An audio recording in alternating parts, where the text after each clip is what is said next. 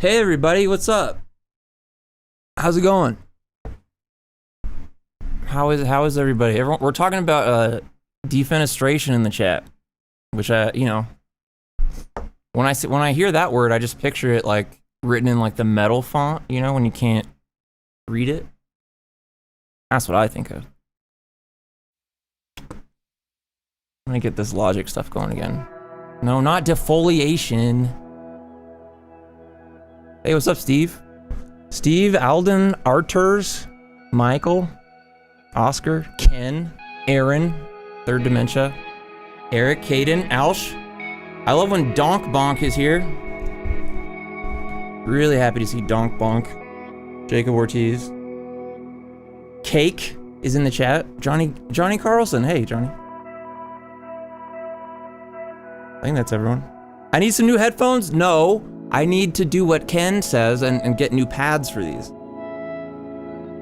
Oh, Steve, you're working on tape loops. Have you figured it out? Because I spent, I don't know, maybe 30 minutes once trying to make a tape loop like that, and I just gave up. Never did it again. So. The coffee's good. It's a little cold at this point. I would like to have it heated up, but I also don't want to go do that. So. So folks, if it's okay with you all, before we jump into stuff, my friend Bo Burchell, who is streaming on Twitch right now and is the guitarist for Seosin, needs some help with his stream. So I was thinking of jumping on a Zoom call with him right now and seeing if we can help him out. Is that okay to do on stream? Talk to Bo in a Zoom call? I legitimately want to know if that's like okay. Do it, says Ken. Alright, Ken says do it. And if Ken says do it, then it's like, let's do it. Alright, let me make sure I can do this. Did we all remember our respective appointments today? Yes. I have... Well, I got all my kids to school. I think that was the big accomplishment for me today.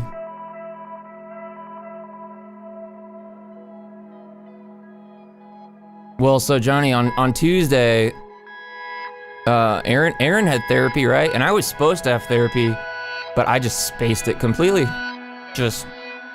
My guy texted me 30 minutes after we were supposed to have started. And, you know, I was like, I'm just not there. Didn't even think about it. Sorry. All right, I'm joining this Zoom call with Bo, and I'm gonna figure out how to route the audio to you.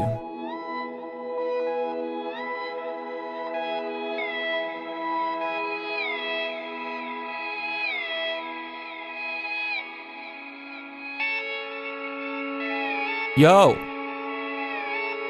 Wait. Can you hear me? Yeah.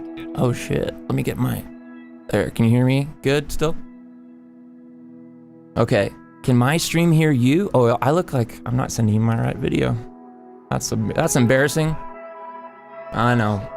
What's up? You can... I think we are. Hold on, let me get you on my stream. I gotta press the right buttons. We got this button, and then we go over here, and then we got Bo. There we go. We did it. Oh, they can't hear you. Okay, so give me a second. What's that? Yeah. Yes, they need to hear. What a terrible stream. They're just like hearing one side of like a phone call. Speaker Santa system. I want it to be...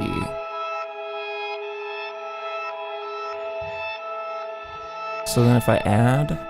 Right, Should I just keep talking? Oh, I got it now. We're good. They should be able to hear you now. Awesome. Right? Chat, can you hear Bo? Well, let me make sure. How's your stream going? You just started, right? No, I'm not streaming yet. Oh, you did the Yeah. Instagram thing though. Yeah. Oh, you know what? Let me try something that you taught me how to do. Okay. Show me. And watch this. I'm wondering if this is going to look super weird. Let's see here. I got Ken in chat saying props to Bo for his lighting and bokeh, or however you say that. So people are already catching it. My bokeh is on point. That's the 1.4, baby. That's strong, yeah. What 1.4? What is it? Oh, you're talking lenses now, I see. Bro.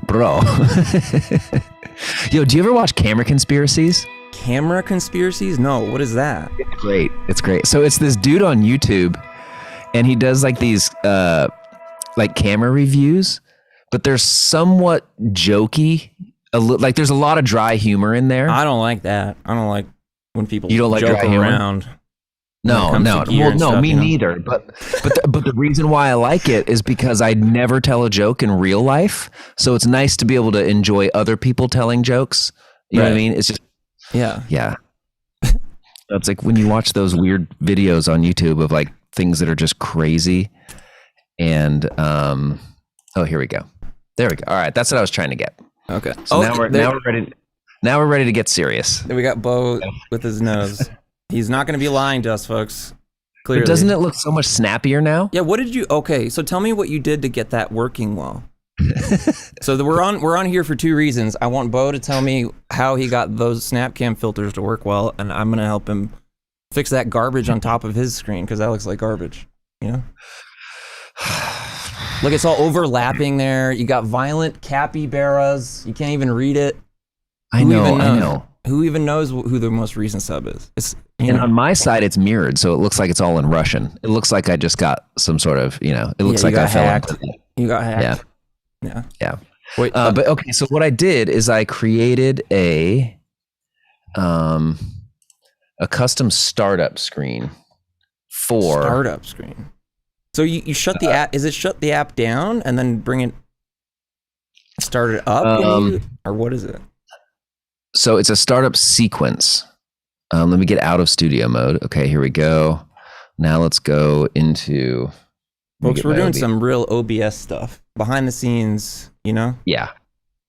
Sorry, guys. Oh, no, you get to see 5 of me on my stream. That's cool. Okay, so... Here, let me get the Zoom call out of here. Oh, crap. No, okay, we're still good. Yeah. Okay, and so this is Touch Portal? No, so this is Stream Deck. Okay, okay. I've resisted getting a Stream Deck because I have a Midi controller. Yeah. So what this can do though, and are you on PC or Mac? I'm on Mac. Hey, you see Jeremy Griffith in the chat? Jeremy's in my chat. What? Dude. He says, why is Bo on here? I'm helping him, Jeremy. Tell Jeremy, just look at me. I'm here to bring the handsome. You tell him yourself. He can hear you. Look at my schnoz. I look great. Yeah, look at that schnoz. It's really long. Big. Okay, so in here you can do all these separate things, right? So these are just kind of like what I have set up for my stream, right? So if I click on OBS, then it kind of gives me like all my scenes. Okay. So here I can switch all my scenes. That's 1, 2, 3, 4, there. You know what I mean? Okay, yeah. So I have those set up, but then if I go back, I have this streaming setup sequence that I made. And let me see. So it's got 7 actions in it. So one is open snap camera. Oh, okay. The next one is wait 5 seconds.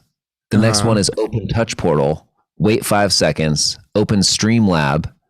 Wait 5 seconds. Open OBS. And for whatever reason, this sequence makes SnapCam like so much more responsive. So you had to have it open SnapCam first? That's the order? Yeah. So what is it? SnapCam, then what is that second one after the gap? Well, touch portal is just something I use to control the Right. So SnapCam, like for my stream.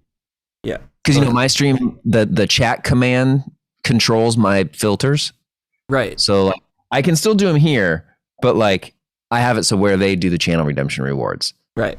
But like, so I need touch portal. Right. And then that converts it to something that OBS can read. But yeah, and then also too, putting the Streamlab thing before OBS helped a lot too. The little app for the labels? Okay, interesting. I have no idea why, but I came up with this, and then all of a sudden, when I switched these around, it was like, dude, the filter is so much more responsive. Jeremy says Bo's harmonic distortion on his mic is fab. Jeremy loves the harmonics on there. Do you not have the you don't have little radiator running on your vocal mic? Oh, I got it cranked all the time, yeah, on there. Oh, okay. I have the full-on saturation plugin on mine. Is that wait, someone asked, is that an RE20 or is that something else, that mic? No, so this is a Rode Procaster. It's just like an RE20. I've got the Rode Amateur Caster. Dang it. I should have gotten the Pro one. Well, Jeremy says that plug is garbage. You don't like the little radiator, Jeremy? I try to 100% compensate by my lack of ability with like equipment and gear. So we're just trying to fool people into thinking that we know what we're doing. Dude, your pedal board looks amazing. Yeah, I know. Well, I'll give you a better shot of it. Wait, where's the zoom call? I gotta change my check it out. This one. There you go. Oh my gosh. Dude, just gaze at it. What do you call it? That what do they call those? Like the front page clip of your YouTube video or whatever. Oh, the thumbnail? The thumbnail you posted where it's like 10 times bigger than you are. Yeah. I almost fell off my couch laughing. Well, so that's a function of like if I have a scene in OBS so if I start sending you my no, you cannot make yourself small. What do you mean? I have it right here. Look, I'm it right now. Like this is a thing. So it's two cameras. I have the one camera pointed right at me. Yeah, just with the green screen. And then I have one literally right next to it pointed and zoomed in at the camera. So and I have it cropped so that it looks like for a little bit I can extend my hands out and then you can see the edge of the cut. But okay. Can I be mad scientist for 1 second? Yeah. What if you wore, let's see, there's no real red on your pedal board, huh? Or is there? Not really. There's some in the mood here. Okay. What if you wore like dark red gloves? Mm-hmm. Okay. And then chroma keyed out all the red in your pedal board scene so that you couldn't see your hands when you're touching the pedal. So I'm keying out my hands. Yeah. Okay, I see. I mean, I could just get green screen gloves and it would be already happening. It would be great. I know, but then your hands would disappear on your main body though. I see. Cool. Handless boy plays guitar. Handless boy, the small, tiny handless boy. Tiny handless boy operates huge pedal board with his mind. And he's just sitting here like just. Oh man. Okay. Right. So the thing to make Snapcam work better is, and folks Starting on my it stream, first. by the way, the Snapcam is the thing that lets me be like Joe Biden and stuff. So good. And it's really good. But okay, so the startup order matters. Snapcam has to start first. Yeah.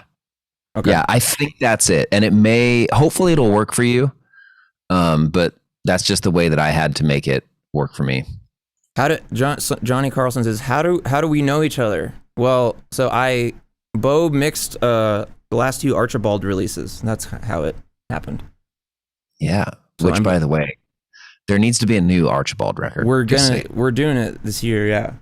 I feel like you and I just get like the same messages from everyone.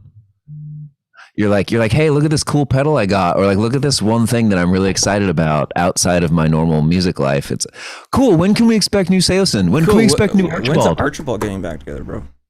You're on a different level there. And Archibald is like, it's Archibald is a bunch of dads heading into midlife, but not quite there yet, who are just like still trying to do music, you know?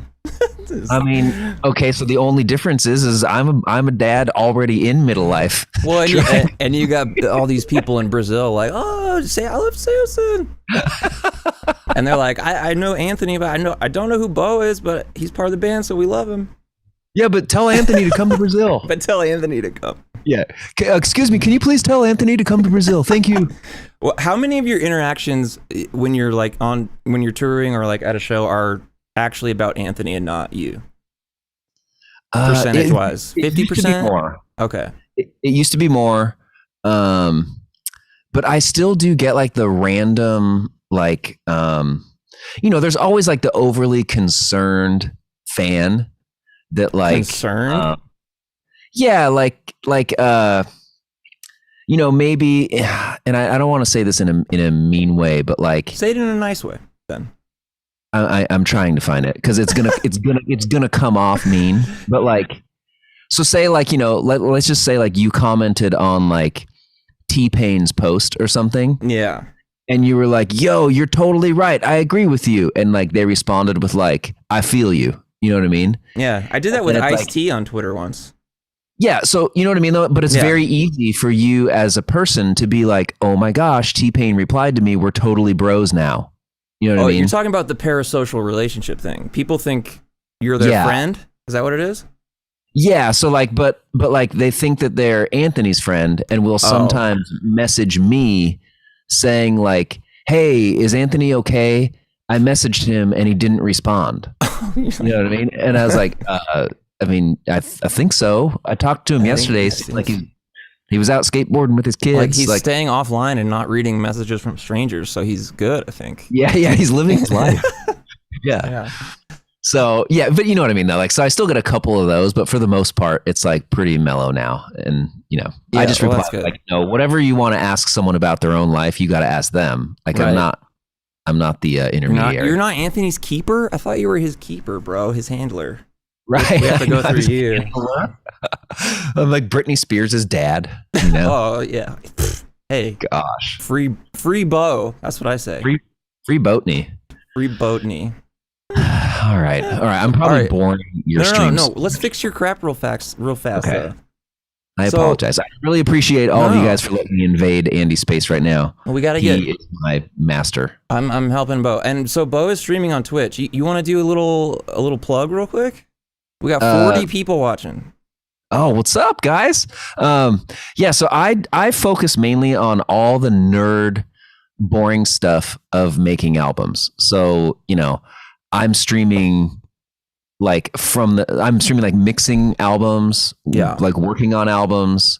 I'll do guitar playthroughs, but like I'm not doing just the fun stuff. I'm like, from the moment the band sends me the stuff, I open up the session, show you exactly what I'm doing, and then I'll send the mix off that day. I'll get the mix notes that they say like you'll have streams with the notes there, and you're like pasted and like they're really funny actual notes back from the band. That was funny. Yeah, they are pretty good. I got some back today from the punk band I mixed yesterday, and it's generally all positive. But yeah, it's cool to like. So if you're along for the ride, you can kind of see the thought process of like why I didn't make a tone as awesome as I could. Right.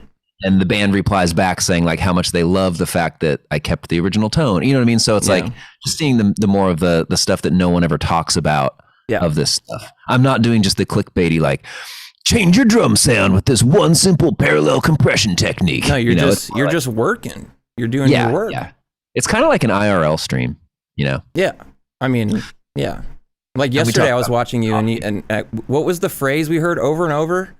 That you were just listening to some vocal line and it was just like, who are you? Who are you? Like 30 minutes you were just looping this one section and it was just like, this is just embedded in my. Oh no, I know. It's just so funny. That's the reality of mixing. It's like you're gonna hear this snare hit for, 1,000 minutes. Yeah, and that's what you get on Bo's stream, folks. That's what you get.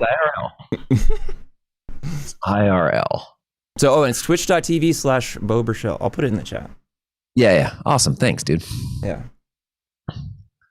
Over there on Twitch, while I'm over here on YouTube, like a dummy. I have a hard time with YouTube. Everyone tells me to kill myself. Well, yeah. I don't have the kind of like mental strength that you have. Well, I'm just numb to it after a decade. Like, you know, when people tell you to kill yourself every day for a decade, you're like, dude, I will post like a guitar playthrough video and I'll get like 15 likes and get like a full on like dopamine rush, you know what I mean? Yeah. Or whatever it's called. And then I'll get like 2 people being like, you're literally the worst guitar player I've ever seen. This thing's probably fake and you should go kill yourself and I hope you die. And then I'm just like, okay, I think I'll just put my guitar down. Sorry. That dopamine is now gone that I just got the from those other And it's like the only reason why I did the playthrough in the first place is because there was 20 people from Brazil telling me to do the playthrough. Yeah. You know, so then it was just like this guy in my chat said, "Hey Bo, sending much love from Brazil. Why is Anthony not returning my calls?" Just trolled hard. Right. Oh okay. Gosh. Okay, so go to your scene with the great stats or whatever. Okay. All you really got to do, I think, is bring the text, the font level down, because you got to set up for potentially long names that people might have. Yeah. You know, I think that's the it. Font size, you think? Yeah, that's what I think. Okay, so let's go properties. Select font. Oh, John, this is John Bleeker from New Neighbor Audio. He says, Bo's JH Audio Puck sits exactly where mine sits on my desk too. What's the JH Audio Puck? What is that? The in-ears. What? For in-ear monitors? What is it? A puck? It's like it's the case for your in-ears. Oh. It looks like a weed grinder, like from the outside. Like yeah. Oh, hold on. Yeah. Here, wait. Here's my in-ears case. I found it. It looks like a weed grinder, but it's definitely an. You're like, oh, now I know what it is, man. This is definitely my in-ears thing. It's, you know. Yeah, oh, yeah, I have one too. There. I forgot I had one too. Yeah. Okay, so I put the top sub-gifter down to... Yeah, I see that. I think... Is that a better size, you think? That's better. You could potentially go a smaller even, if you want. But okay. I say that's like a max, yeah. Okay, so let me go to 24 then. I think that's what you said yours is at. Yeah. Aaron says, oh, totally didn't realize I had in-ears this whole time. Yeah, bro. Yeah, man. Just checking your weed grinder, man. No, my in-ears, bro. I don't even know what is it. What would a weed grinder even do? I don't even understand. So it's like a thing that you put like the the what? Like you put like the weed nuggets or whatever inside of it, and then it like grinds them all up. No idea what you're talking about. This is just no idea. I do the like the little vape pen thing.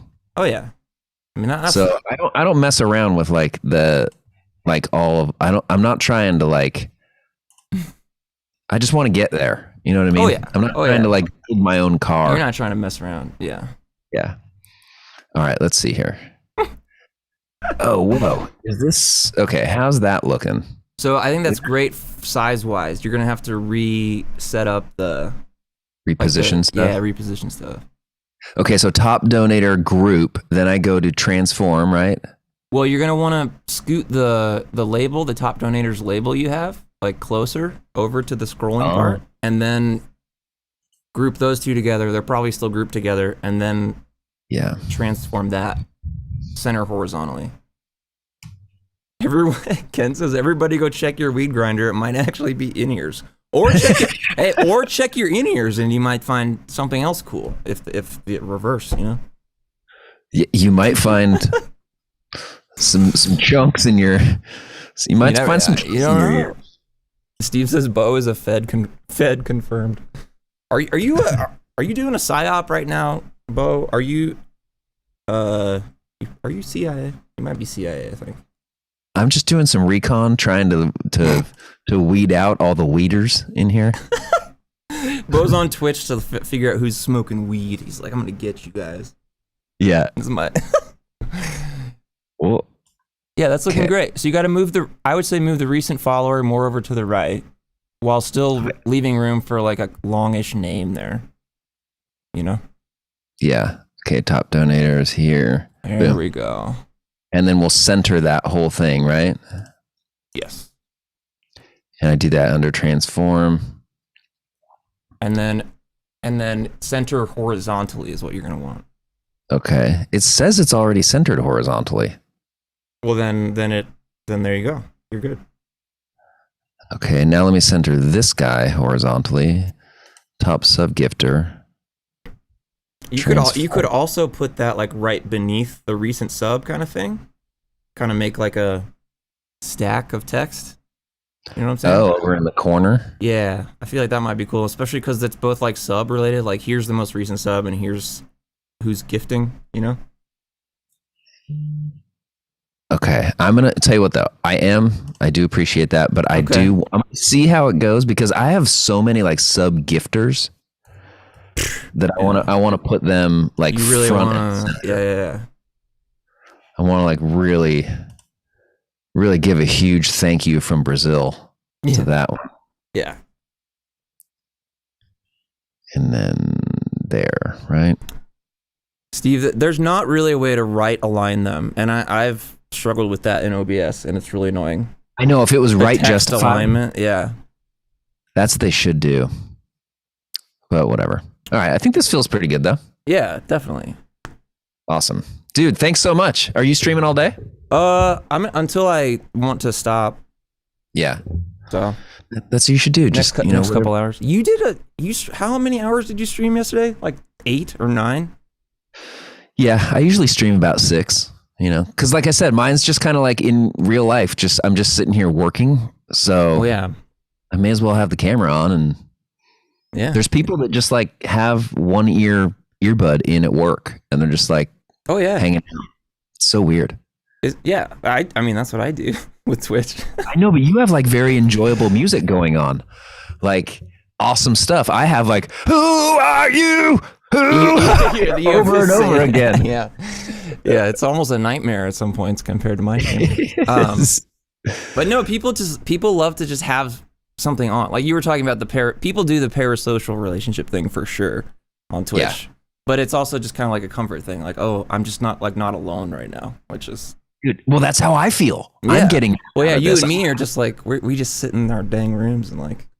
I know. Like yesterday, like my family left to go to the beach. And like I'm sitting here all alone. I'm like, well, I'm gonna go hang out with my internet friends. Then I'm gonna go stream. I'm gonna play some guitar. I played guitar last night. I watched you get raided by that band. That was really fun. Yeah, this wildlife. That was sick. Yeah, and like you got a bunch of gifted subs. That's so fun. That's the thing. God, I wish YouTube had is the rating, the rating and gifting. Rating. I think that's rating. So cool. I feel like is the best part because then it's like. There's been so many people that are like, I've never even heard of your band. This is so cool. And then all of a sudden it's like, oh, you're my new favorite band. That's so cool. Yeah. So, it's like more organic kind of discovery because you're actually being sent by the other creators kind of thing. Yeah. And it's almost like a curated discovery because it's like, I think you're going to like this. And the other thing that's cool too, especially in music world on Twitch that I've seen is people do, what do they call it? It's like a raid train, I guess, but it's kind of like, so it's like everyone has a schedule, like you're going to stream for this hour and then you raid this person and then they stream. So like the audience is just being like passed along to all these different music performances. Like I really like that a lot. And you just can't do that. Can't do that on YouTube. Just can't do it, folks. Maybe one day. Great. All right. Well, dude, thanks so much. Yeah, you know what? I'm 20 minutes late for my stream already. You're late for work, bro. Boss is going to be mad. I know. I'm going to get fired. All right, cool. All right, awesome. Thanks, Andy. Have a great stream. Yeah, Thank you, everybody. You too. For letting me, take over your day. Appreciate it. See ya. See you, dude. Bye. We did it. That was cool. That was Bo Burchell from Seosin, folks. Bo Burchell. We got to update to Zoom. Not now. Not now, Zoom. We're busy. Okay. All right. Thanks for indulging that, folks. I've been helping Bo a lot with his stream, and it's fun because he's really stoked about it, and he's good at technical stuff, you know? So he, I just like what he's doing. It's pretty fun. Cool guy, cool band. Oh yeah. Hey David. Yeah, that was fun. Okay. Oh, Bo's great. Yeah, I've worked with him. So he mixed. Well, actually, here, real quick. You want to see what he mixed for me?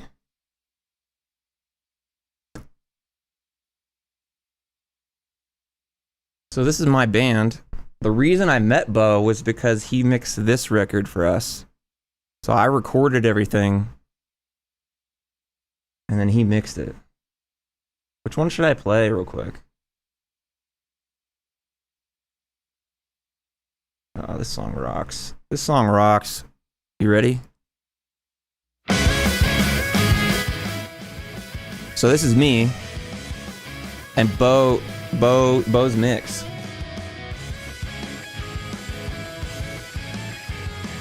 Make a Patreon video on how you set up OBS, please. I would love to do that. I would definitely do that. Oh yeah, peanut butter toast guy. For sure. Oh yeah, Matthew. Great composers, classic. Got that stutter effect in there. This song's so just weird that I like it. We'll listen to one song off this album and then one off the other one Bo mixed, and then... Yeah, it was cool because Bo, you know, we just reached out through his manager and was like, hey, we've got all these songs recorded already. We've got the stems for everything. We're just looking for someone to mix it. And he was just really stoked about the songs. But he was like, yeah, I'll do this. This is cool. He had no idea who we were or whatever. You second the Patreon OBS setup? Okay, let's do that then.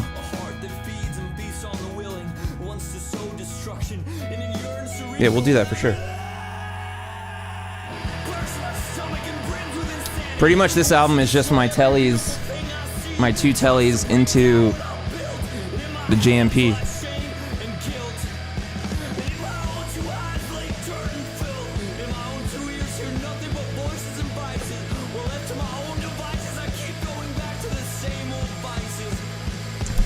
Interpret says, Andy, I haven't explored much of your previous work. Is this Archibald record, Relativity, good place to start? Yeah, I mean, I'm really proud of this record. This is the more recent one. I'm more proud of this. Wait, no, what am I saying? That's a single. Where's Carcosa? There's this EP from 2018. So this is the other thing Bo mixed, was this album. We started saying some bad words, folks. We said some bad words on it. I love this song.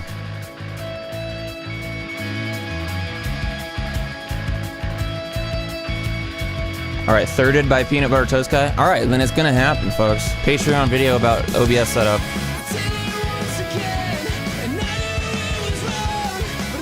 That's my friend Randy singing. His voice is so good.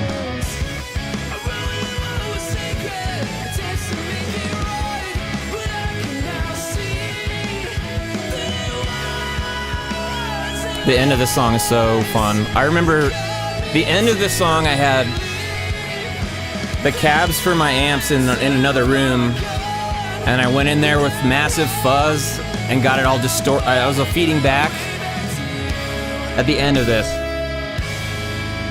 It's the only time I've done anything that rock and roll while recording. Get ready, folks. Here we go.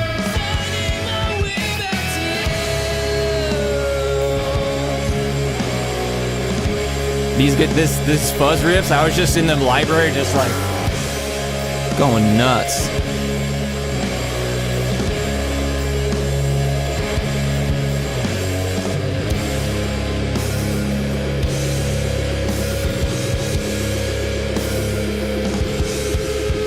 Delays just going nuts, you know?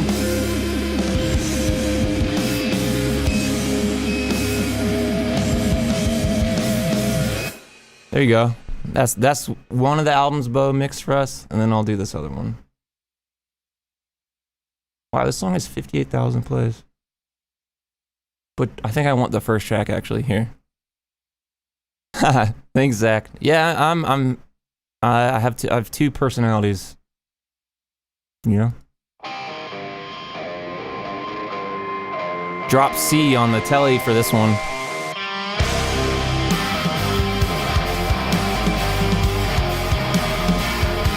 This riff was written by Randy, actually. Do I still have the match list? Yeah, I got 2 of them right there.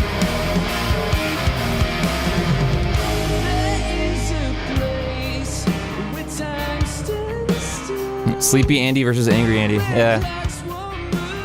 Very strong thrice vibes. Randy's good at the thrice voice thing.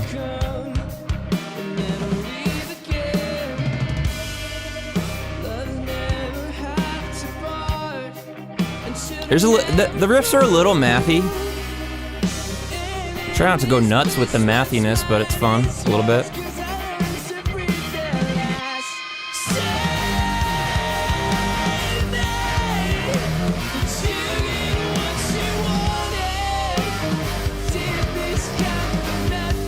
I love a telly neck pickup, man. This is just a neck pickup on a telly into a Marshall. So good.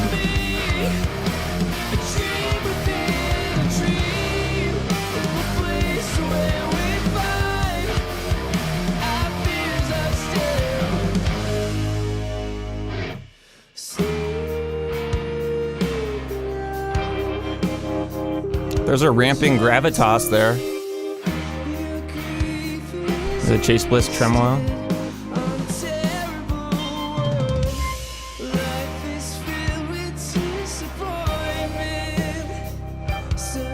Time for the bridge. Time for the bridge.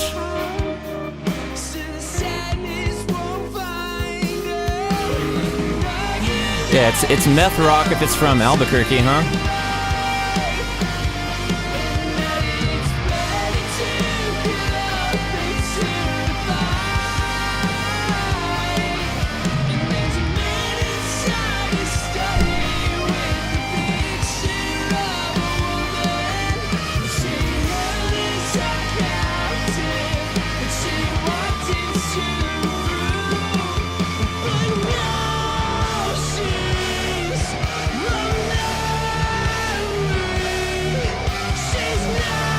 The corn lead sound, that vibrato. Thanks, Alden.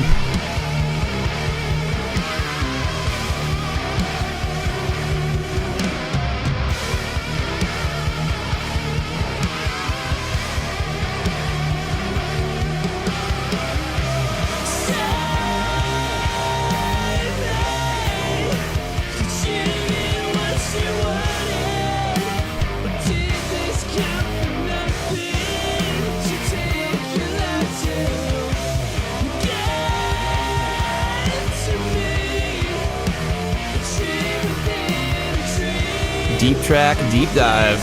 Yeah.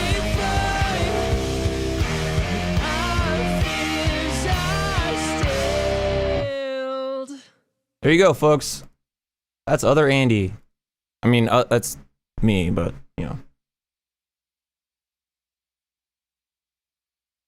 I love the word carcosa. It's a good word. Carcosa.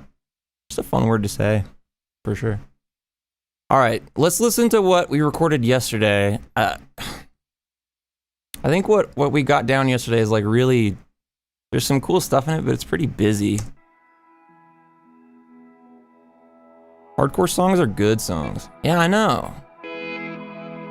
I agree.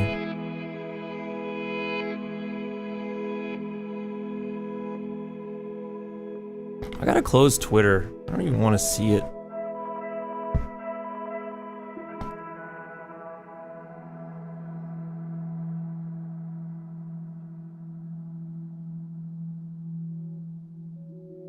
My favorite Archibald song is The Prince of the Air, especially the Library Live Edition. Yeah, I was a little baby face back then. So that song was written, and the studio version was recorded before I joined the band.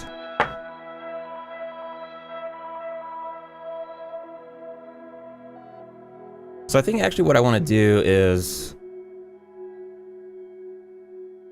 like build some sounds that might go on top of this.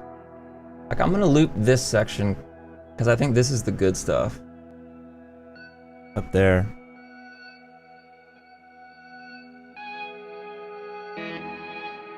The sounds could be amazing to hear on a lo-fi track with some soft drums. I mean, yeah. Now don't get me started on putting a beat down, because then I'll get totally distracted and we'll go off for like 3 hours. You know? What key are we in for this? I think it was A. I think it was A. Hey Sean, man.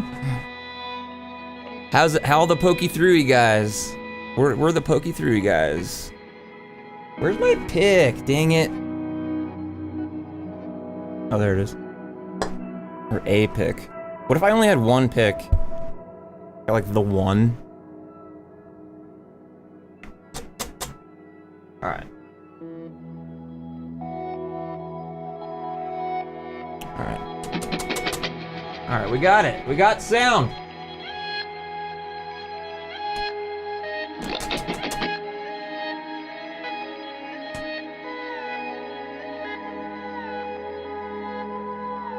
Okay.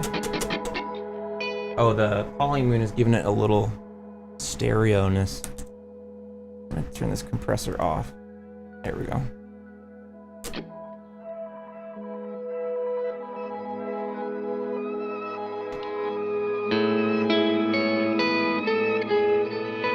Or maybe I'm in E. Maybe it's in E?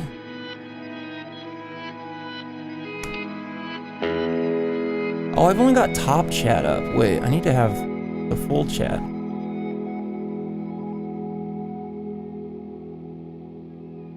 The pick of destiny. Hey, my secret machine. Oh, I am in E, huh? Why is it?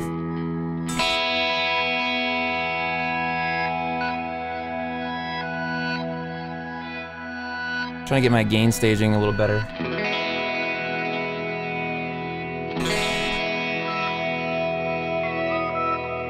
Okay.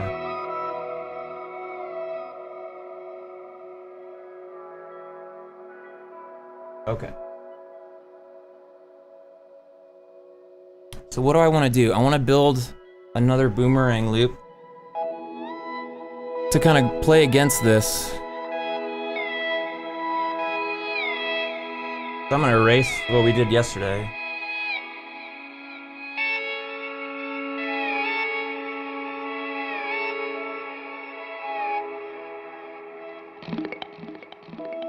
Let's see. I really want to get the ottobit in there better somehow. Let's see.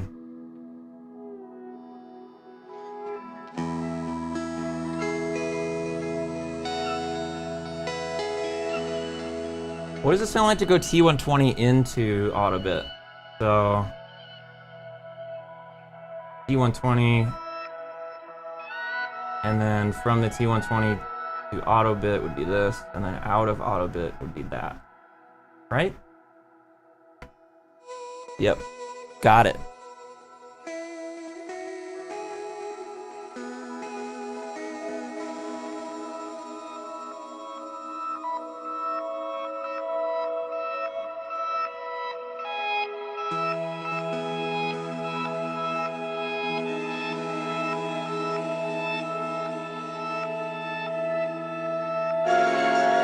Yo, Sean with $5. Sean, thanks. Peanut Butter Toast has paid the most. He ain't trying to boast. He just loves the host.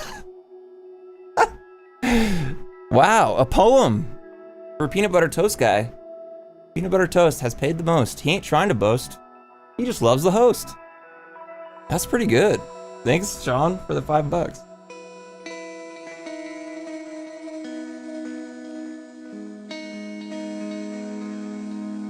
So an interesting thing I could do with this is, so what we're hearing now is not my dry signal, and then the T120 going into the ottobit. But I could layer that with the dry signal. So it would basically be like, I'll play, and then the delay is going to be an analog voice repeat going through a bit crusher, which is kind of cool.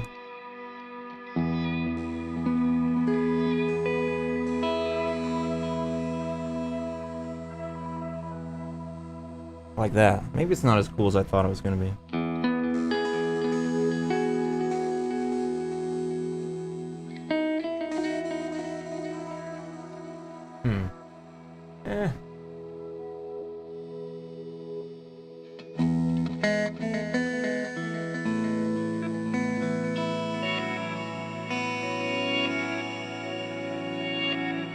What if I want ottobit into sunlight? How about that? So that would be here. And then sunlight is still doing that thing, I believe, where it's catching itself.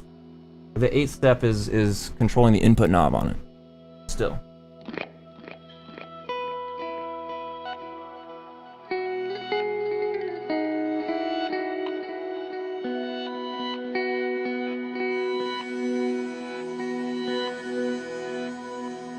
Oh, cool. Oh, this sounds really good. Oh, I'm into this, folks. Listen to this.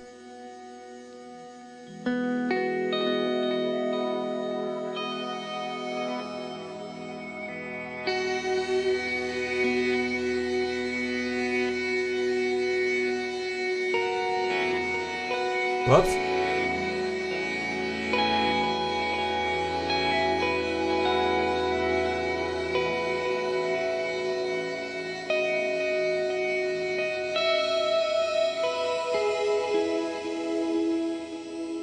Ooh, I like this a lot.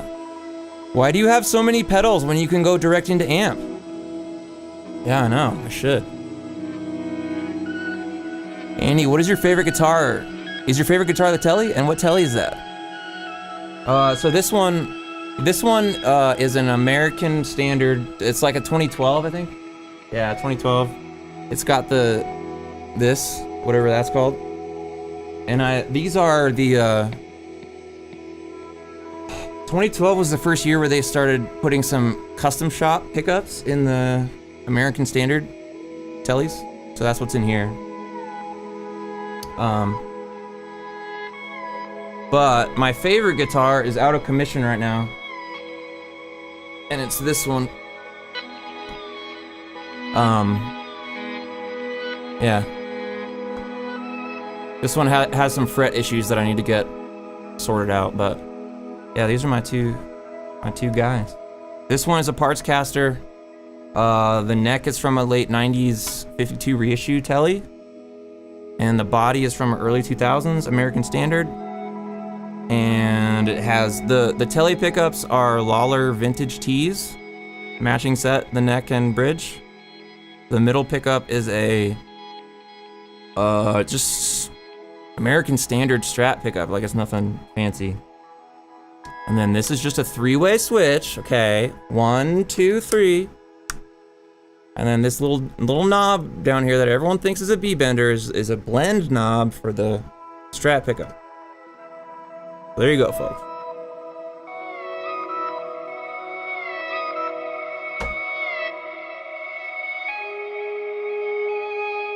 Oh yeah, it's a belly cut. I just forgot. I don't know. Yeah. Yeah, thin line with a belly cut would be so nice.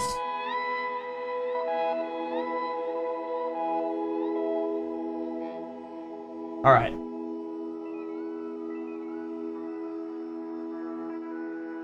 All right, so I'm playing the guitar, folks. I'm doing something here. All the cool kids are getting Righteous Sound pickups. Righteous Sound, huh? Never heard of them.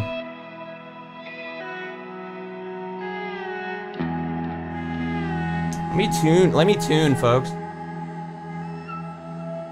Before we go nuts.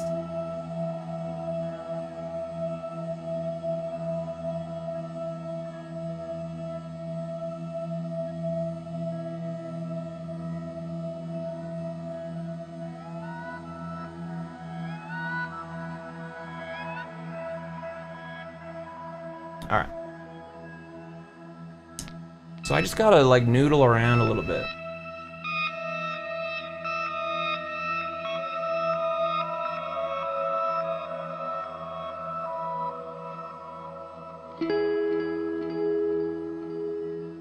All right, I'm gonna start recording into the boomerang right now.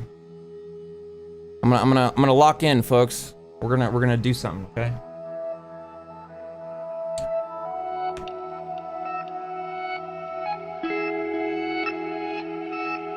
We're gonna go nuts. We're gonna shred so hard. You ready? Play a G chord? No. Andrew? No.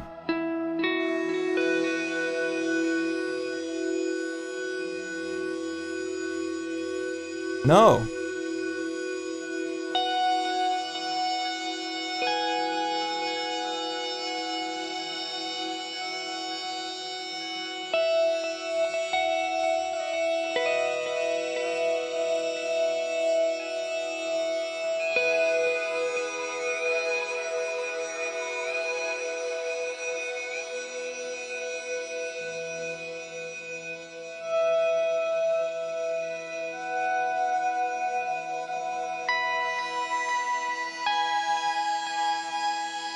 Hey, Dave.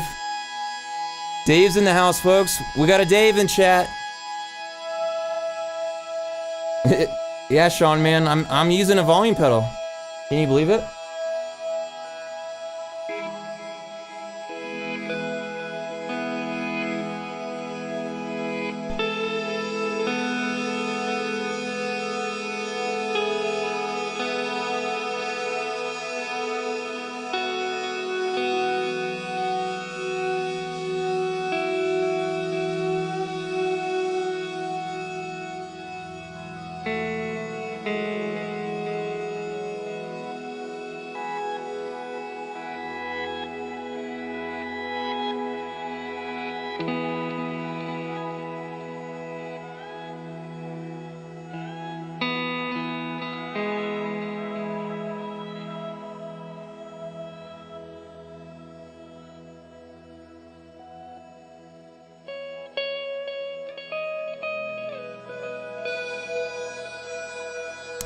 Dave, what else did you get done?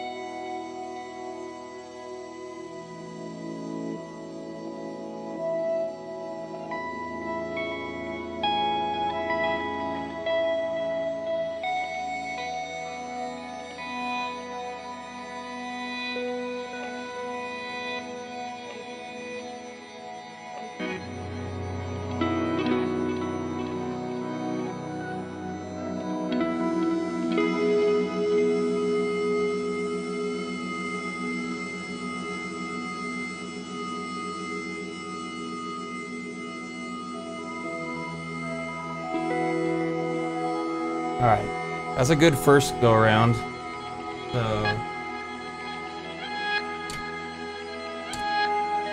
So I think we're stacking now. I think we are.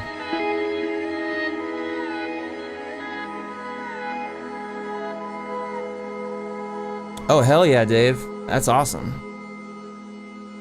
That's gonna be rad.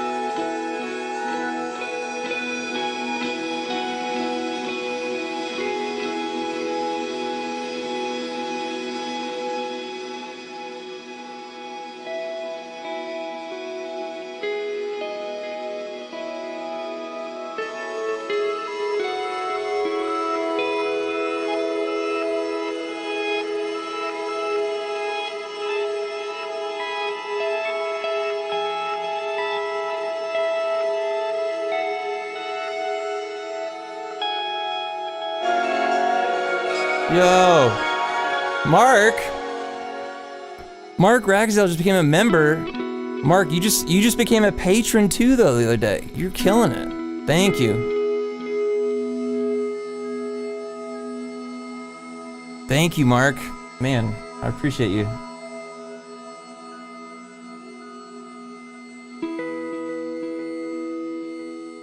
Let's see how this does.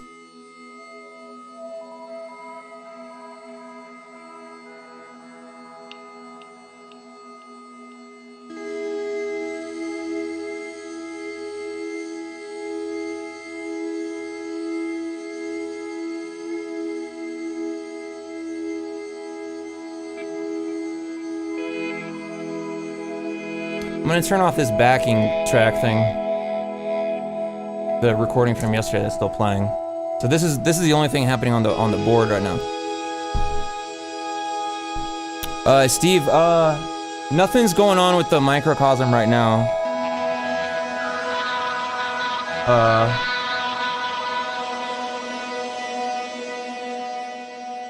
So what's happening is the boomerang is going into the preamp, which is then to the compressor, then to the first matrise, and then we're listening to, and then the way I have it routed is that sunlight is going into ottobit. So those like sparkly things are like the frozen sunlight signal being bit crushed. Oh yeah, sorry Steve, that was the stuff from yesterday. So that probably was the microcosm you were hearing.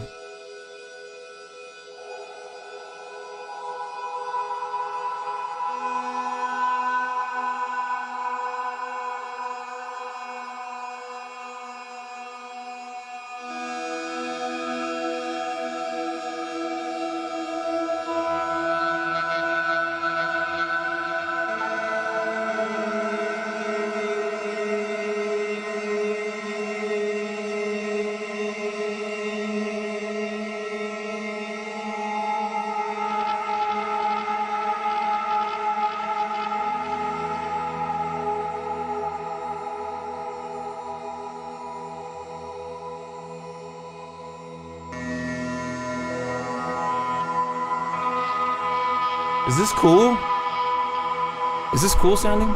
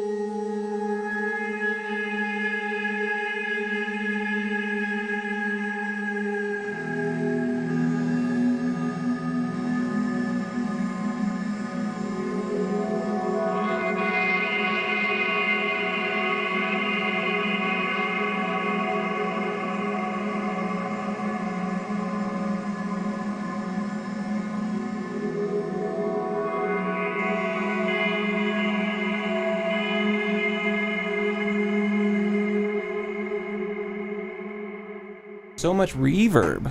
This guy loves reverb.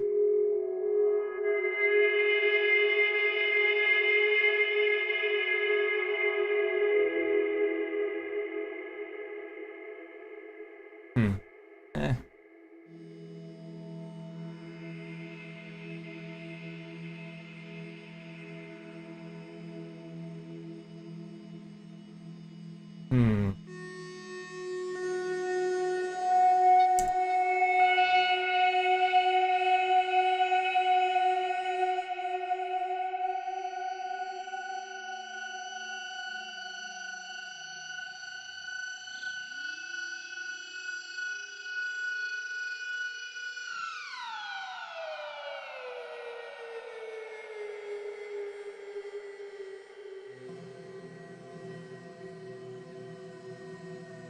Good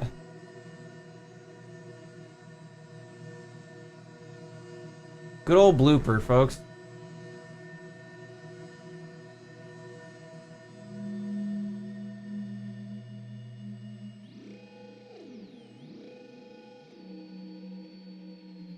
Can I get it to be in the right pitch?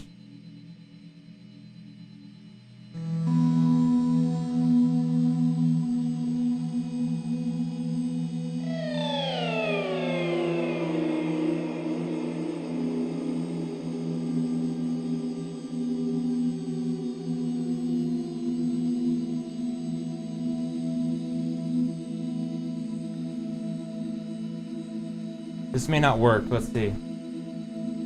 This might be some sort of weird interval that sounds okay right now that will then get bad in a second.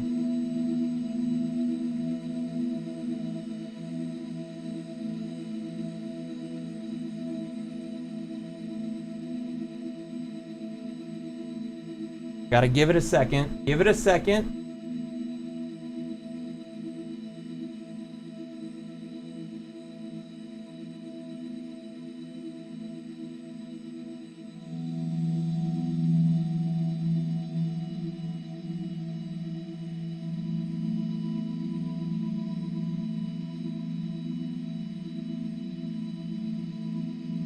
So the blooper output is this.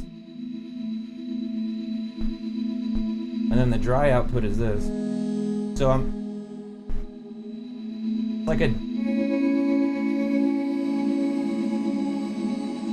I said the intervals are weird on this.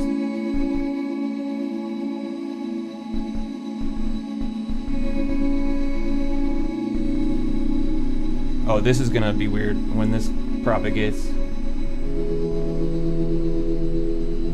Wait, it hasn't sounded bad yet. Thanks, Mark.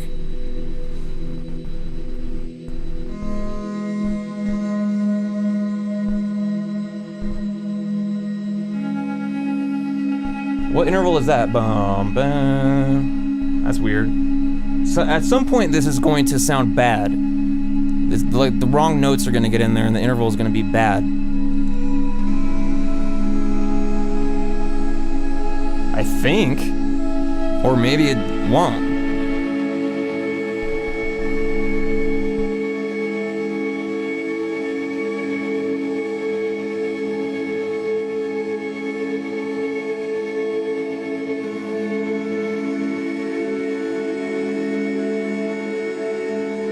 So what's happening is like I'm using blooper in an unquantized pitch mode.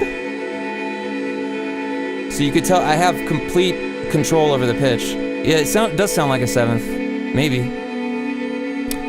Sean, I still have my Echo Park, it just isn't working right.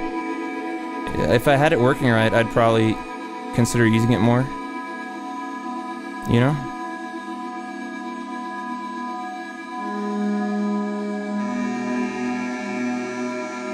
Let's see what this sounds like. It still works.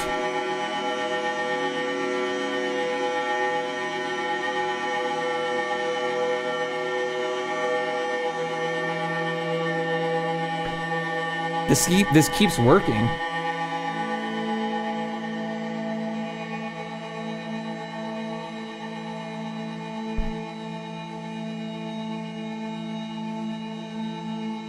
It keeps working. Let me play it with the backing track here. I'm calling it backing track. It's just the stuff from yesterday.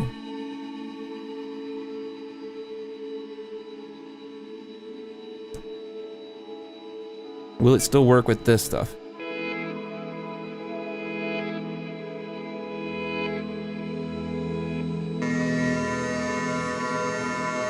If it works, I'll leave it, because that's cool.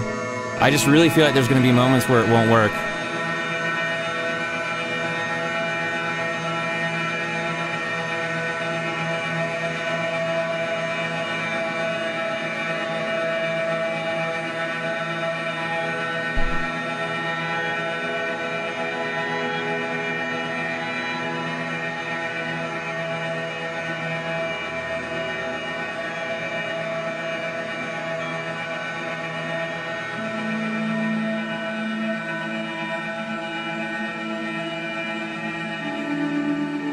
See there.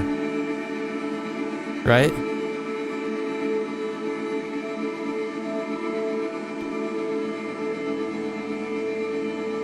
Maybe? It keeps...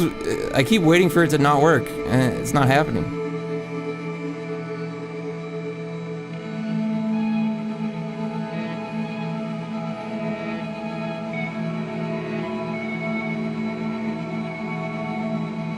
It works, but...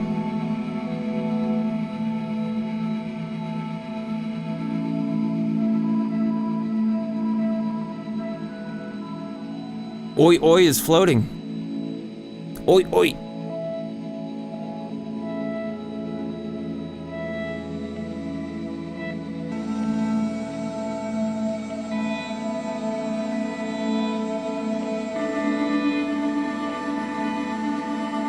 See?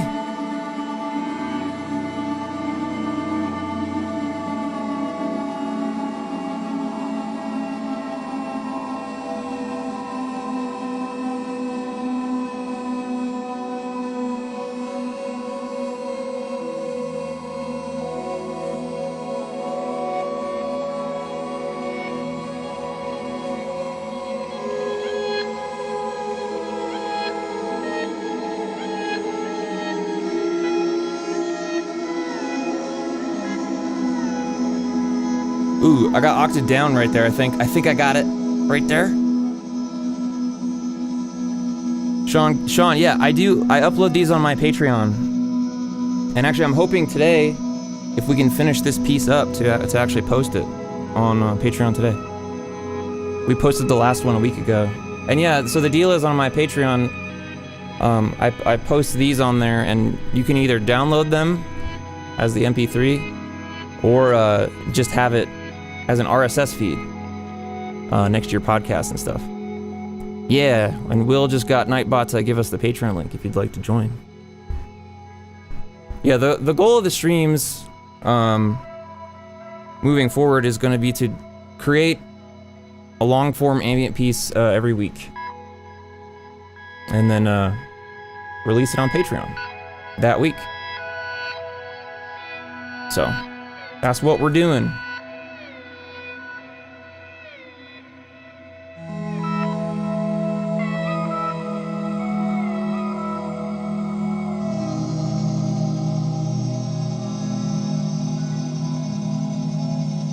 I feel like I should just start recording this, maybe? Here, alright, mute the backing, mute the backtrack. What do we got? We could throw the microcosm in the mix. Oh, nice, thanks, Sean. Appreciate that.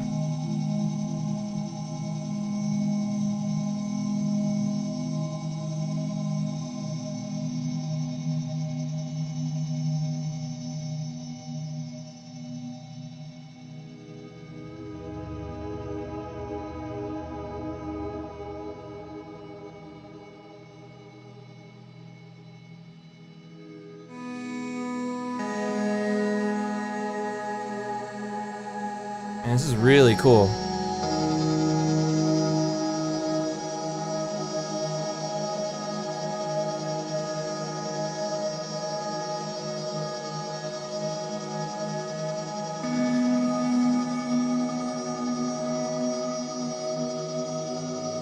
Real quick, do you guys want to hear what the bass loop is?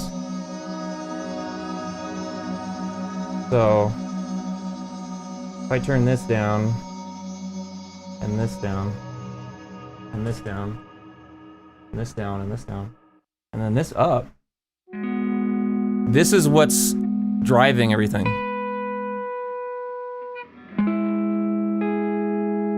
This is it. This is what's in the boomerang, which is the first pedal in the chain. Yeah, thanks, Cactus Kitten. I hope it is. I try to post extra gear stuff too. Like earlier, people were asking if I could post a little video on my streaming setup, the OBS setup specifically. And I'm gonna do that and post it on Patreon. There's a lot of videos there already that I've made. But yeah, this is what's driving the whole sound. It's just this. You know? That's all it is. So I'll turn that down and then turn the sunlight channel back up. Or no, right?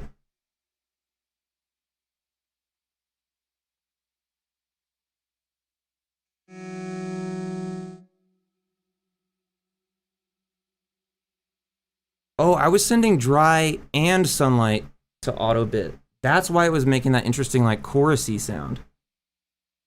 I was wondering how that was happening. Thanks, Guitar John. I'm surprised by how the 2 matrise setup isn't breaking my brain as much as I thought it would. Wait.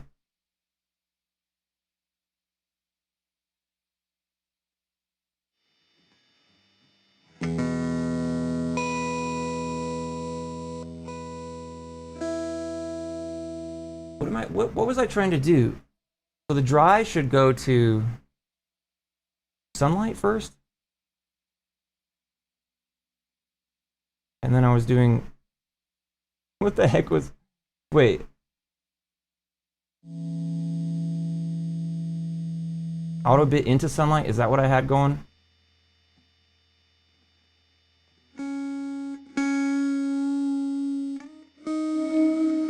Oh, yeah. Okay, so here it is without the chorusy sound. Yeah, Dirk, that was a mistake. Not a mistake, it's just I had so this brown here.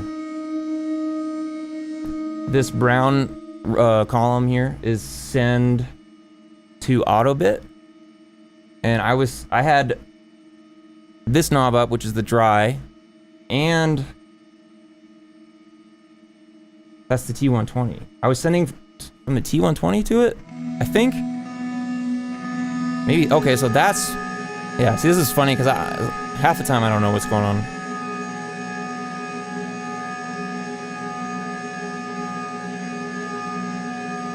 Okay. Okay, this is cool.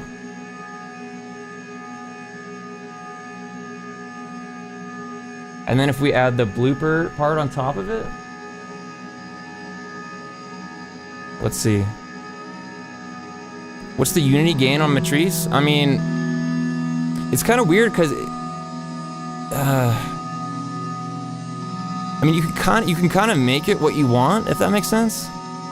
But I try to keep unity at noon for everything. Oh yeah. Oh, Sean, I see I think Ken said his black bobbin stuff shipped as well.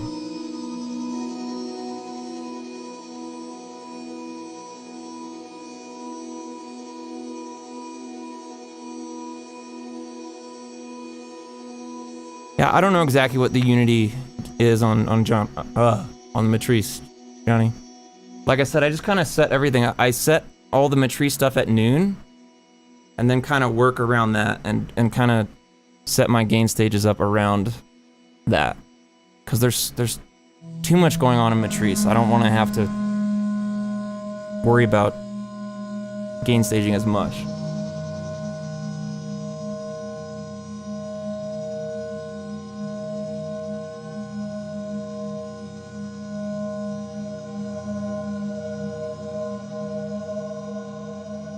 All right, if we add the microcosm to this, what happens?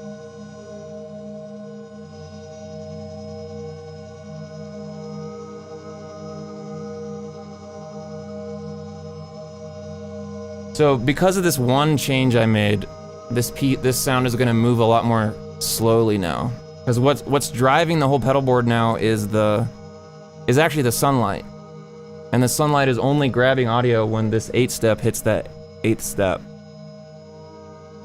So it's going to be, there's not going to be a ton of movement.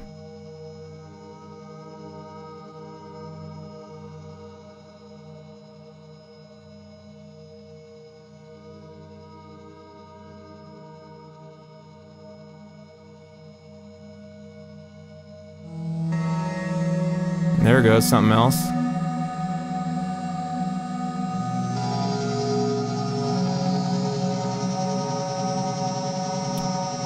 Will says, random question. Do you cover the microcosm split meld polymoon setup in the last board build on Patreon? I don't think I did, specifically.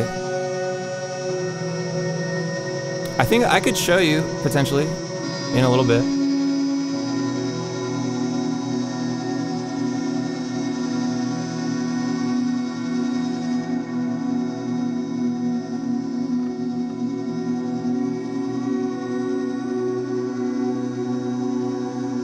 This sounds cool.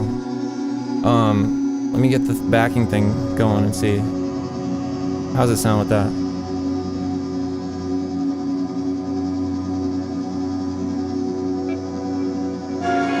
Yo! Bradley with the $5. I've been catching you live more often lately, yay. Yay. Thanks, Bradley. Yeah, you were here yesterday. Yeah, Bradley yesterday asked what hair product I use, and then when I gave him the answer, he thought I was joking. I wasn't joking. Yeah, Mike, yeah. The Ernie Ball MVP used to be a very important part of your setup, and it still is. Absolutely. It's a pillar of my tone. Yes. Yes. That's right. I never joke. Yeah. It should be really easy to, you know, follow along. I didn't know you had 2 cameras. I thought your pedals were growing or you were shrinking. Yeah, I got 2 cameras, bro. I got two inputs now for video. That's why I can do them at the same time.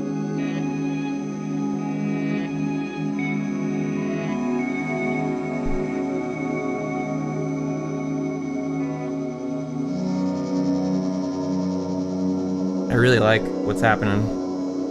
Yeah, Mike, I do have another one. The reason I'm doing this is because I have 2 Ernie balls. I'm like, well, I need 2 things that are the same size to prop this thing up. And they're just kind of like a perfect size for the angle. Like, I like the angle this gets at, you know? So.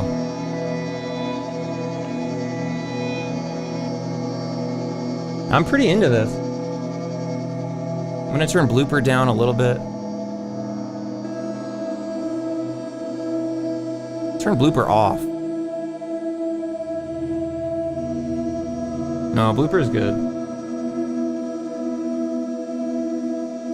Actually, what I should do that would give some more movement, how about this? I'm gonna take the Blooper sound, which is just this. Hold on. This is just Blooper. Well, hold on. Never mind. There, stop that. So this is Blooper. Now what if instead of sending to the output, I send from Blooper to mood, which is this, but then I'm gonna turn mood off, all the way down the mix. And so now what's gonna happen basically is, so instead of Blooper just being routed straight out of matrise, it's routed to the channel with mood and gen loss in it, but I just turned the mix knob all the way down on mood. So it's basically Blooper into gen loss now. And if I turn up the return on that channel, yep. So now the Blooper thing is sweeping because there's a sweeping low pass filter on gen loss right now.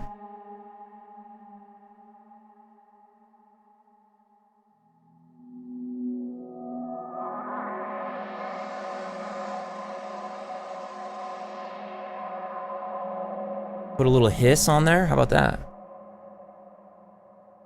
I haven't seen the Loki show. I have not. Yo, I low-key haven't seen it. Oh, I'm gonna turn the viz around so it's like this. That's cooler. That's way cooler.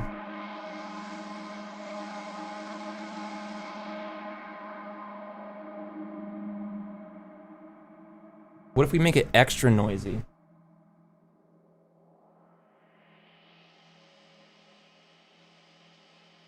Oh. Nothing in there. Okay, so here's dry layered with the Blooper going to gen loss.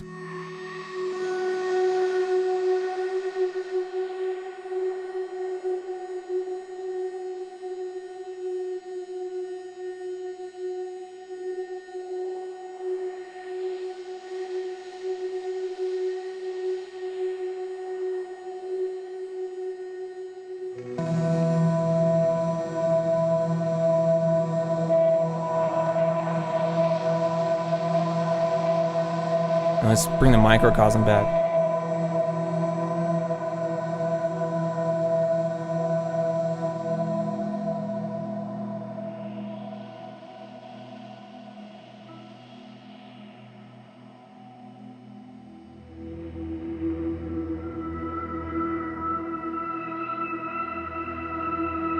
This is pretty cool, huh?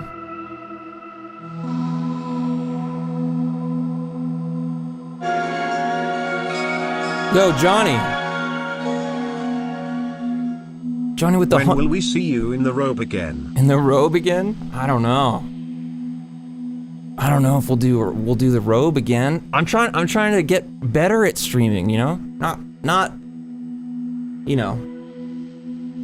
I'm trying to be more professional. Which means I don't think I should wear a robe on stream, right?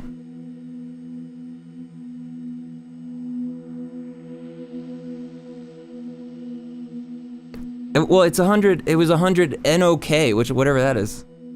Hey, Chris, what's up? Thank you. Thank you, Johnny, I appreciate that. Where are you at again, Johnny? You're in like, somewhere in like Scandinavian area? Is that right? Or am I completely wrong?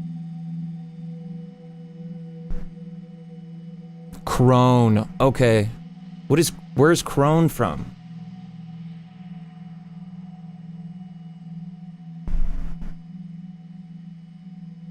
Oh, we're really, there's a lot of space in this, okay. Norway, hell yeah, thank you, Johnny. Hey, maybe a patron-only robe stream, maybe, I don't know. Norwegian krone. Is it krone or krone? Let's look at it. Krone.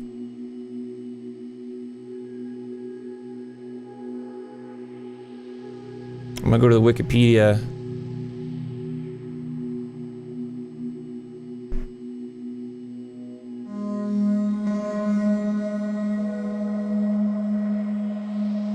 Currency. Danish krone, Norwegian krone. Pronounce, how am I supposed to, I can't even understand what the pronunciation thing is supposed to be.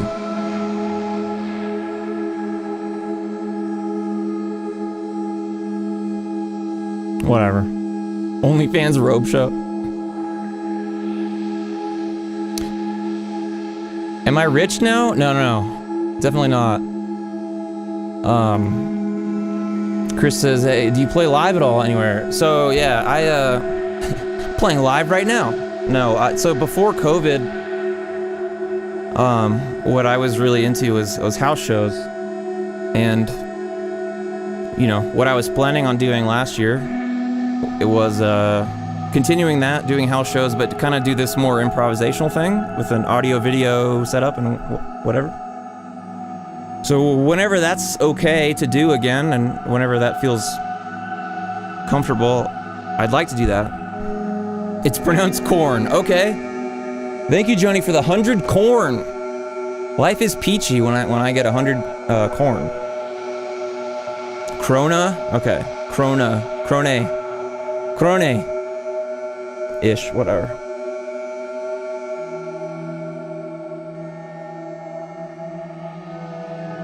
Oh yeah, I would love to. I want to get to Florida. Florida is actually the place I wanted to try to get down there last year, because I haven't been in a long time. Oh, Chris, yeah, that Santa Cruz show was fun. Yeah, I want to do another house show thing. Thanks, Mark. I like this format too. Do you perform at DMT ceremonies? I never have, but that'd be kind of fun. Sorry, Johnny. I won't try to pronounce that anymore.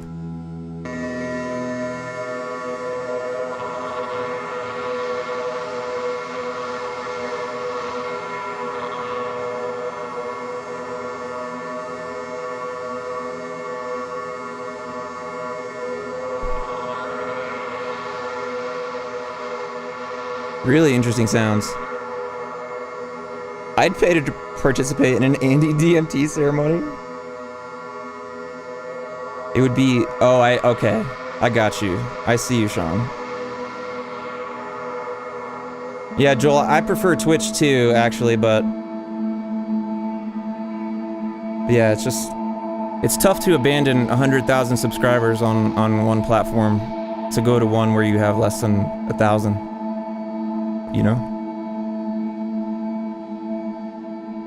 Do you do worship stuff? No. I used to. But, I have a hard time with that world. So, a lot of people in that world don't like what I have to say anymore, which is fine. Fine with me. Pot Kettle says, what did he say? The only time I did DMT, I could hear the sound of every river within 100 miles. Yeah, I believe it.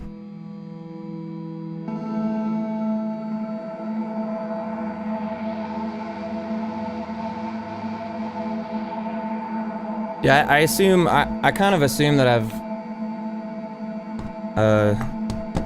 jettisoned a lot of evangelical fans over the last couple years, which is fine. And intentional, not in the sense of like, hi, I'm trying to get rid of you guys, but just, hi, here's who I am. And here's how evangelicalism affected me incredibly negatively for many years. So.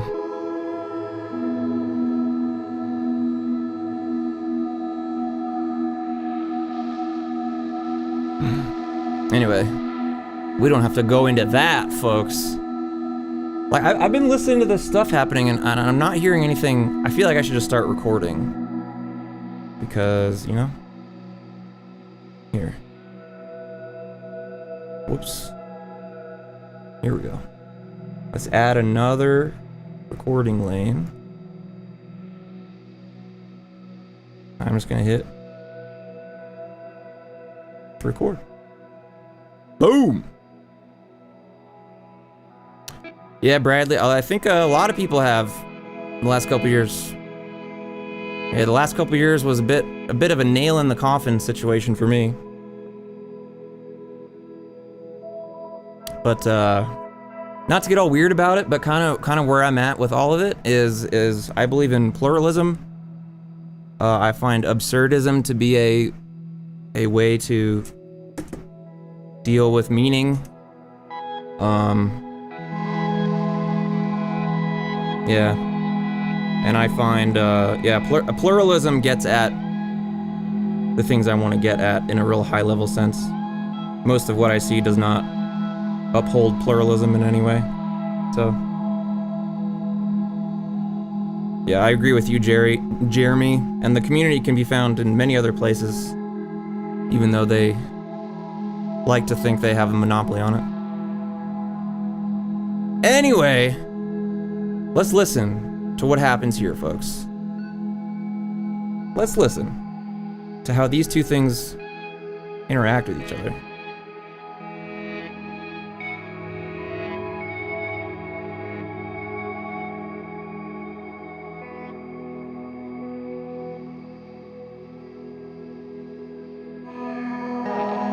Hey, the water's a dream.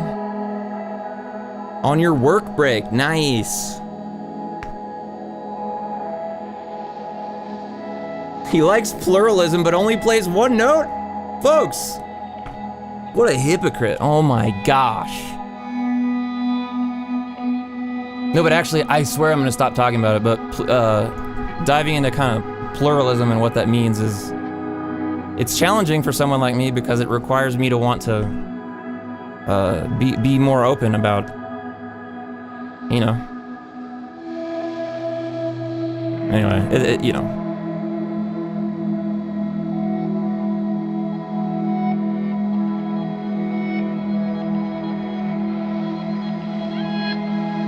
Pretty big L. Pretty big L, folks. Hey Dave, we didn't play Fortnite yesterday. Did you notice that? We were so busy doing our jobs that we didn't play Fortnite yesterday. I can't believe that. I didn't log on once. Chris, transparency is something I believe in fully. Which is why, you know, I could have ignored your question. I used to ignore those questions and be like, yeah, well, I don't talk about church stuff because it's a minefield. But transparency is one of the only things that's helped me over the last years. Honesty about how you feel, honesty about where you're at, honesty about what doesn't work in your life. Especially when you hit 30, you're like, oh my God, we gotta check and see if this stuff actually works for me or not. Yeah, Dave, hell yeah. Look at us. Look at us. Instead of getting high and playing video games, we get high and do work.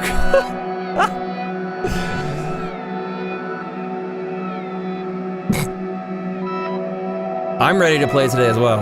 Yeah, we gotta do it today. Folks, the last game of Fortnite that me and Dave here played was an arena game and we won. Chris, tell me, what's your, how good are you at Fortnite? Cause, I've been practicing. And we're at, Dave, what is our points in arena? We're over 3,000, right? I think I'm at like 3,200 or something. We've been winning arena, folks. Hell yeah. You've been playing for 2 years? Hell yeah. Dave, how long have I been playing? You've been playing longer than me. I've probably been like 2.5. I love that game, folks. Love that game. And that's, again, not a joke. I know it's hard sometimes to know whether I'm joking or not, but 2 things I would never joke about. Folks, ready? Fortnite, great game. 1. 2, I don't wash my hair very much at all. Once every 3 to 4 weeks. Not a joke. Okay? Not a joke.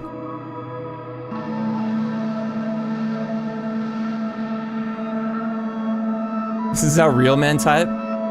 Sean, it sounds like you've been going to Trinity Church in Arizona. Pretty cool. No, it's not. Hey, it's not gamer hours, Steve. Okay? No. Joel. So unfortunately, I forgot that I'm gonna be gone tomorrow. So I will not be on the stream tomorrow, the Old Blood stream, and I haven't told them that yet. So that's bad on my end. Oh yeah, we were talking about it yesterday. Whenever I hate washing my hair because then it just gets all frizzy and like, it's like big. It's just like terrible to deal with. Joel, you designed mega churches in Arizona? Did you design Trinity Church? By any chance?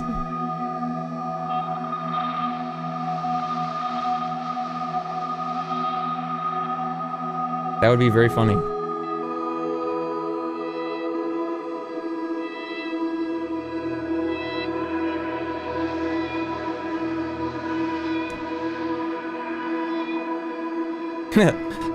Yeah, I don't use the Bronner's thing, but I do know how many words are on that bottle. You know, a lot of words on there. Hey Joel, I played at that church. I played at Cornerstone in Chandler for Future Forestry. We played there in December of 2015. Is that what it was? Chris says, any new pedals coming on? You mean like you want to know about anything that is new currently on here, or any plans I have moving forward from here?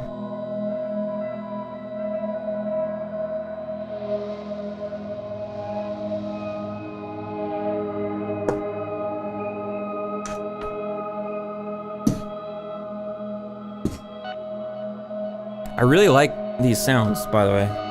Really enjoying this. Both. Well, so what's new here now, obviously the Sunlight is pretty new. Ken the King sent me a little care package with four devices in it. One of them being a second matrise, which is new and cool. I was using the tri-parallel mixer for a bit there. Ken sent me this 8-step expression thing, which he's trying to figure out how to get one now. And it's controlling the sunlight in a cool way. Yeah, other than that, there's not a lot new going on the board.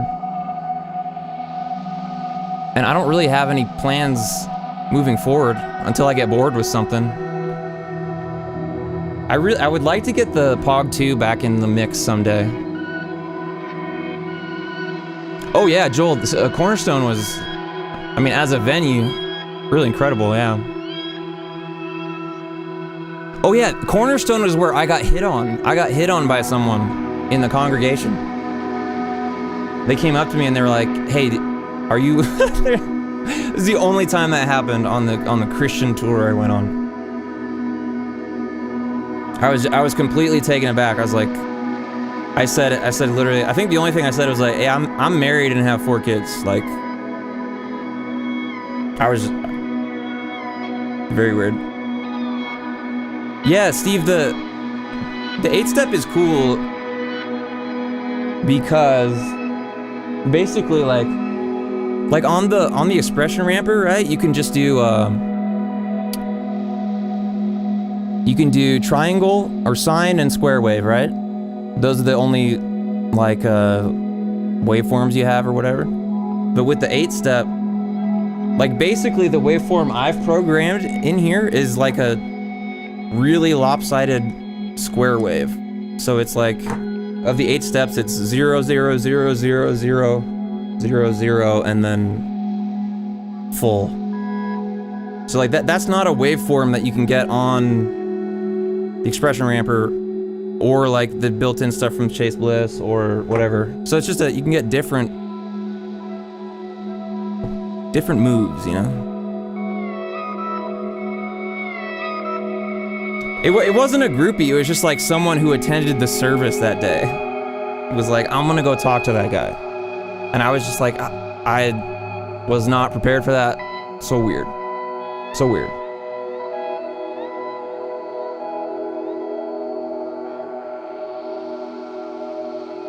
Yeah, Sean, I respect that. I mean, sounds like you know what you know. You don't need any more information. I mean, I'm right there with you.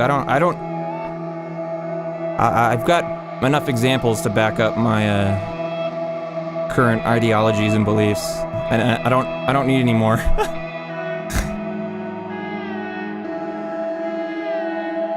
Social media has some benefits, but I think in a macro sense the negatives outweigh the positives for sure. For sure. Do you ever see yourself ditching the blooper in the mood? I don't know, man. I don't know, there's something real special about both those. And they're both super musical, and they both work with my brain really well. No echo chamber. I mean...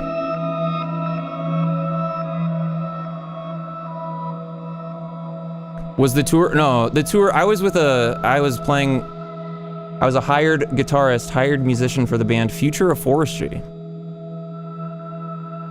So, I did 2 Christmas tours with them, so month-long tours in December of 2012?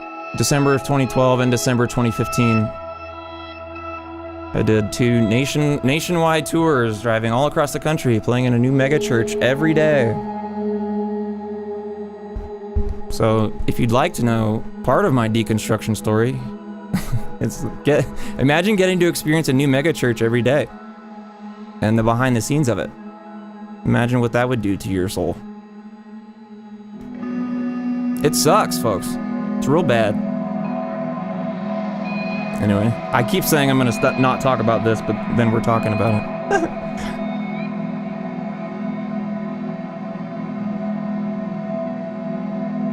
Yeah, I agree, Steve. It's just, you know, definitely a lot of bad stuff on there. How often do you set up my guitars? Not nearly as often as I should. Not nearly as often as I should.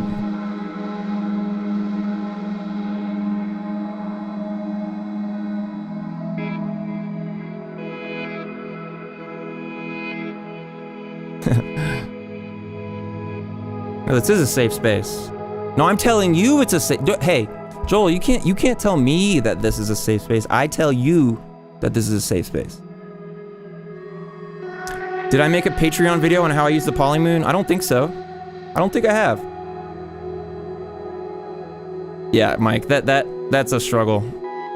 There's a big reason. Well, no, not the full reason, but I ditched the timeline and Big Sky from my pedalboard for that reason. In one of those videos you did with Archibald, you made this sound where it sounded like it was skipping. Yeah. You want to know what that is, Chris? Guess what? Guess what pedal you think it is?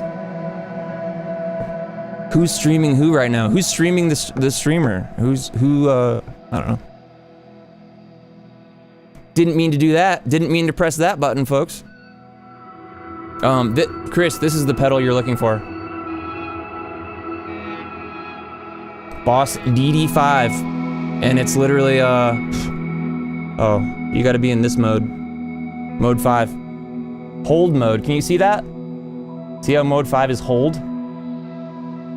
So as long as you're holding the pedal down, it's recording, and then when you lift up, it starts playing that sample again. So you can just like slam the pedal, and it goes like brrr, brrr. It's a Terramelos trick. How do you pronounce that name? So Nick Reinhardt from Terramelos. And what's funny is, so both the DD5 and the DD6 have hold mode, but the DD5 sounds way better. It just does. It's way brighter and cooler. Hell yeah, Steve. Yeah, Chris, so you can do it. You can do it. Throw that pedal. The funny thing too is that when you put it into mode 5, like the two middle knobs don't do anything. They literally do nothing. The only control you have is the level. Because there's feedback and delay time, it's like not applicable in that mode. What's up, Bob? It would have been so cool if they had this, if mode 5, like the time you could like stretch the little sample or something. That would be rad, but I don't know. How old is this pedal? When did the DD5 first come out? Oh, you want to see the other problem with using the DD5 like this? You see that? See how I'm about to break through that little piece? I'm like wearing it out. Wow, the screw is like bent because I've like slammed this pedal so many times. Hold on. It's like about to break the metal in there. It's because it's just been like slammed so many times. Oh, you can change the time on the DD8? That's cool. How does it sound though compared to these? Because it's definitely, the DD5 definitely sounds better than the DD6, which is weird. 1995. Dude, you almost broke a Boss pedal, bro. Well, Nick Reinhardt's is broken all the way. Like his is like it's just open all the way through, so his thing just flaps. Like it just sticks up like this. It's really funny.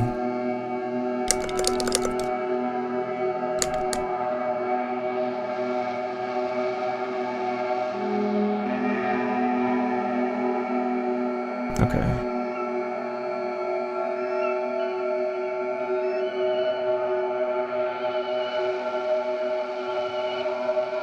This loop is starting to move a bit now, yeah.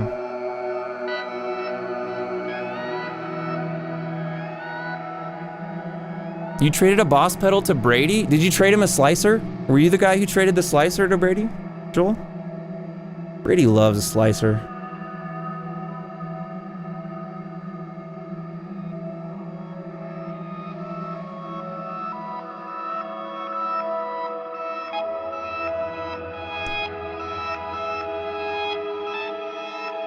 Come on and slam. Hey, slam in the back of my Dragula. wonder how viable a pedal relicking company could be in 2021. I don't know. You'd probably be surprised.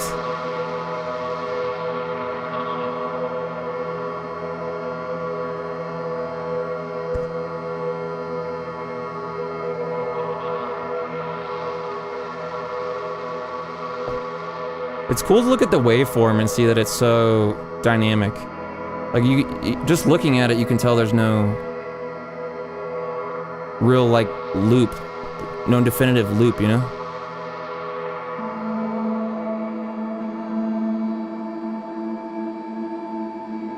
I mean, maybe the thing analogous to relicking for pedals is those etched ones. I really like the etched pedal things. Like Clint from Deep Space Devices has that well, he does the acid etching himself, but he like got his flat light, the old blood flat light, and did a etched version. I think that's really cool. Yeah, Steve.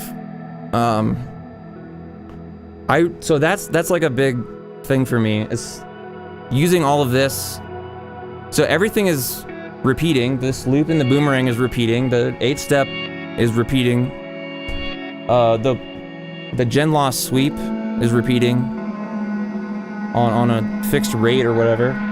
But the way they all combine over time, it's never gonna line up in the same way twice, you know?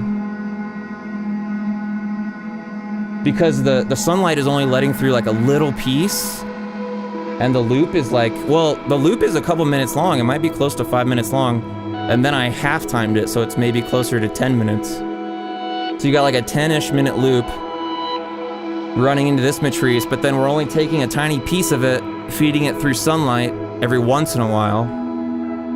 And then that's going over here, and then we're splitting it to blooper as well.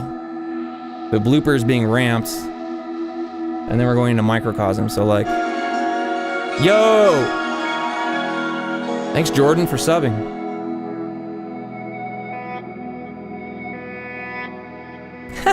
You can safety walk if you want to. You can leave your desk behind.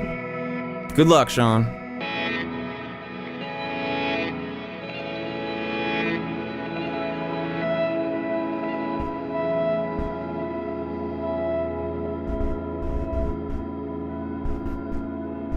Do you ever look at your board and think if it would have been better to just go modular? No, Bob. I'm committed to podular over here. I'm full committed to podular. Hey, Chris. Hello from Albuquerque, New Mexico to France. Oh, Mark, nice. Mark, you got the sunlight? Or sorry, the 8-step. Yeah, like I was saying before, it's... The 8-step gives you the ability to make sequences that you can't with the other rampers, you know? And I think this application with the sunlight is clearly my favorite so far.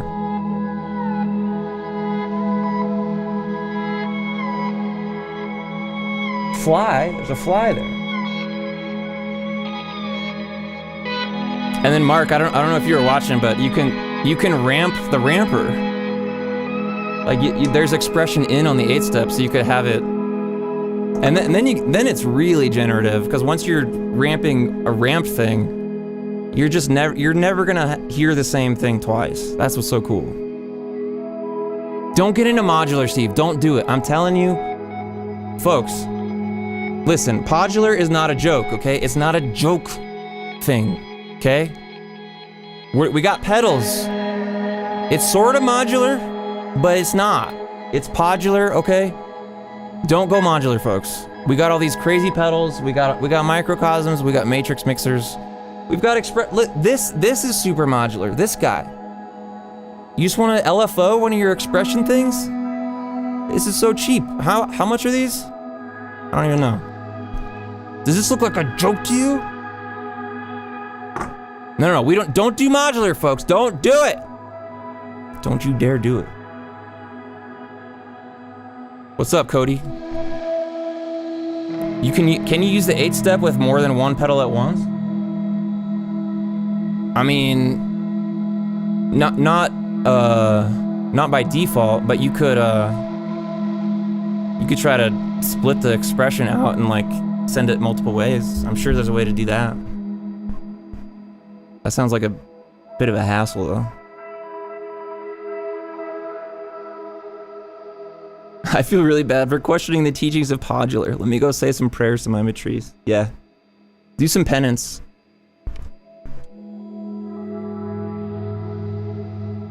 Oh, yeah, Steve, I've never used any of those like virtual rack things. That's interesting.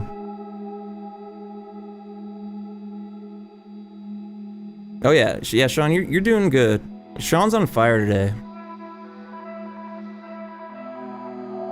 Yeah. Yeah, Cody, I'm still using a VP Junior.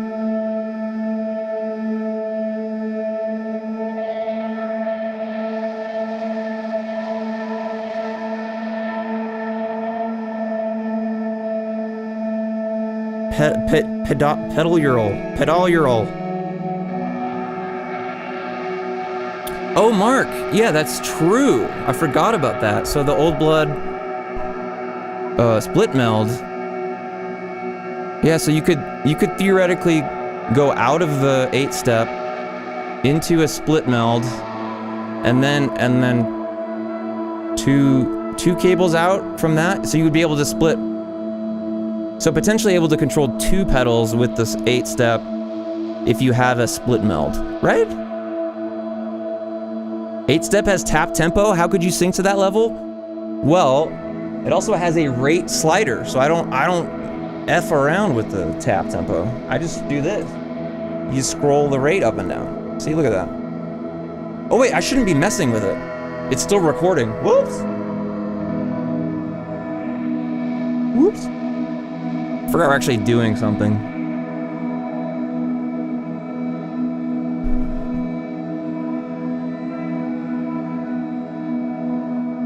Okay, Bob. I've heard about the Morningstar's like LFO abilities.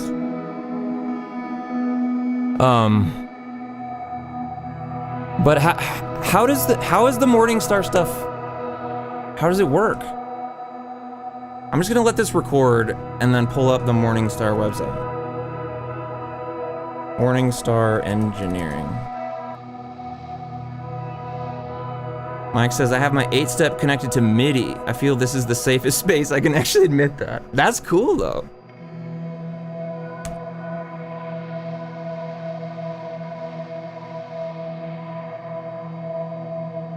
So like when I look at these devices, I'm like, okay, you got a controller and you got another controller and you got another controller. And then what is this? A true bypass MIDI controlled loop switcher that adds non-MIDI pedals to your MIDI presets. Okay. And then a MIDI box. Like this just seems like it seems like the disaster area stuff.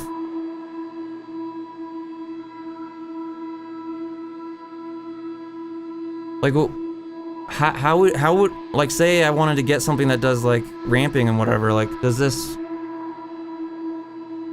do you have to like super menu dive to get that stuff going? You have to set it up in a computer, which sucks, but you can have it be a tap tempo to set the LFO speed. Okay. That's not too bad. Yeah, because what I don't want is like some sort of like, you know, you're like menu doing all the whatever. And also I don't really want to get on a computer app. Check out the YouTube video for it on their channel. Do they have video tutorials? Probably under here. Expression plus MIDI.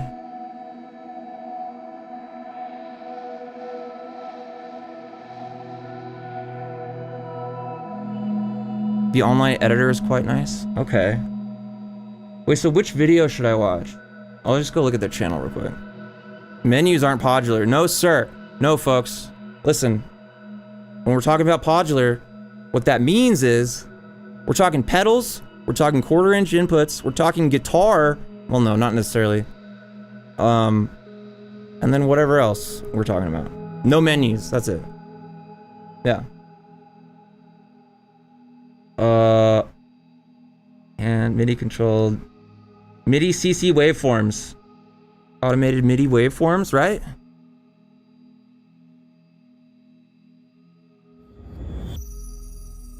Okay, let's learn something, folks. 3.8, we are very excited to present to you our MIDI waveform engines that will undoubtedly change what you think is possible with MIDI control. A MIDI waveform allows you to modulate different effect parameters, creating tonal effects such as vibrato, tremolo, sweeps, and phasing, similar to what an LFO does on a synthesizer. Before we show you what they can do, let's first explain what a MIDI waveform is. What is a MIDI waveform? A MIDI waveform is essentially a continuous flowing stream of CC messages that oscillates between minimum and maximum CC values set by you. True. Think of it as an automated expression pedal, or if you hired someone to continuously rock your expression pedal back and forth. I'm tired of hiring people to continuously rock my expression pedal back and forth. The CC number you I'm running out of money for my family. That is being modulated. You can modulate any effect. Folks, help me budget. What's the drill tweet? Help me, I'm dying. The extent to which the parameter is modulated is represented on the y-axis of our diagram. You can also define what the minimum and maximum CC values for each waveform will be. The x-axis represents time, which determines the speed and frequency of our waveform. Waveform engines can be synced to match your Morningstar controller's MIDI clock BPM. This way, the waveforms will always stay on beat. We'll show you how to do that later. I did have the Ribbon iPad app, but I kind of and square wave shapes. I didn't like the Bluetooth setup. So choose the one that best suits the sound that you are going for. In total, you get 4 MIDI waveform engines in your Morningstar Midi controller. You can have them running all at once or just selected ones. Now that we have an understanding of MIDI waveforms, let's take a look at some real-world applications with these pedals and how they can be used to manipulate your tone in useful and unique ways. Sidechain okay. I gotta turn my crap off.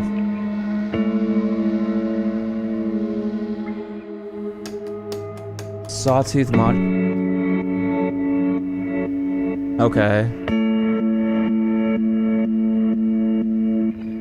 I mean, so that makes sense. Hey Julio, thank you. You sent me a video on Instagram?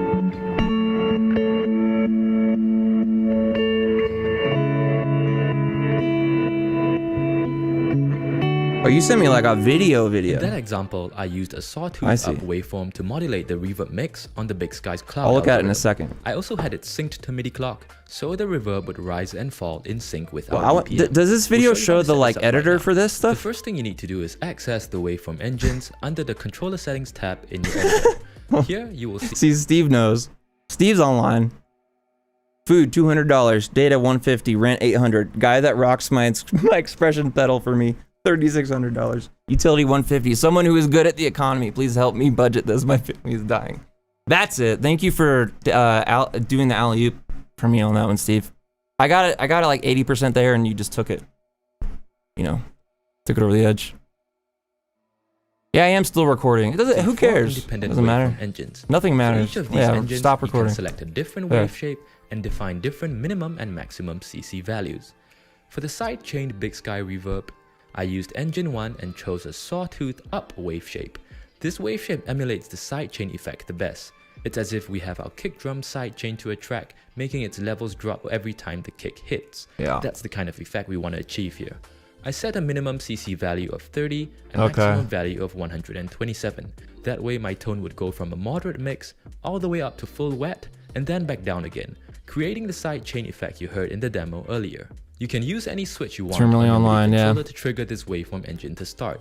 In this case, I'm using switch A in bank 3, so let's program that. Select the press action and then select CC waveform generator. Wow. You can decide if you want to start or stop a waveform engine. In this case, we want it to start. Then choose which waveform engine you want to engage. In this case, that's engine 1 that we have set up earlier. I wish they had controllers that weren't just buttons though. Because we want the waveform to keep repeating. Like, give me a knob where I could do a rate on a knob. That would be cool. Sync it to MIDI clock, so let's select that.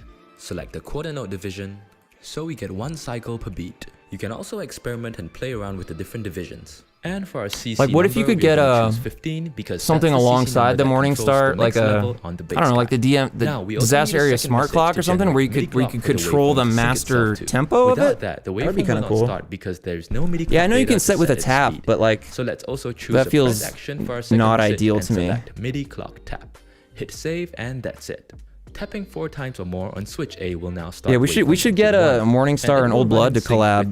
Give us a slider controller. To the beat anytime throughout the you can use an expression pedal or knob to change the speed. Band's tempo. Now let's see how we can create a pitch shift whammy effect on the HX Stomp using a MIDI waveform. And I'm assuming can you make these controller buttons momentary and latching? Can you choose that? So it's only doing some sort of expression thing like while you're holding the button down.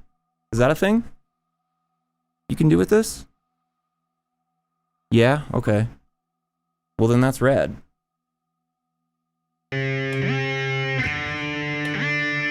Could use the ramper with it. Yeah, okay.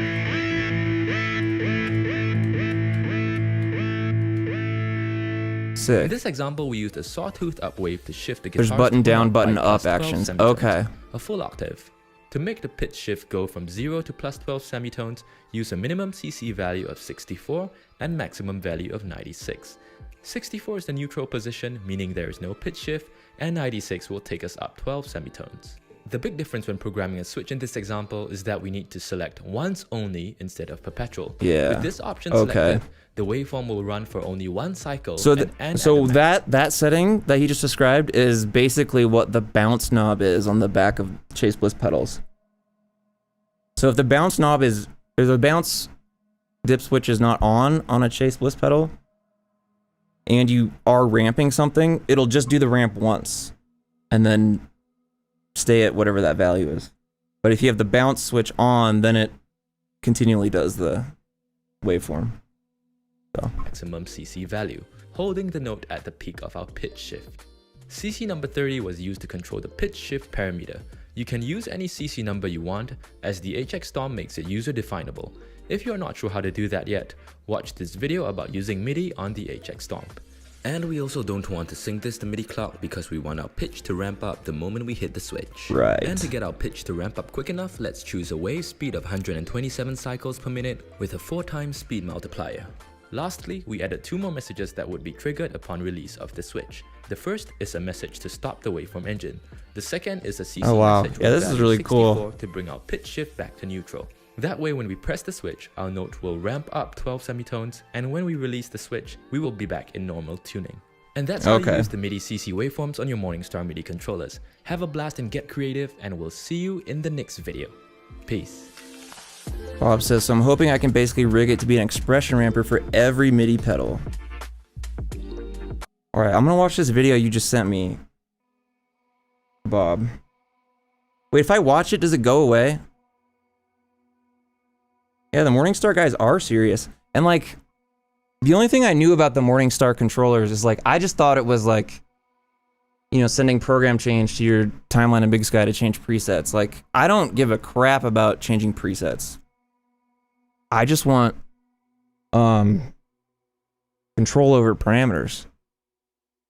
I'm on yeah, I talk, man. I talk a lot. I talk too much. Oh no, you don't have to resend it. I just don't want to watch. I don't want to miss, like, whatever. I'm gonna watch it. Should I show the stream, or should I just watch it myself?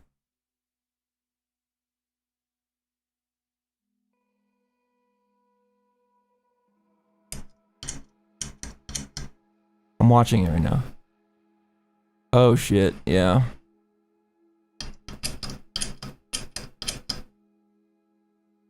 Yeah, that's rad.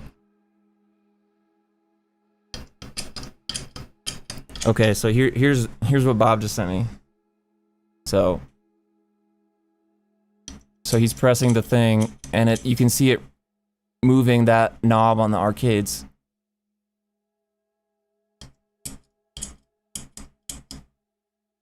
Sort of, kind of, you can see it. Yeah. Wait, so Bob, you're using the MC3?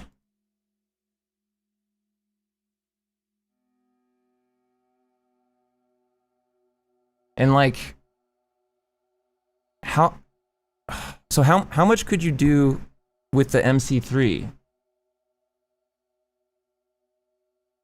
Yo, thanks for hanging out, Steve. Hope you figure out your tape loop stuff too.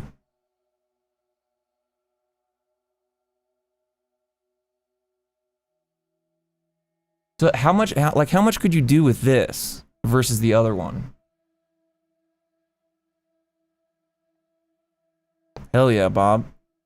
Yeah, but so what's the difference? Like how many LFOs do you get? Like, what's the deal?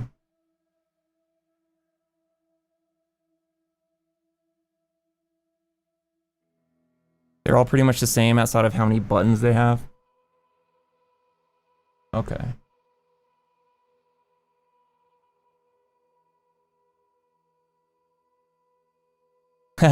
Sounds good, Steve. It's the same for each one, just less buttons, yeah.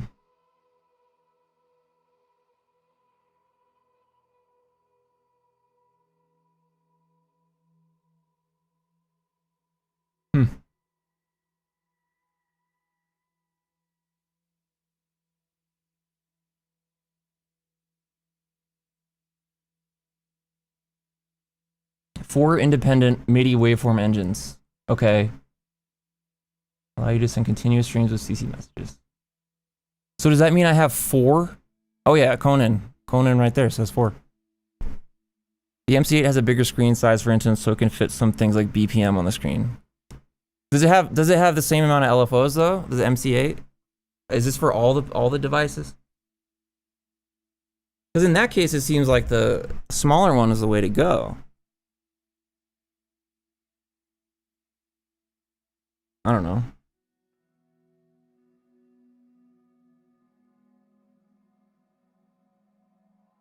Oh, that's just a... Okay.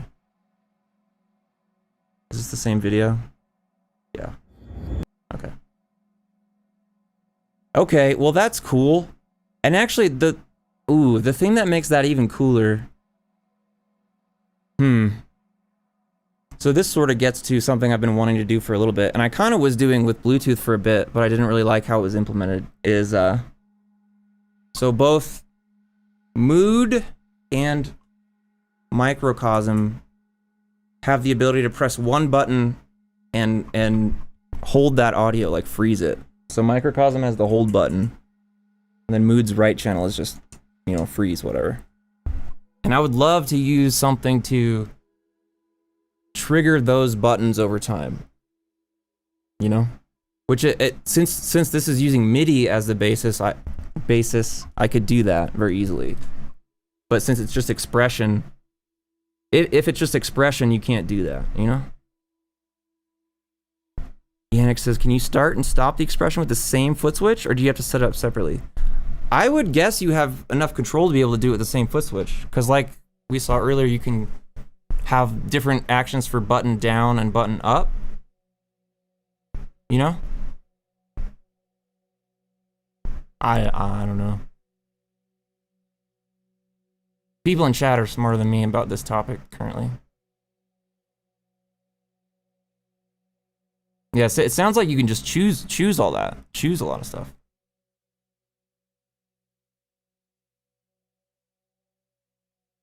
Wait. There we go.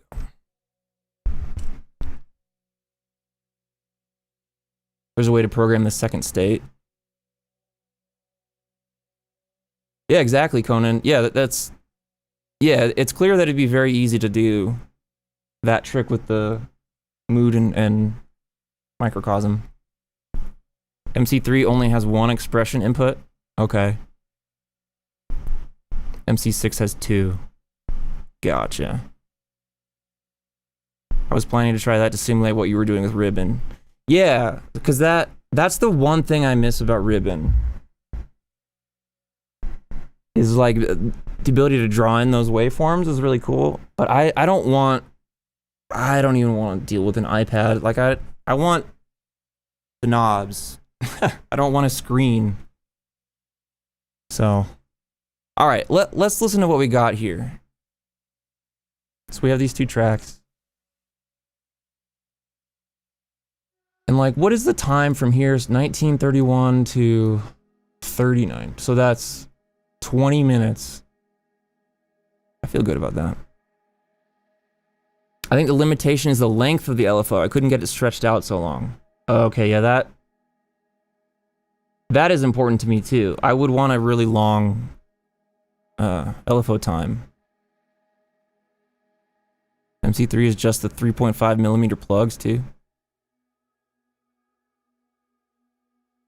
And I'm sending Midi out. Oh yeah, I see what you mean.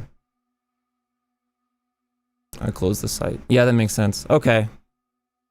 Yeah, that has me really interested. I'll have to see if that would work in my setup at some point. All right, I want to start mixing and arranging this.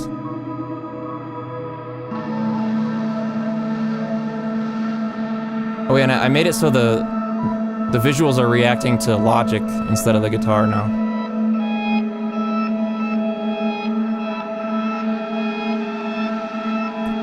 So what I'm gonna start with doing for arranging this, since these two parts are so like dynamic and kind of sparse in a way, I'm just gonna try using a tremolator to take this layer in and out a lot.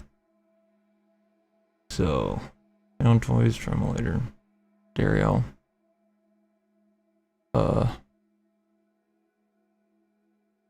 12 bars.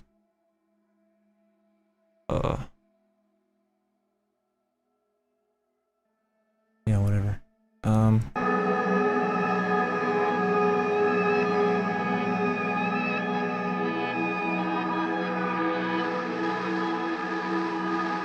So like we're taking out this audio now. It's like gone. Yeah, that's cool. So it's just gonna fade in and out like this.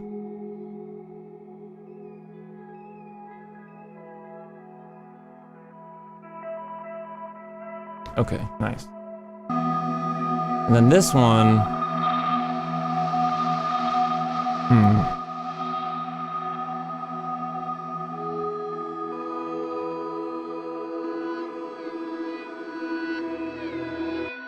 Maybe we could put like a panning thing on this too.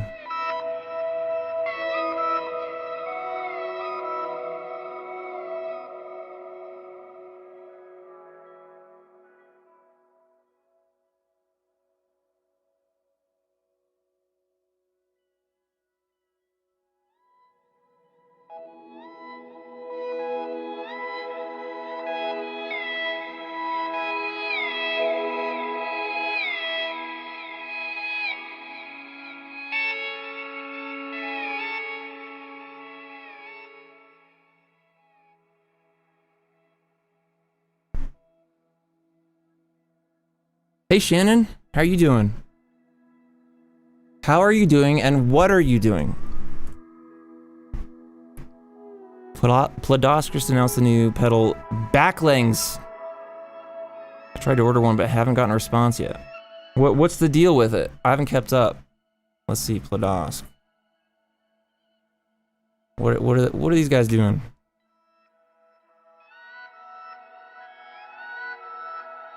Let's see. Oh, there it is. Granular synthesizer glitch delay.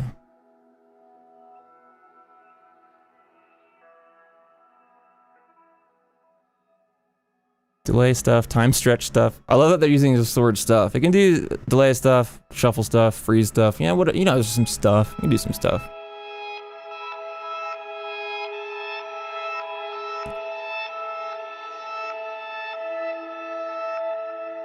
Sounds cool. For sure. You're doing work. Well, hey. Sometimes you gotta do work. And that's okay.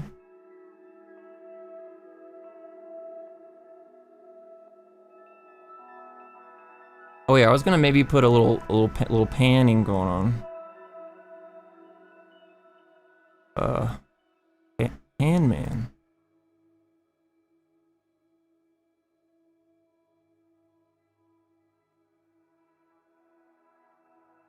Wait, oh. Yeah, I've not played anything else from pladask aside from the mixers, you know?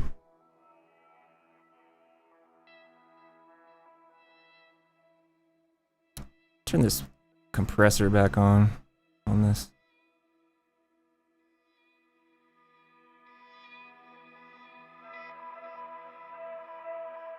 Are you a fan of the space sounds like in the movie The Signal? I don't think I've seen it.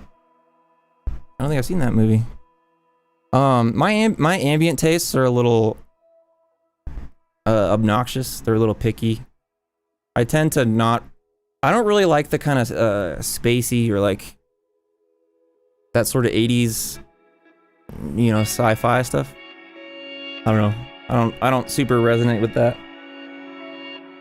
Anytime ambient is tied with like space or celestial things, I'm generally like not down. I don't know why. No, thank you.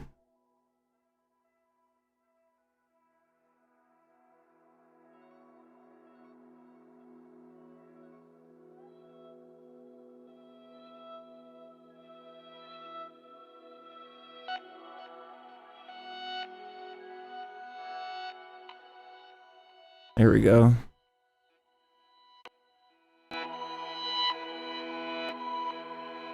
Yeah, this is a quiet little guy here.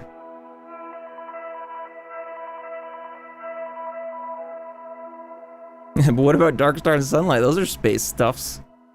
Yeah, well, I just mean like in terms of theming around like ambient, like, oh, this song is about a planet or something, you know, I don't know. This song is about being lost in space. I don't know.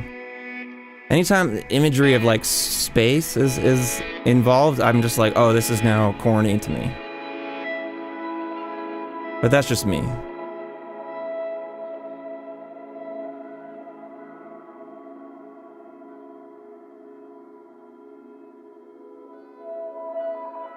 $100 kroner is apparently 11.53. Hell yeah.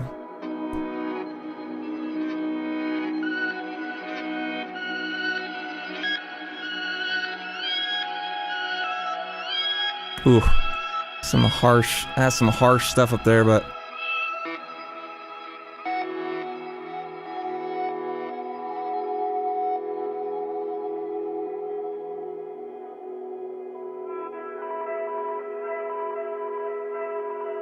what kind of imagery, if any, do you see when you create ambient tracks? I mean,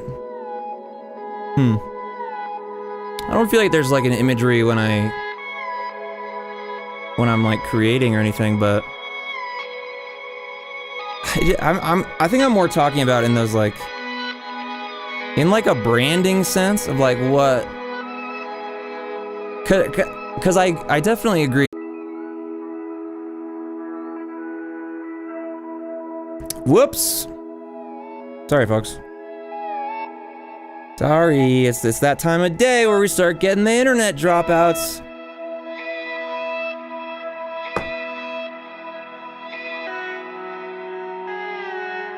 It's not you, Johnny, it's me. It's not you, it's me.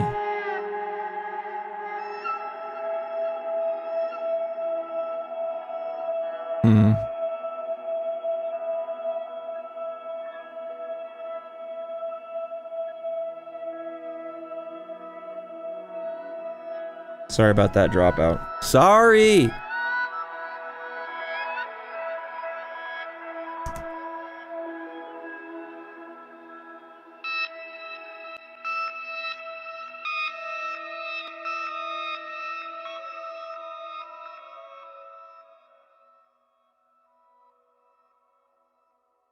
Maybe when this sound gets pulled out, I can. What's an effect we could put on?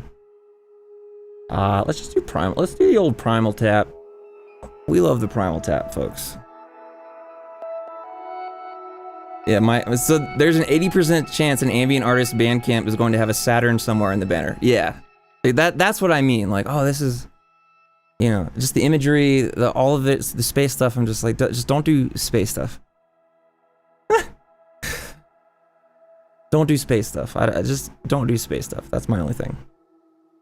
Oh, I was saying before the stream went down. Okay, here's what I was saying. I was like, I get the like, I'm the feeling I like about ambient music is like I'm small.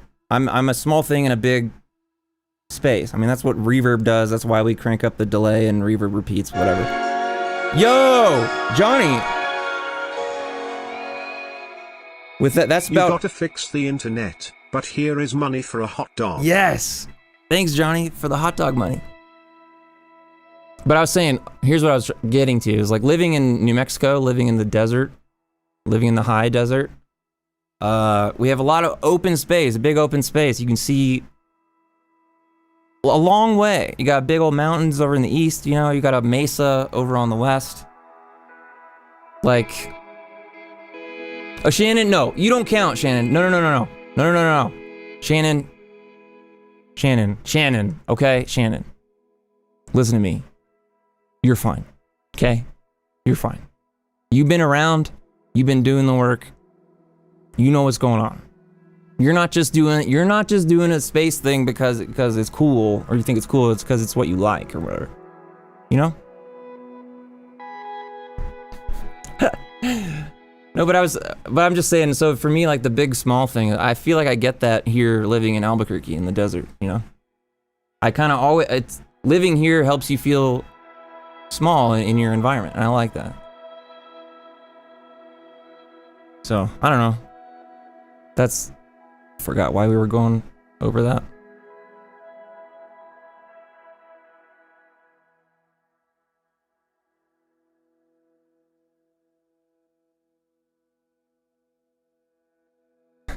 It is a great artist name.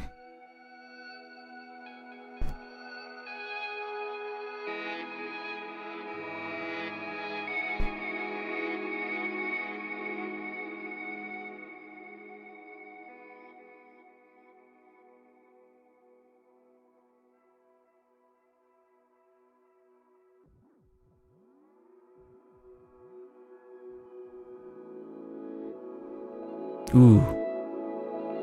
This feels nice.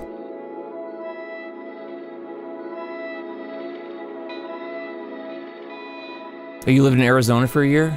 I didn't know that. What part of Arizona did you live in? Hopefully you were in more northern Arizona. Northern Arizona's cool. Keep getting tourism ads for New Mexico. I know there's 300 days of sunshine per year. Yeah, it's true.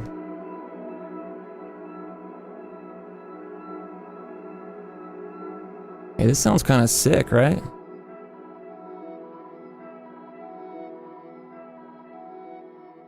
Phoenix, okay. Not a fan of Phoenix, but yeah.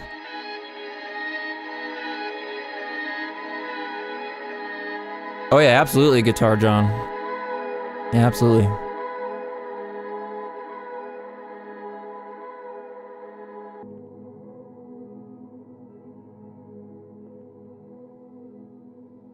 Oh, nice.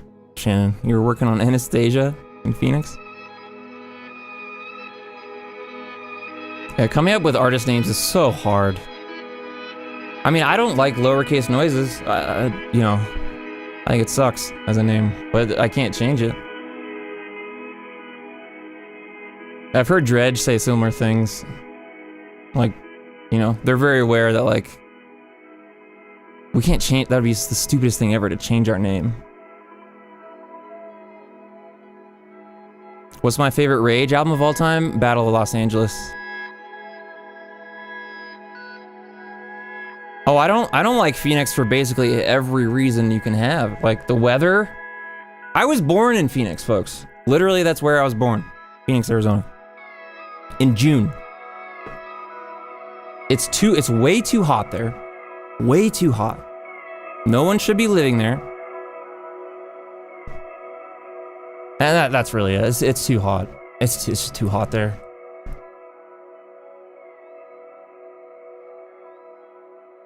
Yeah, Ken, you just gotta get that last piece going, which is the music. Yeah, Colin, that album, man. And I think Tom used a telly a lot on that album. So the tones are just like, God, I love them so much.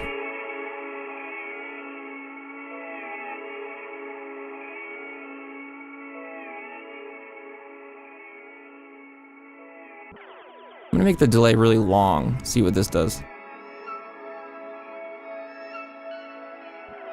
There were too many Americans for my taste? Yeah. That'll happen when you get down into the States. There'll be... You run into a lot of Americans down there.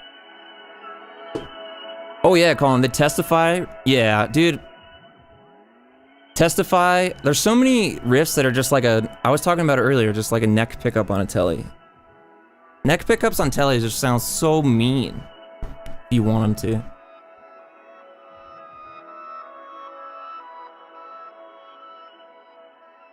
I really like all of this from the Primal Tap.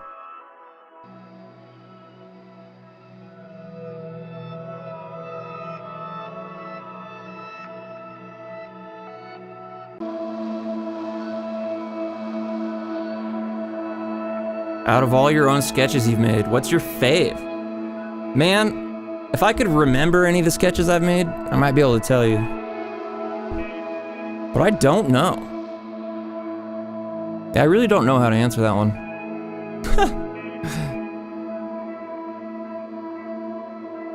The sketches are funny on YouTube because it's like this, the streaming scratches that itch that I used to get from posting those sketches, which would be like,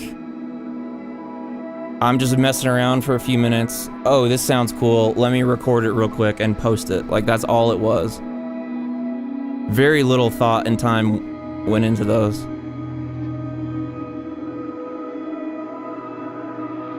I do like Young Widows. And Young Widows, actually, we were talking about the Echo Park earlier. They have... they use the Echo Park. And if I'm not mistaken, Young Widows is the band where both guitarist and bassist play in stereo? Right?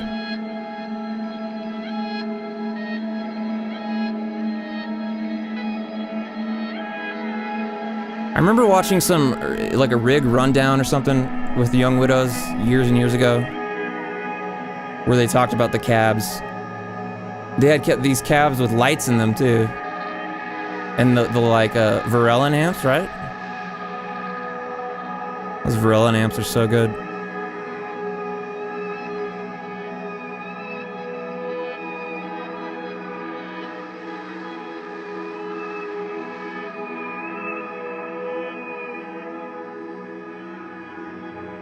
I think what might be good on this lower track, on this one, is a sweeping filter.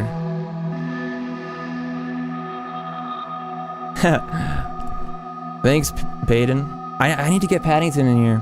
I got this green screen up behind me. Like, here. I'll show you for a second what it looks like without... Hold on. Yeah. And like, I've got it all... Paddington would be freaked out in here right now. Probably. What's up, Joseph?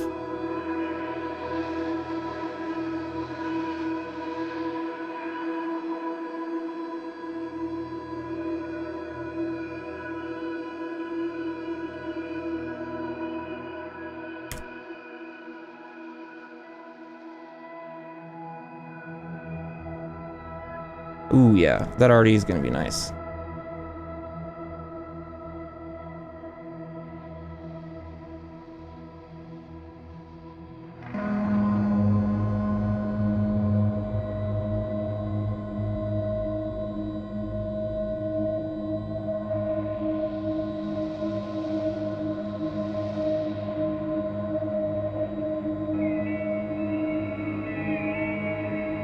Oh, Johnny, nice. You should stream. Streaming is real fun. Now you got your kid in school? Hell yeah. I know that struggle. You gotta get those guys out of the dang house.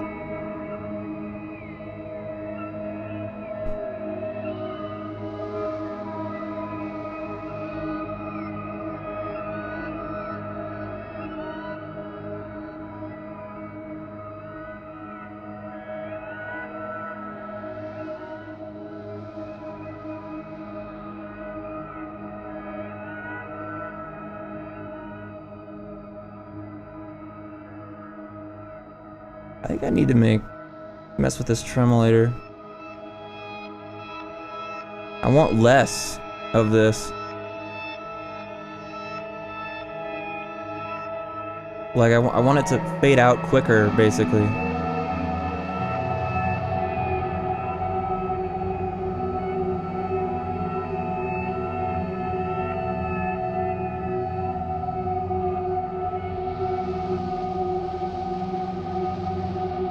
way.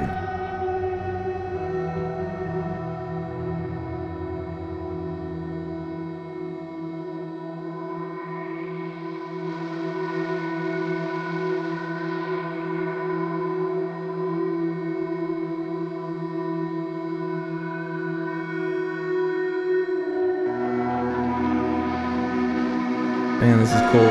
Yo, Johnny. Some more. Play a blues lick in B flat minor 7. Play a blues lick in B flat minor 7. Johnny, why would you do that to the other viewers of the stream? Why would you want me to subject them to that? You think everyone wants to hear a freaking B flat minor 7 lick? Maybe they do. But I'm not gonna play a riff right now, Johnny. Thank you for the money though.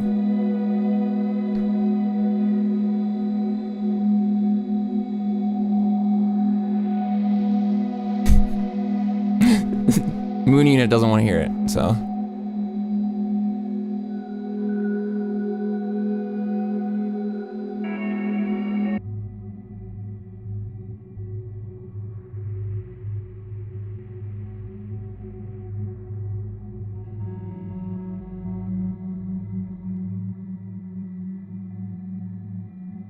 Oh, nice, Mark. Oh, nice. Yeah, I love that so many people are looking to streaming. I think streaming is in a really cool place right now. And I think streaming is the place where it's a low bar currently. It's not, despite how long streaming and Twitch has been around and whatever, it is not oversaturated yet.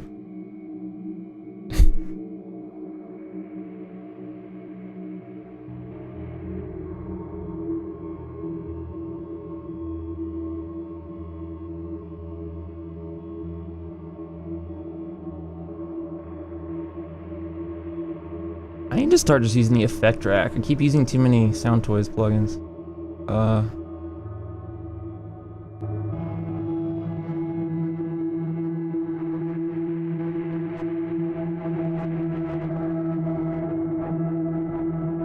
Hell yeah, Joel. Yeah, Twitch is the place to do it. Ooh, so that's a tough one, Will. Like, if you're starting out, would you suggest going the Twitch route? Like,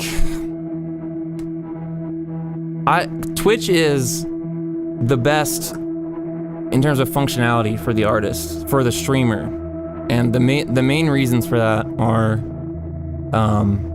the rating. So while you're streaming, you can get rated by other people, which basically means people send all their viewers to you, or you can do that for other people. Like, oh, I'm ending the stream here.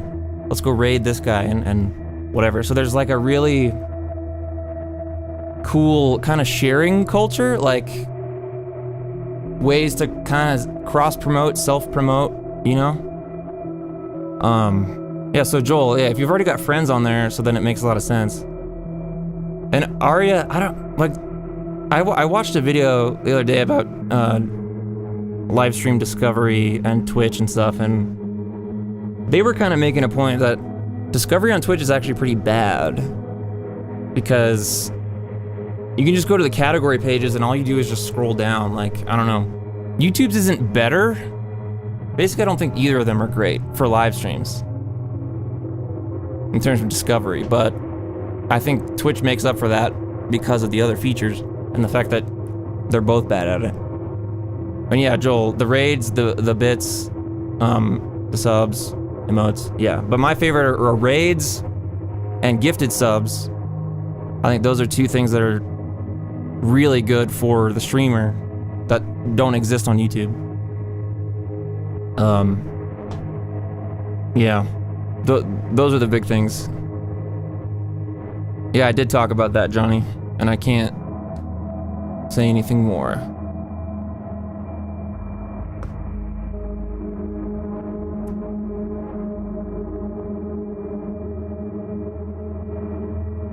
I will tell you things when I can tell you things.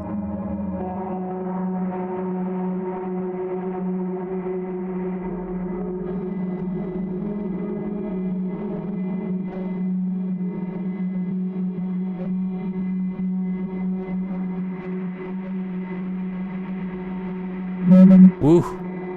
Little 200 bump there.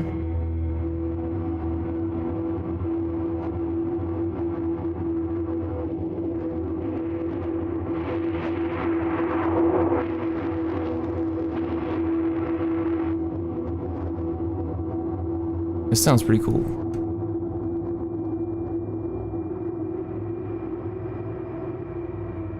Discovery is great when Hassan dumps 20k viewers onto a 100 viewer stream. Yeah.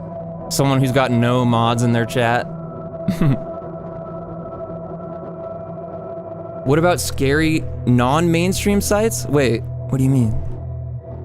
Oh, well, yeah, there are, I see what you mean. Yeah, I'm going over to Trovo, folks, where I can fly a fucking Confederate flag on my stream, I guess, and not get banned. And tell Muslims they're going to hell. Like Dr. Witnesser did. Yeah, Dr. Witnesser got banned off Twitch for telling Muslim kids they were going to hell in Fortnite. And then went over to Trovo.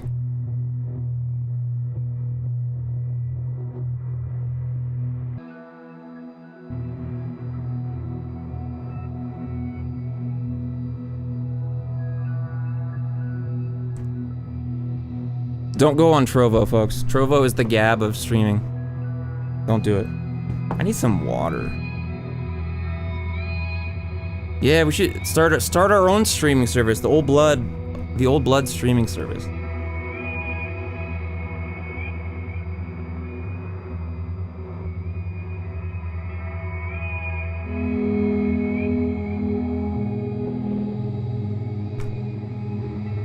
Oh yeah, Arya, are you talking about Mixer?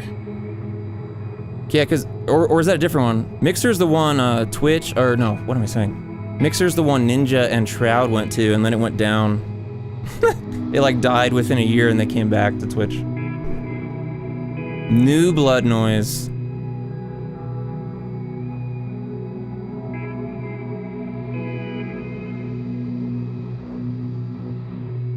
Yeah, Mixer was Microsoft's streaming platform that, you know, was short-lived.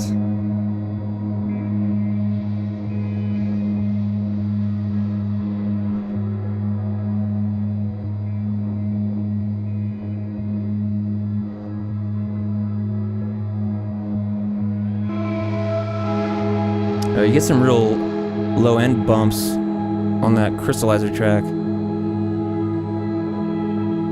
The Oklahomies could do it right. Yeah. We love the Oklahomies.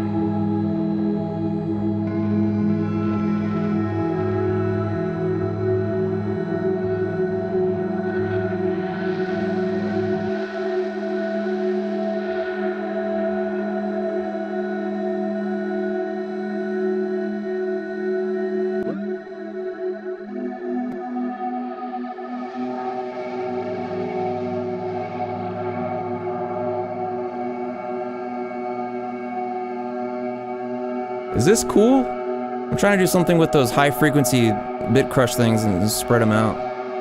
Or something.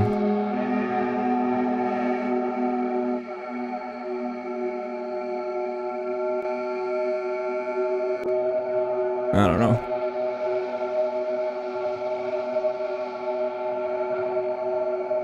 No, I wasn't watching Coffee and Wrist for fun. No, the Old Blood guys reposted that, and I was like, oh my god, look at it.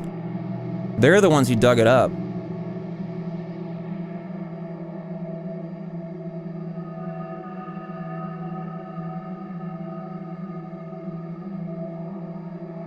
No, they've been doing that. They've been pulling up old Coffee and Wrists.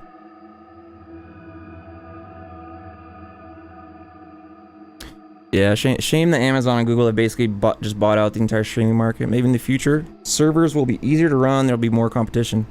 Yeah, I don't know what the future is. Facebook has a big live streaming platform too.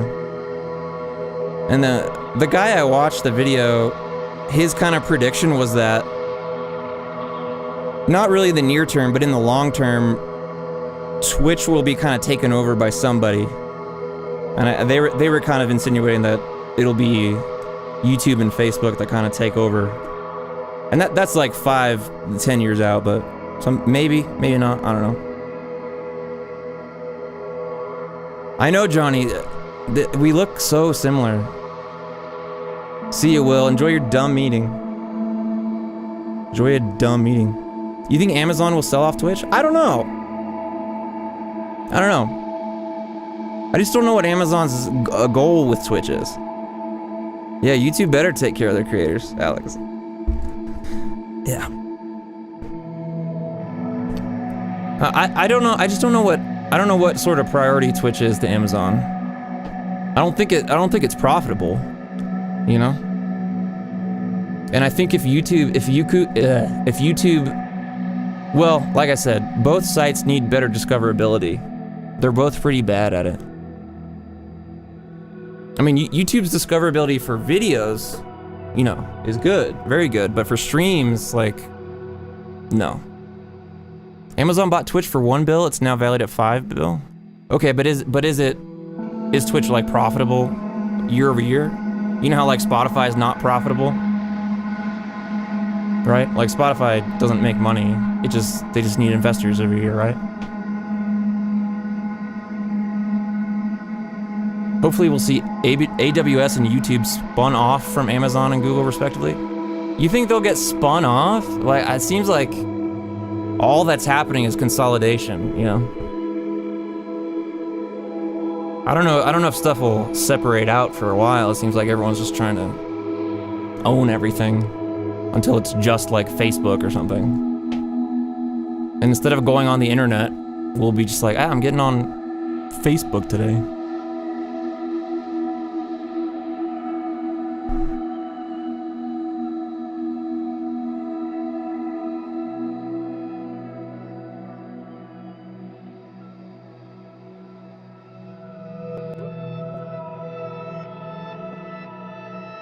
Whoops. Nope.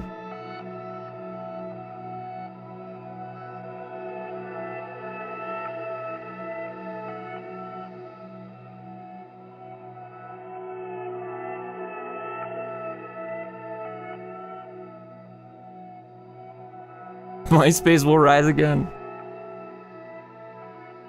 I think there's a serious antitrust movement in that direction. Yeah, that would be good. I mean, yeah, yeah, it seems like a lot of companies have gotten around the monopoly thing by like just doing smaller monopolies, like internet companies do. Like, yeah, there's no monopoly in the entire country, but so many areas are like, well, this company has, you can only have this choice. Yeah, Bradley, freaking roast it. Look at this guy. Look at this thing. 2 matrices? Wait, hold on. Come on, what is this guy even doing with 2 matrices? That's gotta be just for show, you know? This guy. Look at this board, crazy.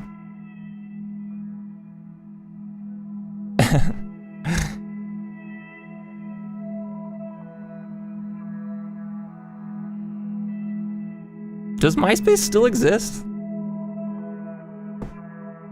Can you go to myspace.com? I've never even tried in a while.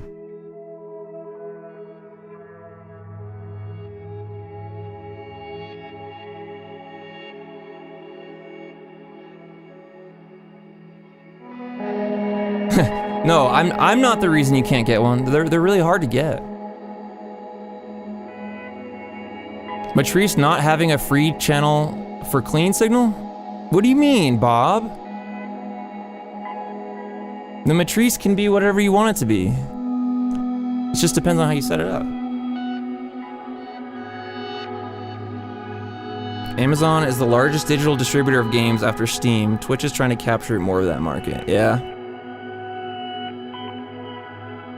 Owned by Fox.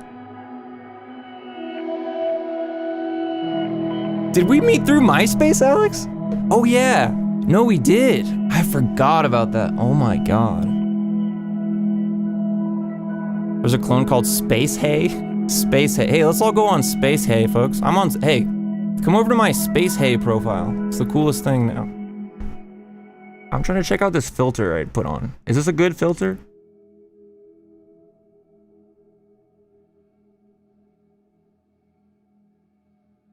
Bradley, yeah, I'm trying to move to the point where it's only mixers, you know? What is in the next, the other matrise? It's just, so this one is the same. This one is set up very similarly, but the 3 parallel loops are Sunlight and Dark Star. Second parallel loop is T120, and the third is Ottobit.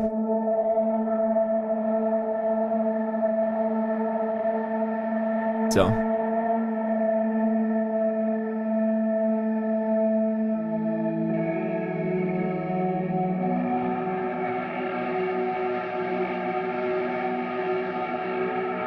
Yeah, so 3, yeah. Okay, so get a 5x5 mixer, Bob. And then you can do it. How is it false advertising? That's not the only use case. Oh, Ken, no, you shouldn't have done that. If you'd have sent a Klein bottle, then I would have had like... I'm using 2 parallel mixers, and then I'd have like 3 extra ones. That'd be nuts.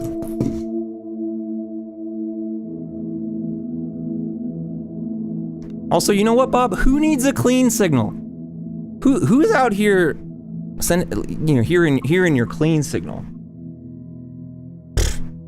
So, some ambient musician you must be, huh?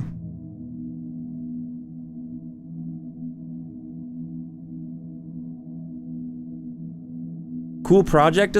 Wait, what are you talking about, Jaden? You talking about the background? You talking about that stuff? You talking about this? Or I can spin this around?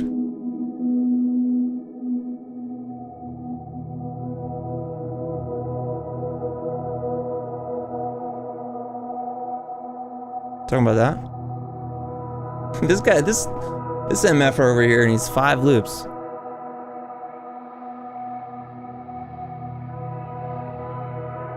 Oh, where it shows the BP. Oh, hey, Jaden, all you gotta do, right click. Wait, no, you do this drop down right here and hit custom. That's all I do. Normally it's set to what, beats and project, right? It's set to like this. You just hit the button and go custom, and then it gives you all the crap. All right, Aaron's here. Aaron's back. Hey everyone. What did Aaron Moss? My man said Moss. Aaron said Moss in the chat. Aaron said Moss instead of Miss. Oh my God.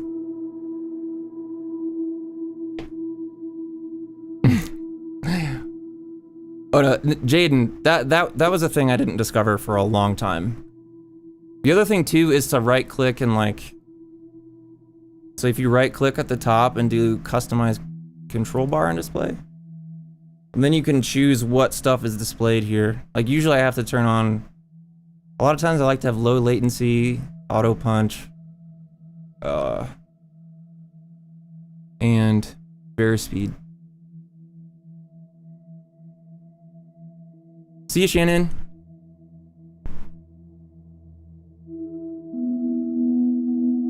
So embarrassing for Aaron, wow. Ken, you're just owning one of each. Ken, you are the guy.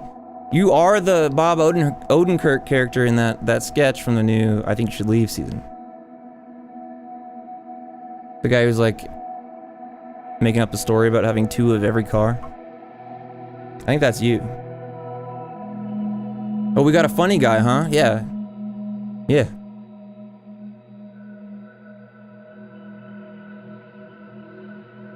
All right, folks, I'm really happy with how this is sounding. Let's see if I cut this, I don't know, here.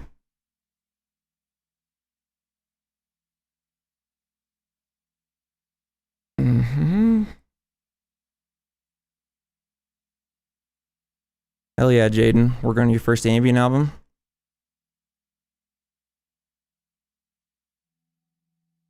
What story is it you're saying I'm making? You're not making up anything. That's the thing. You're like the real life version of that guy. Like, yeah, I'm gonna have every parallel mixer. And then you're like, actually, I'm just gonna have 2 of every mixer. you know? All right. Let's just see how this random arrangement sounds. This random arrangement of things on top of each other.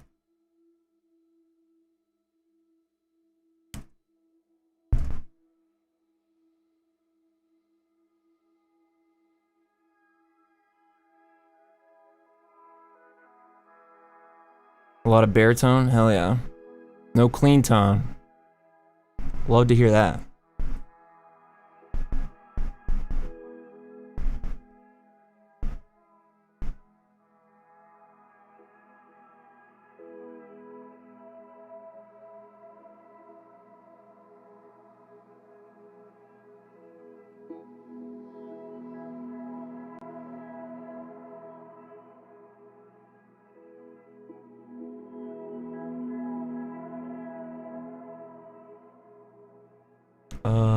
What am I wanting? I want another Fairchild.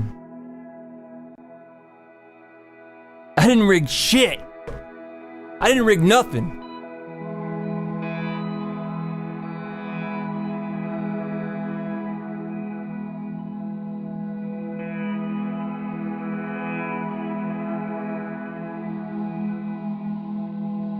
You're on a 5-minute delay. 5 loops and no serotonin, or no loops and 5 serotonin? That's a tough one.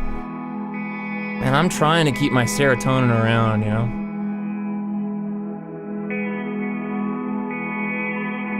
Does this track get too, does it bounce back and forth too wide, this top track? I feel like it might be too wide on the Pan Man.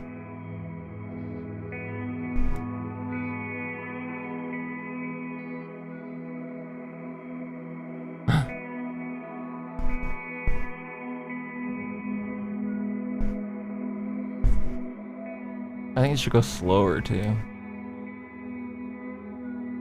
Do you use any outboard gear or mainly plugins? I mean, hey, here, hold on a second. Whoops. I did the opposite of what I wanted to do. There we go. Hold on a second, folks.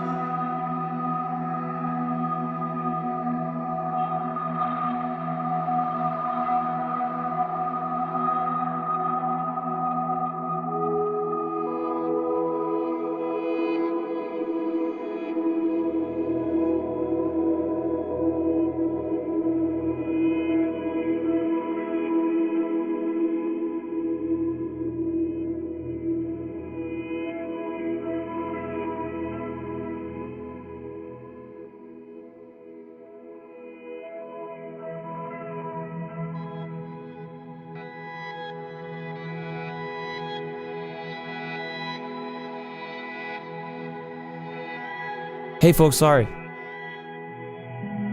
Had some people over here to work on our house, so I had to talk to them for a second. Did anything sound bad in the song, or does it all sound okay so far? You guys have to tell me. You didn't lose. What do you mean you didn't lose me? I had to talk to some tile guys who were doing work in the kitchen. Oh yeah, that's what I was saying. Someone was asking about outboard gear, and like, the answer is no. I don't have any real outboard gear going on other than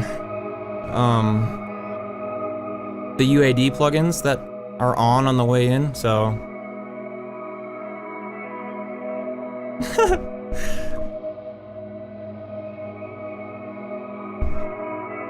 So on the way in, on my guitar, I've got these two plugins.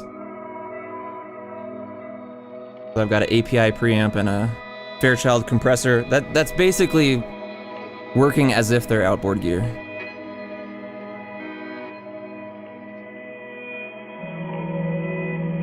Johnny, the house is doing fine. We just had some water damage in the kitchen that insurance is taking care of, and that's what they're doing now. You know? I got a sub while I was away. Bino Slav. Wow.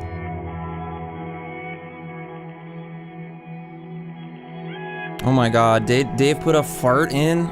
Oh my god, stop trolling me with farts.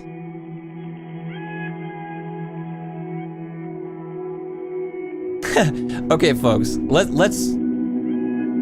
Alright, tell me what you think of this. Do you think the song will be improved by me just slowing it down? If we take it down by 10%, do you think it'll be better? Do you think the song will be better?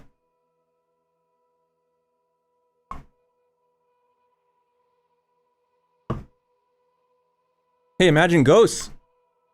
Why don't you imagine dragons, huh? Now those are confirmed.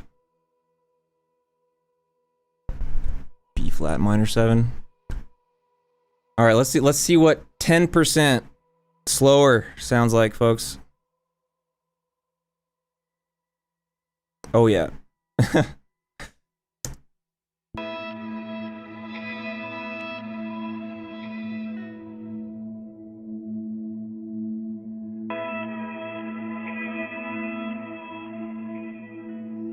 $900% slower?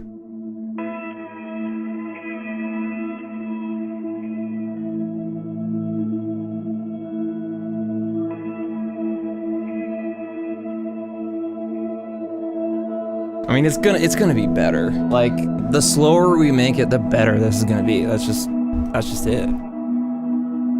I gotta sneeze. I'm about to sneeze. Ugh. There.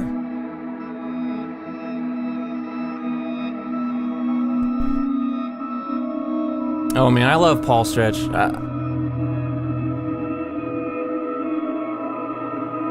Paul Stretch rules.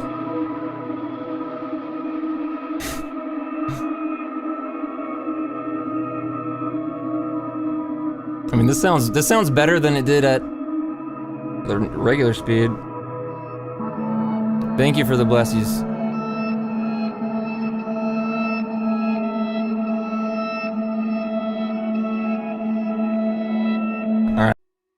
All right. Restarting the stream. Restarting stream. Hello, restarting stream. Still having issues. Hello.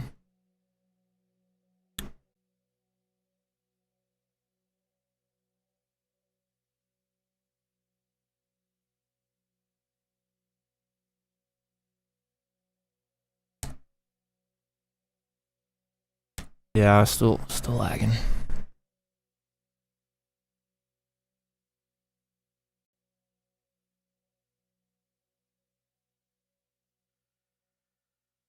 RIP signal. Wait, is it back now? I think we're back now. For a little bit. Sorry. Okay. No, it's my problem. It is my problem. All right, let's hear it 20% slower now. 20% slower.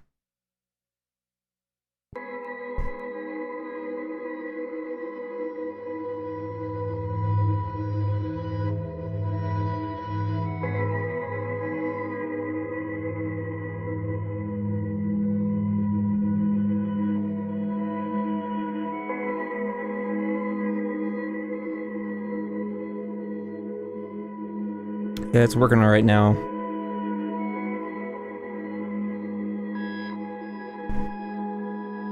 Video's moving, but audio is playing in short bursts? Really?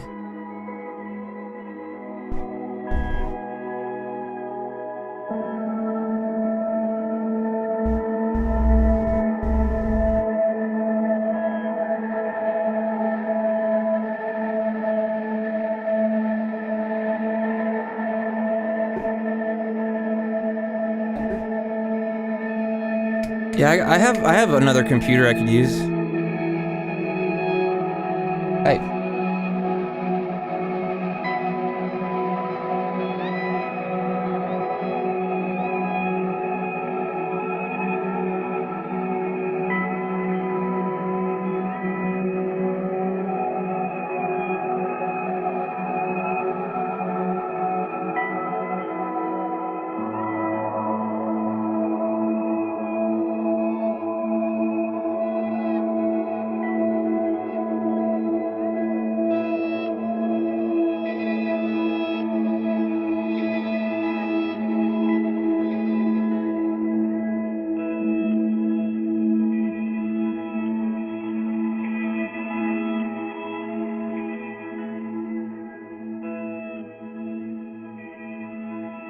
Sorry.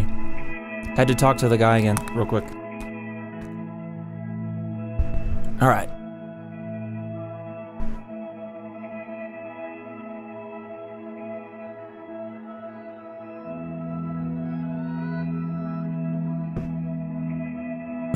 Just keep doing 50% until it's like 900.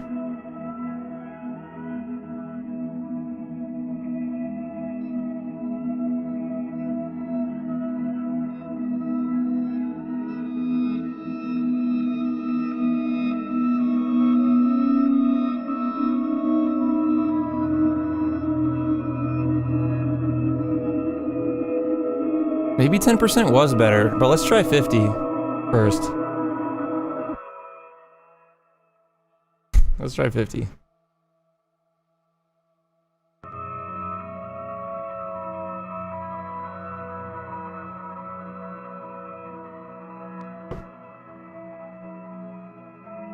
Oh, hell yeah, Will. Quick, no BS meetings?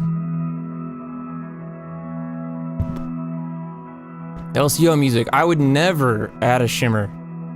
I would never. You will never. That's not true. I'll do it sometimes, but a shimmer will never be the first thing I try on anything.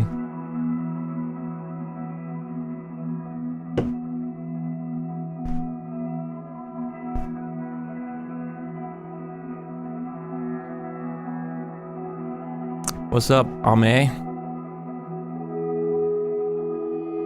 Oh, I forgot about the Crystallizer track. Here.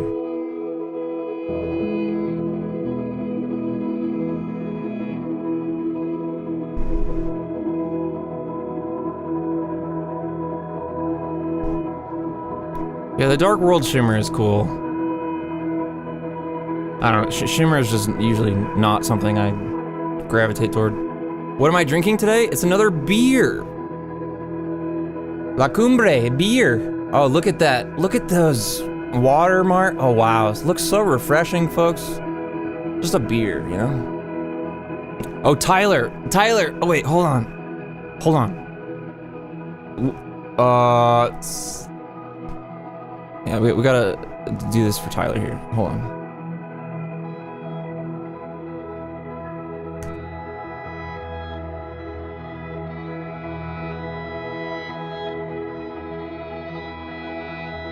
Wait. Okay. So I think now if I press this button. Dang it! Wait. It didn't work.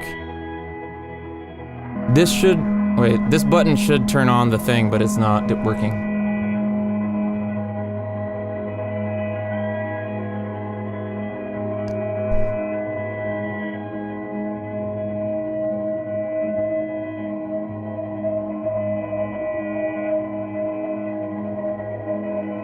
Okay, so if I do this now, hold on. Dang it, why is it not working? I'm gonna try one more thing. Hold on, hold on.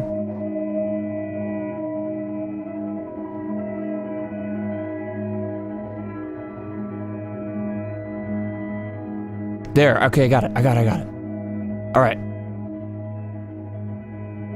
Okay. So, all this for okay, Tyler. I should have had this set up already. Anyway, hey, we got a special guest on the stream.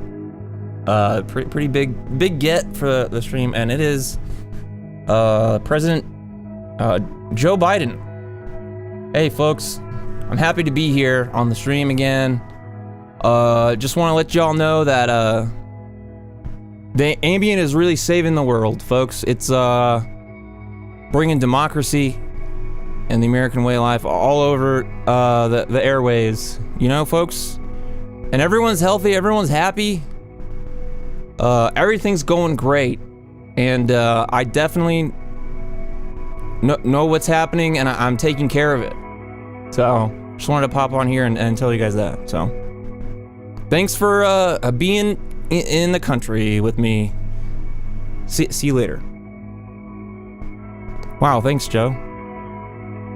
That was cool.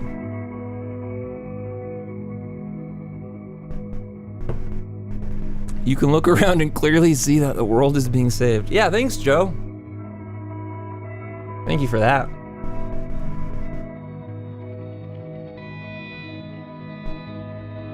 There's a lot of Joe Biden filters. They're all different. Wait, is this one better? Hold on. Is this one better or worse?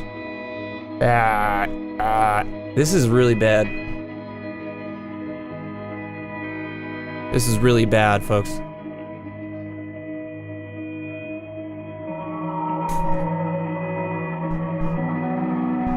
God bless you, sir. God bless you, sir. Oh, there's a snap cam.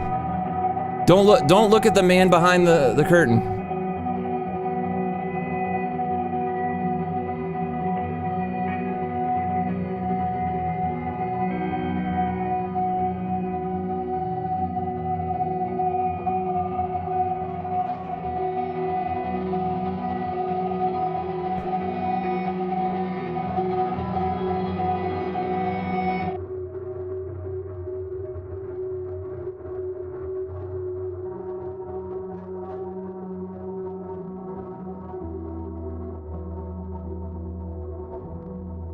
Johnny, it's the SnapCam app. It just does all the face filters from whatever the app is. Snap whatever. The Snap one. But if you ask yourself, are things better now than they were this time last year? Hey, we all got our $2,000, right? Right? Oh wait, no, we didn't. We didn't get $2,000, folks.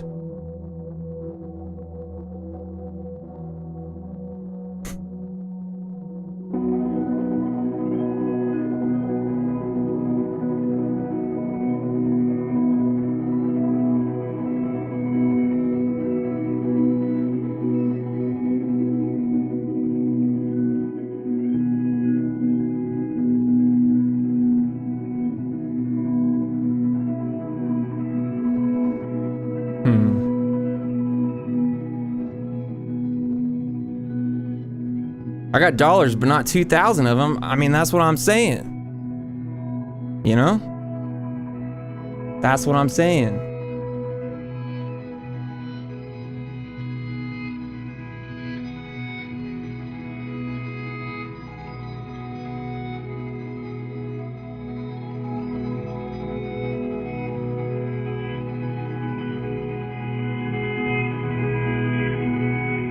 Why isn't it hit? Oh, I got my threshold turned the wrong way on this dang compressor.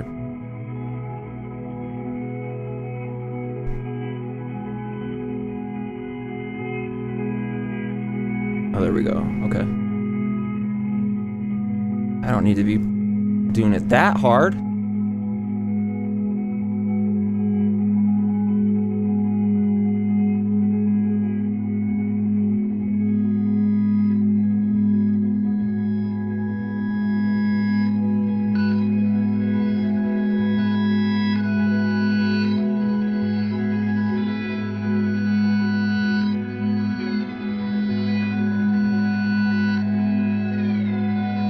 Oh, that sounds cool.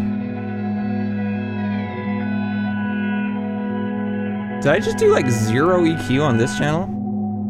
I just did 0 on it, didn't I? I did nothing.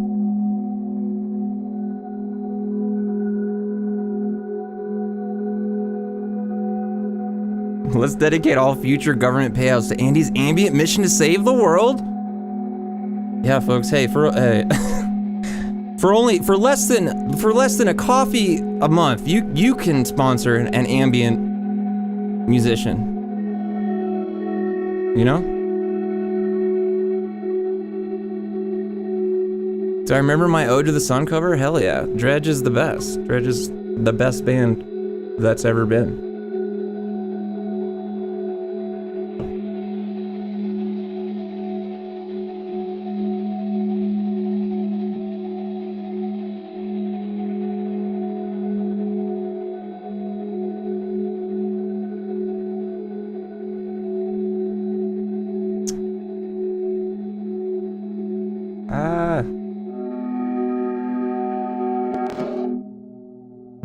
Didn't mean to do that. I just tried to use a plugin that I don't own, folks. I didn't want that Helios. I wanted the other one, the one that I have. Helios Legacy. There we go. This one. Crank those mid ranges. Just crank them. Wait, yeah. The best band is Devin Townsend.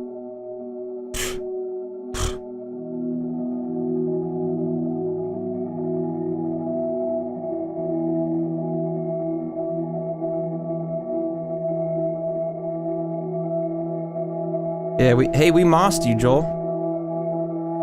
We really mossed you.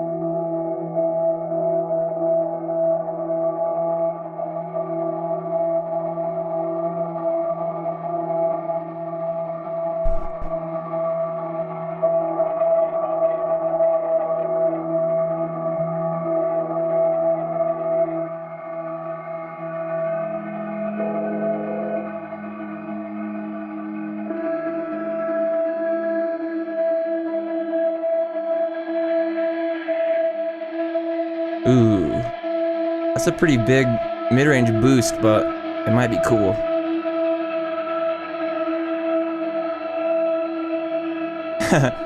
Yeah, Ken, I was gonna say, I think we're like at worse numbers than we were, and just nobody cares. How many 911s are we doing every day now? Hell yeah, Joel, let's go. Let's go, Joel. Oh, we're still at 50% down. I forgot. I'm over here mixing at 50% speed. Turn that off. Hold on. What?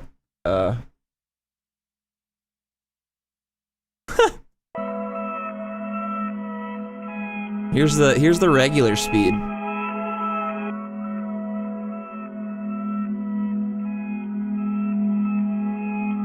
It's so fast. Oh my gosh, I can't believe how fast it is.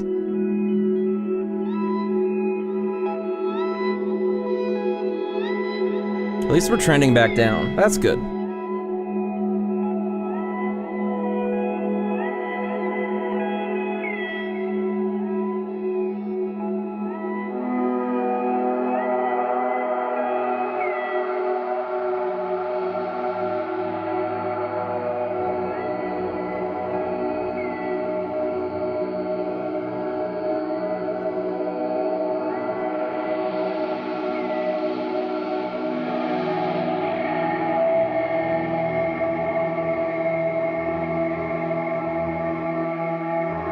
I like what the Crystallizer is doing for the low end for this channel.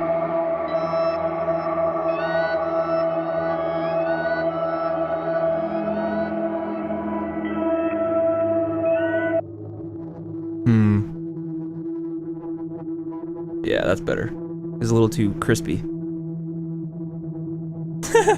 Okay, maybe not trending down. All right.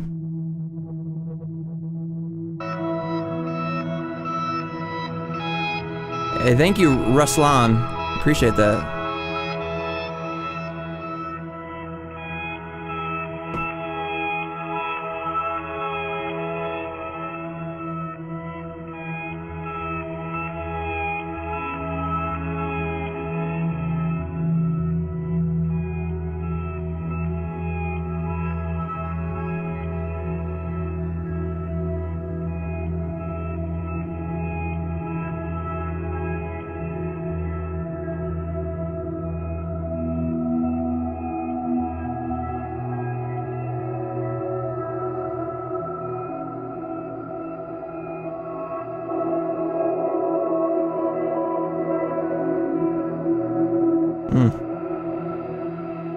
I just did that thing where I took a sip of beer and then I was distracted, so it was just sitting in my mouth for like 60 seconds.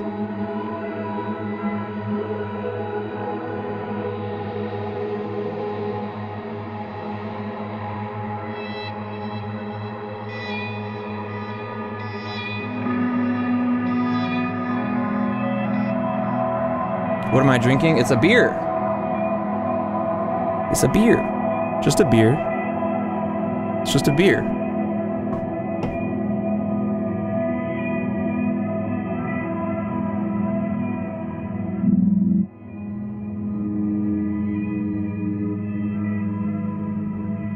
Just a beer.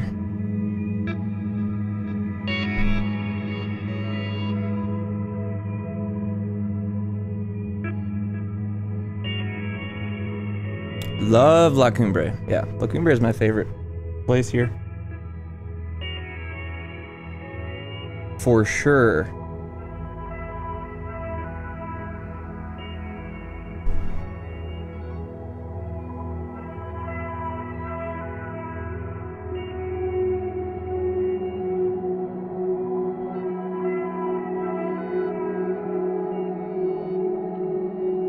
Is it too...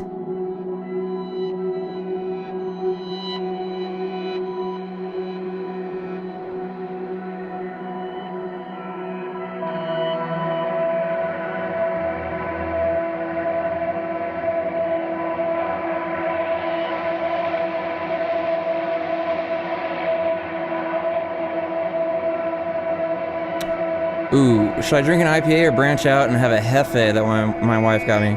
I'm not a fan of Hefeweizens, to be honest. La Cumbre has a really good one. Okay, so chat, we gotta choose which beer Joel is drinking. Should he drink an IPA or a Hefeweizen? Should he be drinking a grapefruit or a banana? Is basically what it comes down to. I would be all over the IPA. I'll skip a Hefeweizen every time.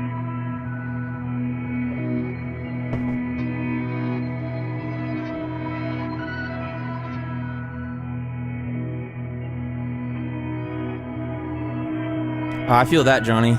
Your body doesn't like oat, so you're a whiskey man. Yeah, a Hefeweizen can be a beer for people who don't like beer. A Hefe is nice in the summer. See, I'd rather have one of these, like a light, just a real light lager thing. See, and Will's going deep. He says a true German Hef or an American wheat. Is there too much low end in this? Should I tame the low end a bit? Maybe I should try a little multi-band thing. How about that?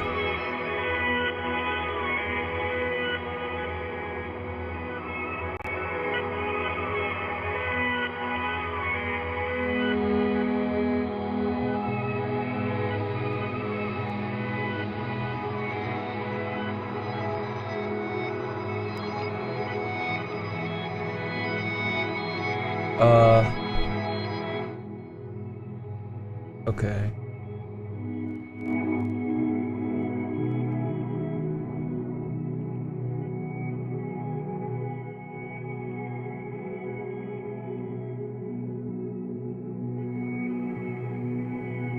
I'm just gonna try to compress everything below like 500 a little bit.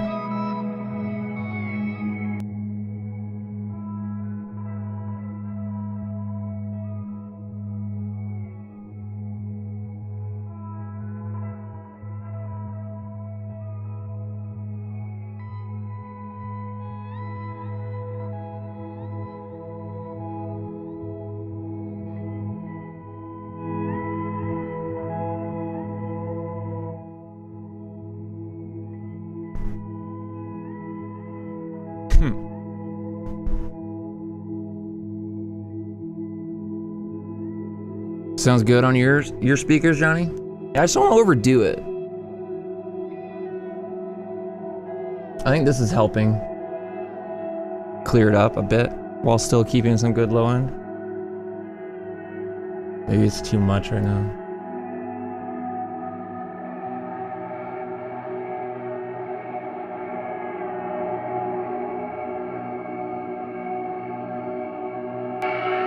Oh, there's the, I was soloing that frequency.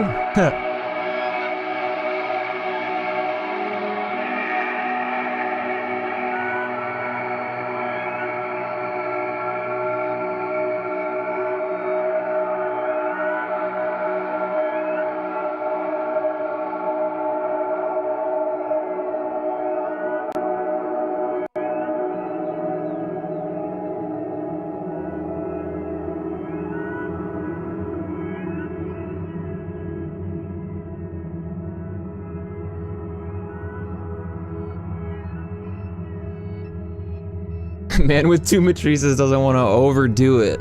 Yeah.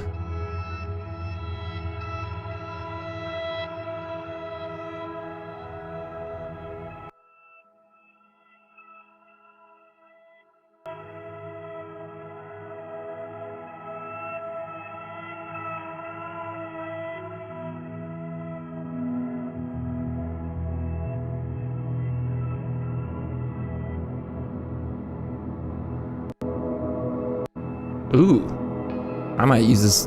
I might let this plugin work pretty hard, actually.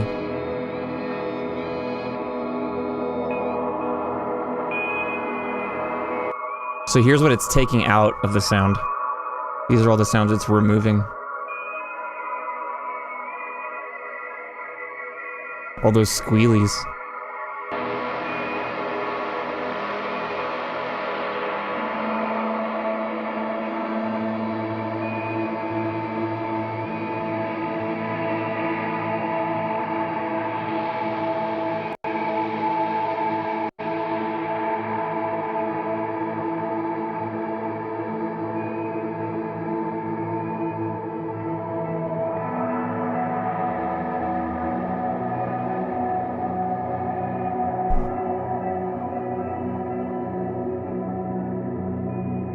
Who makes this plugin is Oak Sound, O-E-K Sound. There's another version of this out. They have Soothe 2 is out, but I don't have it.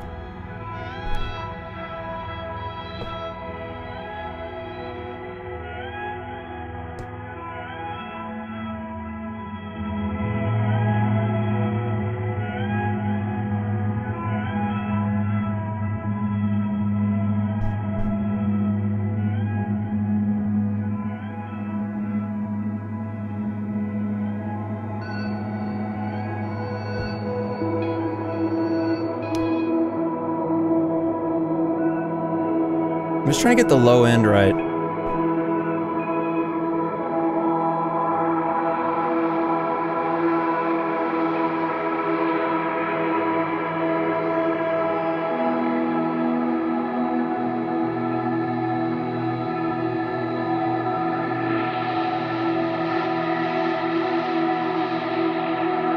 Nice.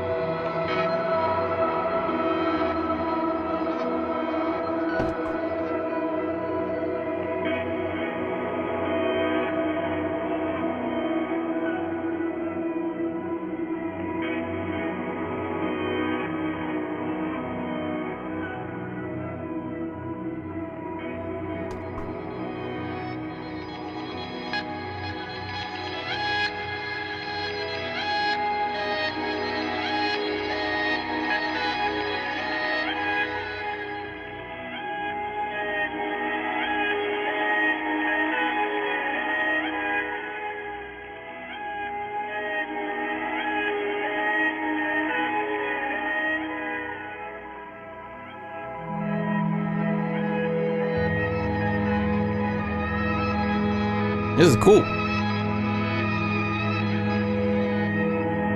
Yeah, oh, Caleb, you just missed beer talk. Dang it.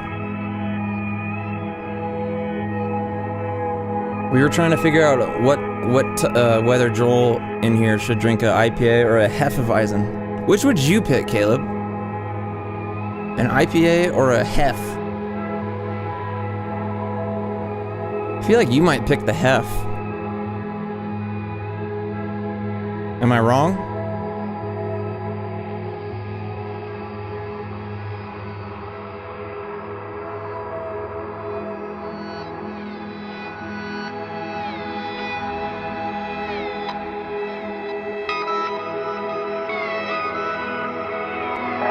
German beers all taste bad. Okay, okay. I see. I see.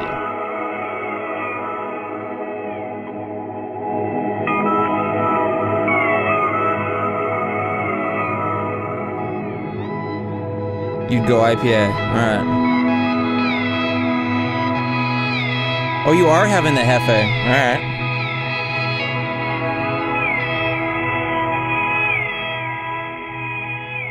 German beers are the best. Yeah, I don't know. Simone's got a Sierra Nevada IPA. That's good. That's good.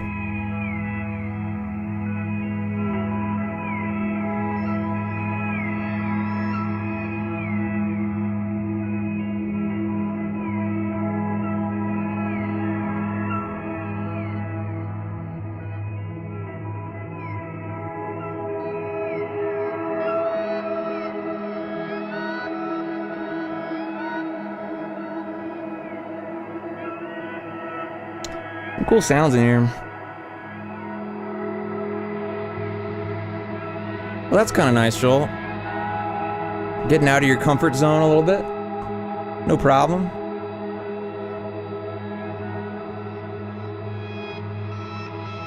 That was Angels and Airways.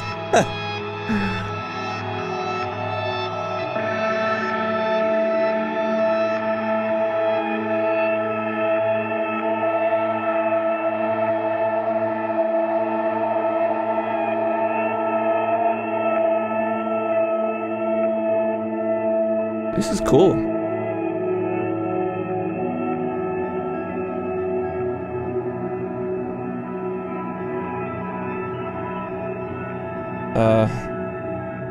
Oops. I was playing at plus 100% speed. I want to go minus 10 again. Minus 10 sounded cool. All this beer talk is making me want to open my rum bottle. I mean, you can do it. You do it.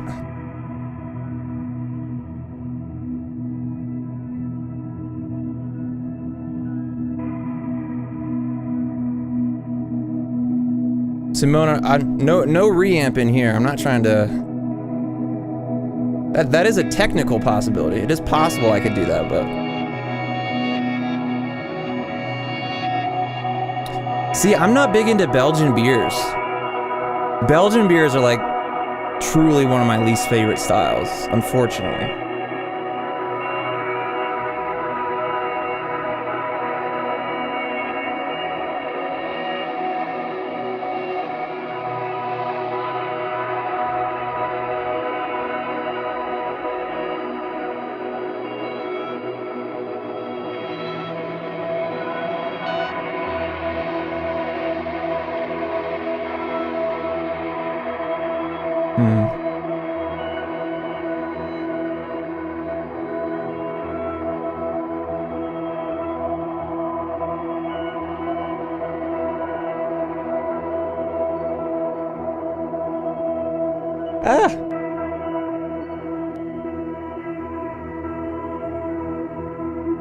Let's see what this ending sounds like.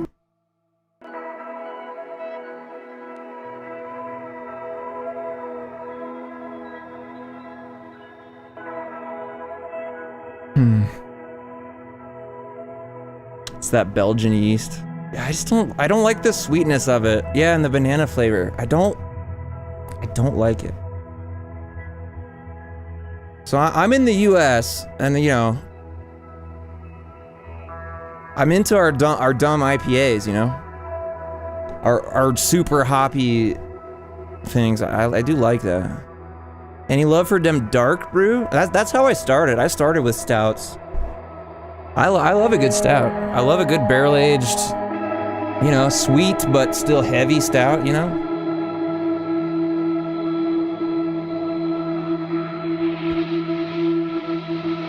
I'm down for sure.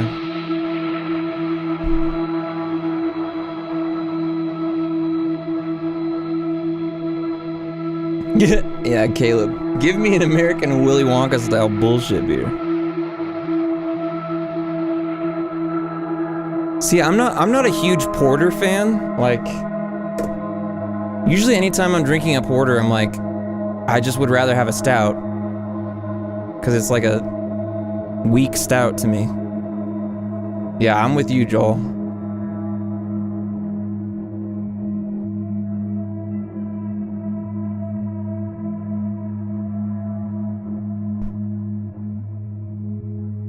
Is this the end of the song, folks? Is this it? Are we done? There are some good Scottish oat stouts. I believe you. I bet Scottish, like, do they do like barrel aged stuff? They probably have some good. Hey, you got some whiskey barrels over there you could barrel age some stuff in?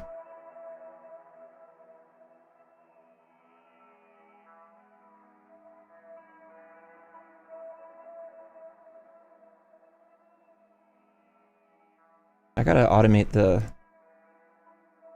volume here, because otherwise it's gonna keep on going, folks. I actually want it out like this, probably.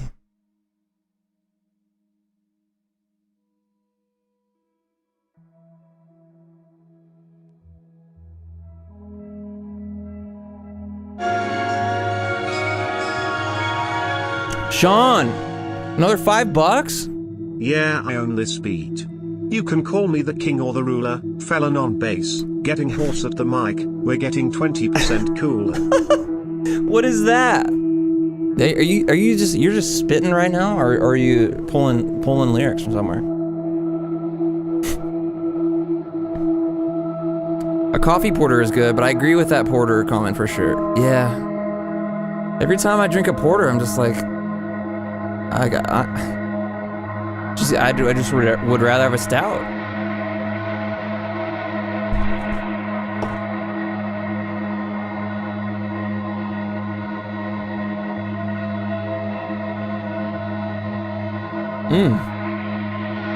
Thank you.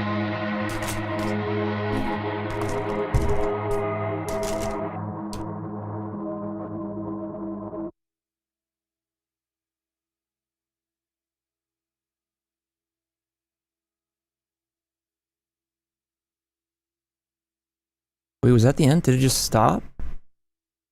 Or did I do that? Did I press stop? Oh, I threw my food on my keyboard and it stopped it. That's what happened. It's lyrics from somewhere. Nobody Google it. How much does one beer cost? I mean, here it's like a beer at a bar would be like $5 here. This ain't one of the coasts where it's like $8 to $9 for a beer. It's like $5 here. But I was just delivered a soda, which is just so great. I need it. Folks, I'm tired. Hold on, I meant to play this. Play.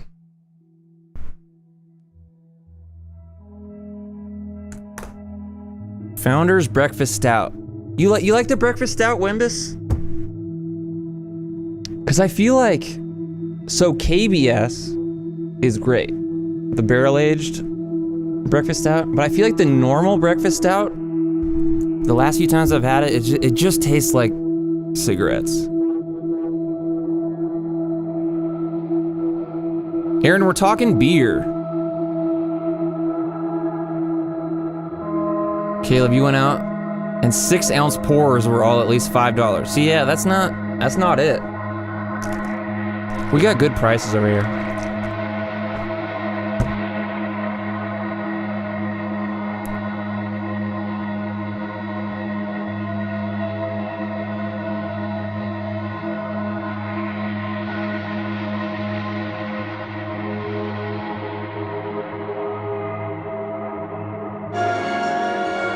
Yo, Johnny. Another $1 million from Johnny. Here, beer is on me. Thanks, Johnny. Thanks for the beer. That's like 2 beers, actually. Because didn't you say that was like $11? I can get 2 solid beers with that. Thank you, Johnny. Big fan of Founders all day. See, I feel the same way about porters as I feel about session IPAs. Like a session IPA, I'm like, just give me an IPA. Or if I'm going light, then give me a lager like this or something. And same with porters, is like, okay, give me a stout if I want this flavor, but if I want something lighter than a stout, then I'll get like something else, not a porter. Race, have they been canceled? I don't remember.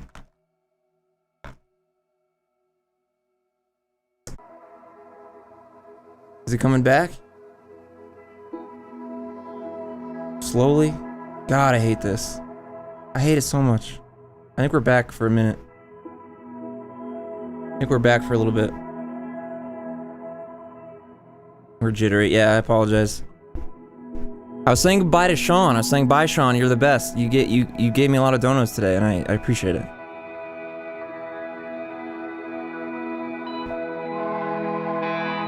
Okay, I'm gonna bounce this now. I think it's great, and we're gonna leave it at 10% slower.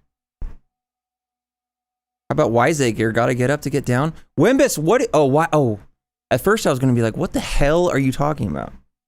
No, Wiseacre is good. I think I've had. Where's Wiseacre from? I've had Wiseacre before.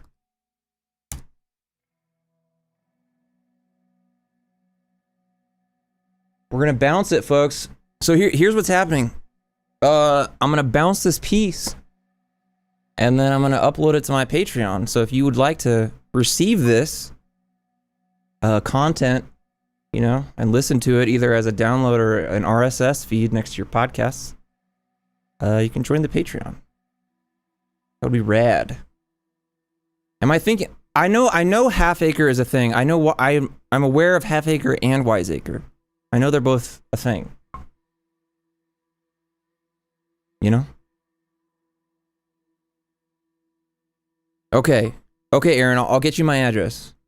No, I'm gonna do it right now because otherwise I'm gonna forget. Oh my god. My Discord is a freaking mess.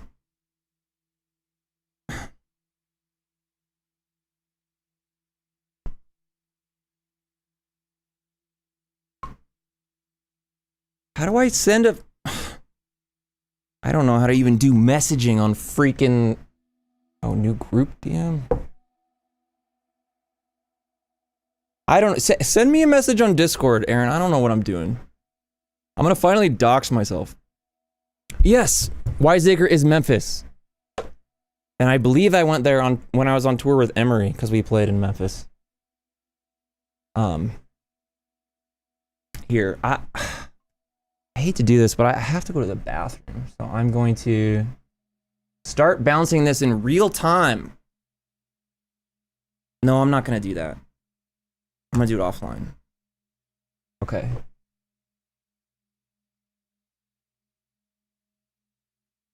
Is today the 8th? Oh no. Bounce. Okay, I'll be right back.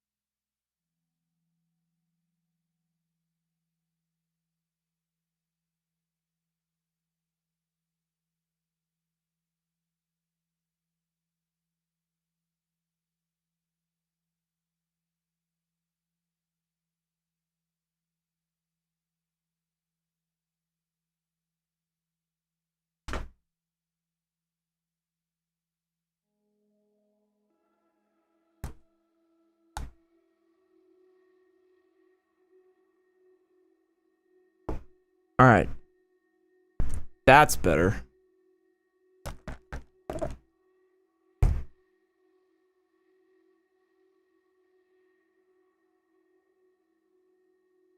Okay. Did you send me a message, Aaron? Okay, there. All right. Oh, I can wave to you in Discord? Okay, hi.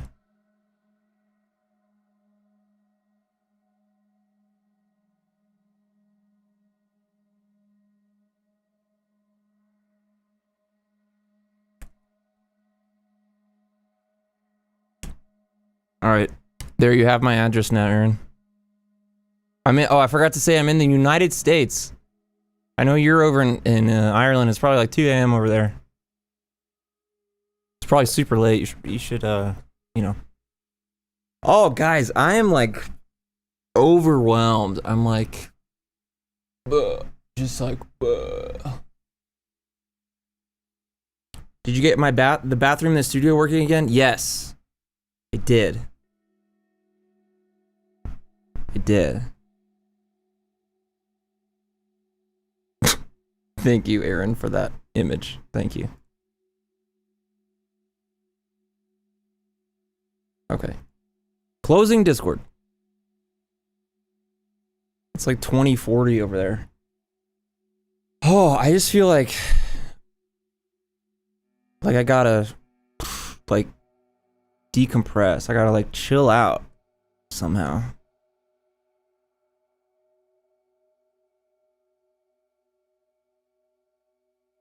I just gotta chill, folks.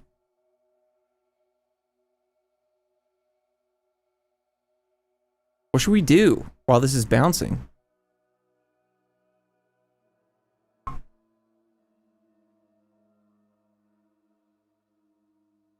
Hey, who wants? Hey, Dave, you want to jump in a Discord call just for fun? I don't know.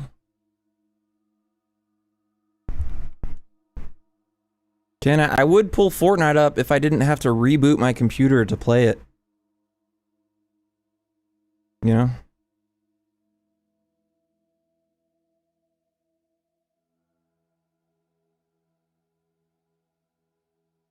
You know? Discord is not... You're detecting input, Discord. Don't lie to me. I'm in the King's chat if you want to hang out. Dave.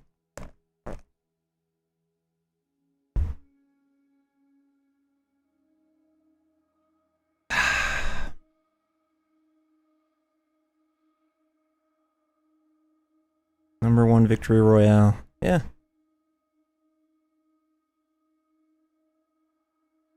Actually, maybe I could mess with like another VS setting. Get on here in the King's chat. Yo, another king. Oh, hey, whoa, hey, whoa. Oh, crazy to find you here. Whoa. Something live is going on right now? Yeah, just a little live thing going on, you know, just a little stream. You ever heard of it? You ever heard of stream? Oh, wow. That's cool, man. I'm happy for you. That sounds like a cool hobby. Yeah, stream is good. I love stream. I love a stream. Joel, you're having a good hefe? That's nice. That's nice. It's time for bed here in Norway. Yeah, it's probably 2 a.m. over there, Johnny. It's probably freaking 2 a.m. Dad life, yeah. I know those vibes. Dave, what are you doing? What's up with you? Well, what are you up to? You want to know what I've been up to? Yeah. You want to open up your YouTube channel real quick? Oh, shit. Folks, Dave has been editing videos for me. I don't know if anyone likes them on YouTube.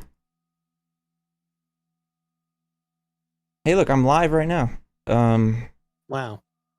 So you're saying you uploaded? Should we?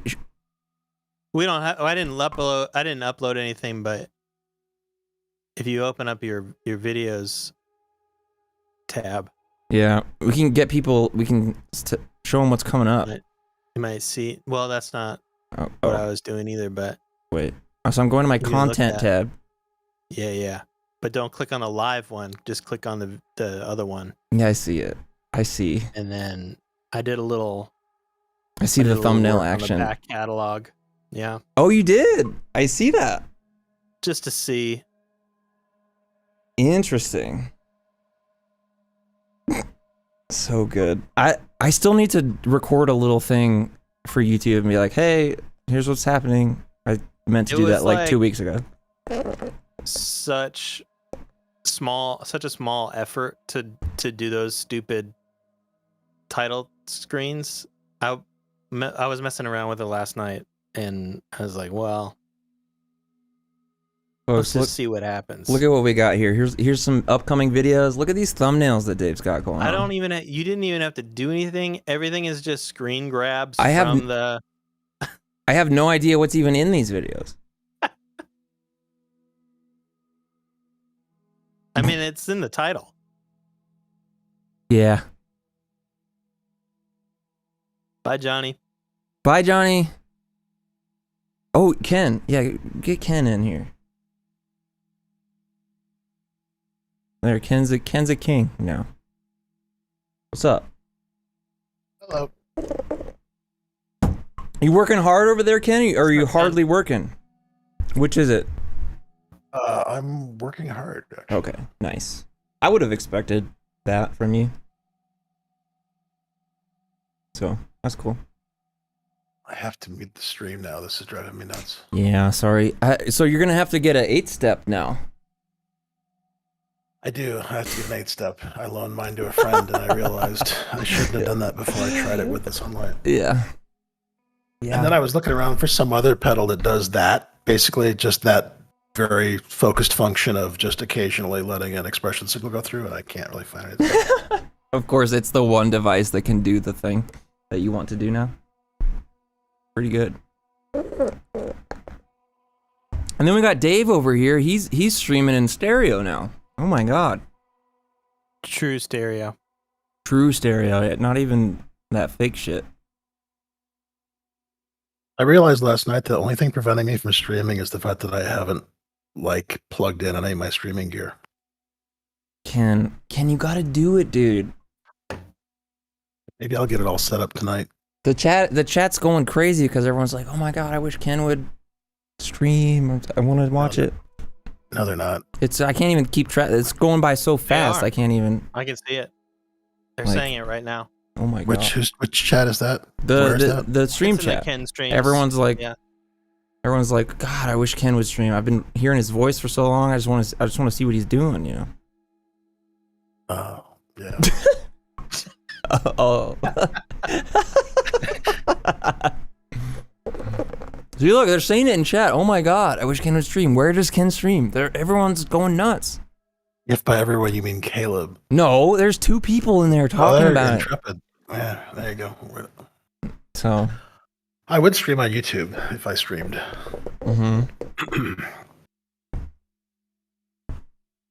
Also, do whatever you want. I can't tell you what to do. No, I should stream. It's been strange because the last couple of days, you and Dave, you and Andy and Aaron have all been overlapping. So it's like what I should do is I should only stream while one of or at least 2 of you guys are also streaming. Or you could do remember Chris Hardwick? It's super canceled now, but he did the Talking Dead, right? You could just do that, but for our streams, you'd be like, oh my god, it's like the follow up, like, oh my god, what happened? Just take notes. Talk about what happened on the stream. or I could stream while watching your stream, and instead of typing in chat, I could just talk. Yeah. Right? Like I could just instead of making stupid comments in your chat, I could just say stuff on my stream in response to whatever is going on in your stream. Yeah, that'd be perfect. I think you nailed it. I think you nailed it.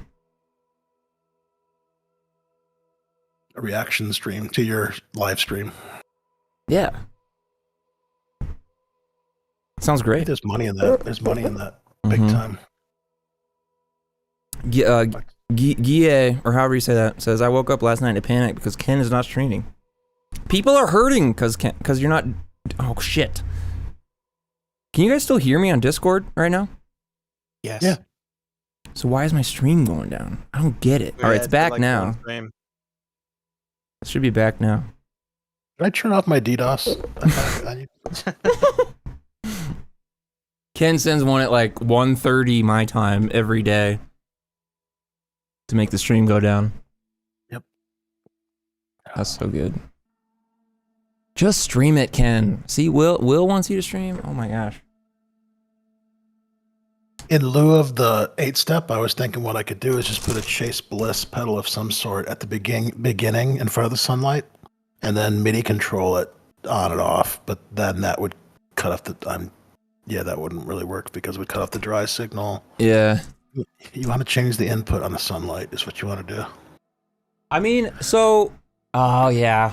I was about to say you could sort of do it with the like square wave ramp on expression ramper, but then yeah, that wouldn't work quite the same.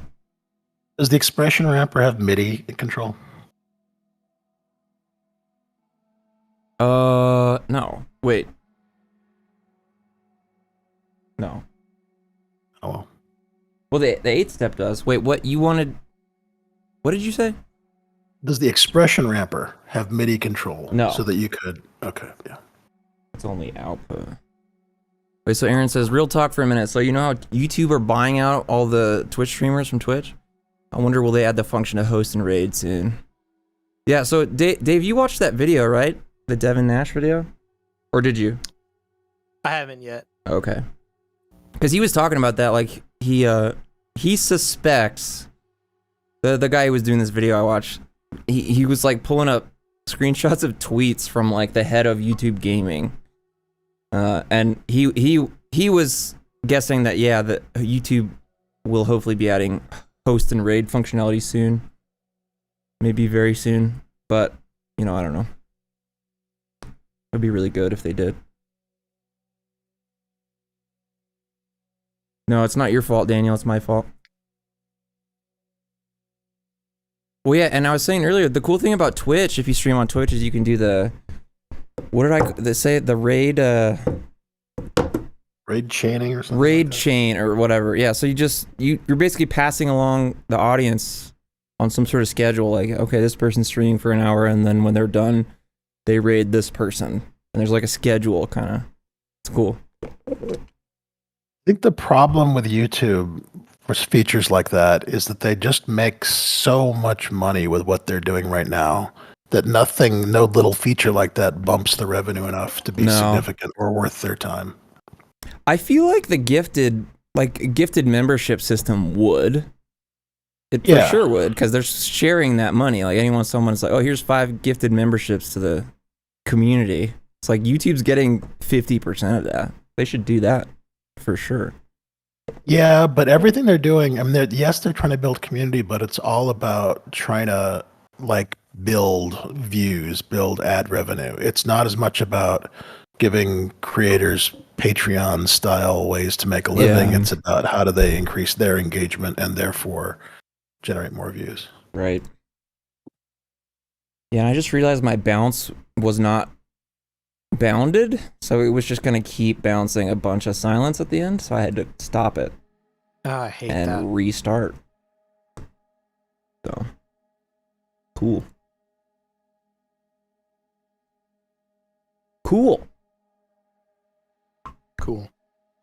So, Dave, so your stream was chopping a little bit yesterday. So some of what I worked on last night was realizing that I'm a big dumb idiot and I have all of my sources at their highest pixel densities, their highest resolutions, you know? So my stream is streaming at 900p, but I have sources at 1080? 1080, which is the size of my canvas, and I was just, making it smaller. But I was like, wait, I don't need to stream 3 cameras in 1080p on a canvas that's 1080p, so I downscaled all of that stuff. And did you downscale your canvas? No, I kept the canvas at 1080. Oh, interesting. Okay. But I downscaled all the cameras and stuff because they're small anyway on the canvas. and that freed up a lot of processing power in my GPU. Nice. What kind of box are you streaming on, Dave? I have a Mac Mini right after the refresh, but it was before they put the better GPU in it. So it was like 2018 maybe. It's like an i7, half a dozen cores. Yeah. So it was fully spec'd, like Max when I bought it, and then 6 months later they were like, actually, the GPU in this sucks, so we're swapping it out. But I have the worst one. But everything else is like everything else that I work on, music wise specifically, is a breeze. I can have hundreds of tracks and Logic and reverbs and stuff and not have to worry about it because that's all taken care of in the CPU. Gotcha. The GPU slows me up a little bit, which I wasn't even paying attention to that when I bought it because I was not doing any video stuff at the time back in 2018. And now I am. Yep. And now you are. I moved Lumen to my old MacBook, and I wiped the MacBook of everything. Nice. And the only thing on there right now is Lumen and Midi NDI to Siphon. Nice. And wired that into my Ethernet, and so now that laptop just runs Lumen and sends it as a source to my MacBook Mini. Nice. And so it saves a lot of processing power. And it was super easy to do. It took, once I actually set it up, hooked it up the Ethernet and set up the NDI to Siphon. It was like 3 clicks. Yeah. To get it going. Yeah. Which is pretty cool. Yeah, and you're doing that so your main computer doesn't have to use any processing power to generate the visuals. Right. Which that's cool. Now that's cool, I think. That's the problem with the streaming stuff, is it's just yet another reason to start accumulating gear in another another space. Yeah. That's why every time someone brings up modular, I'm just like, no. Yeah. I'm not doing that. Yep.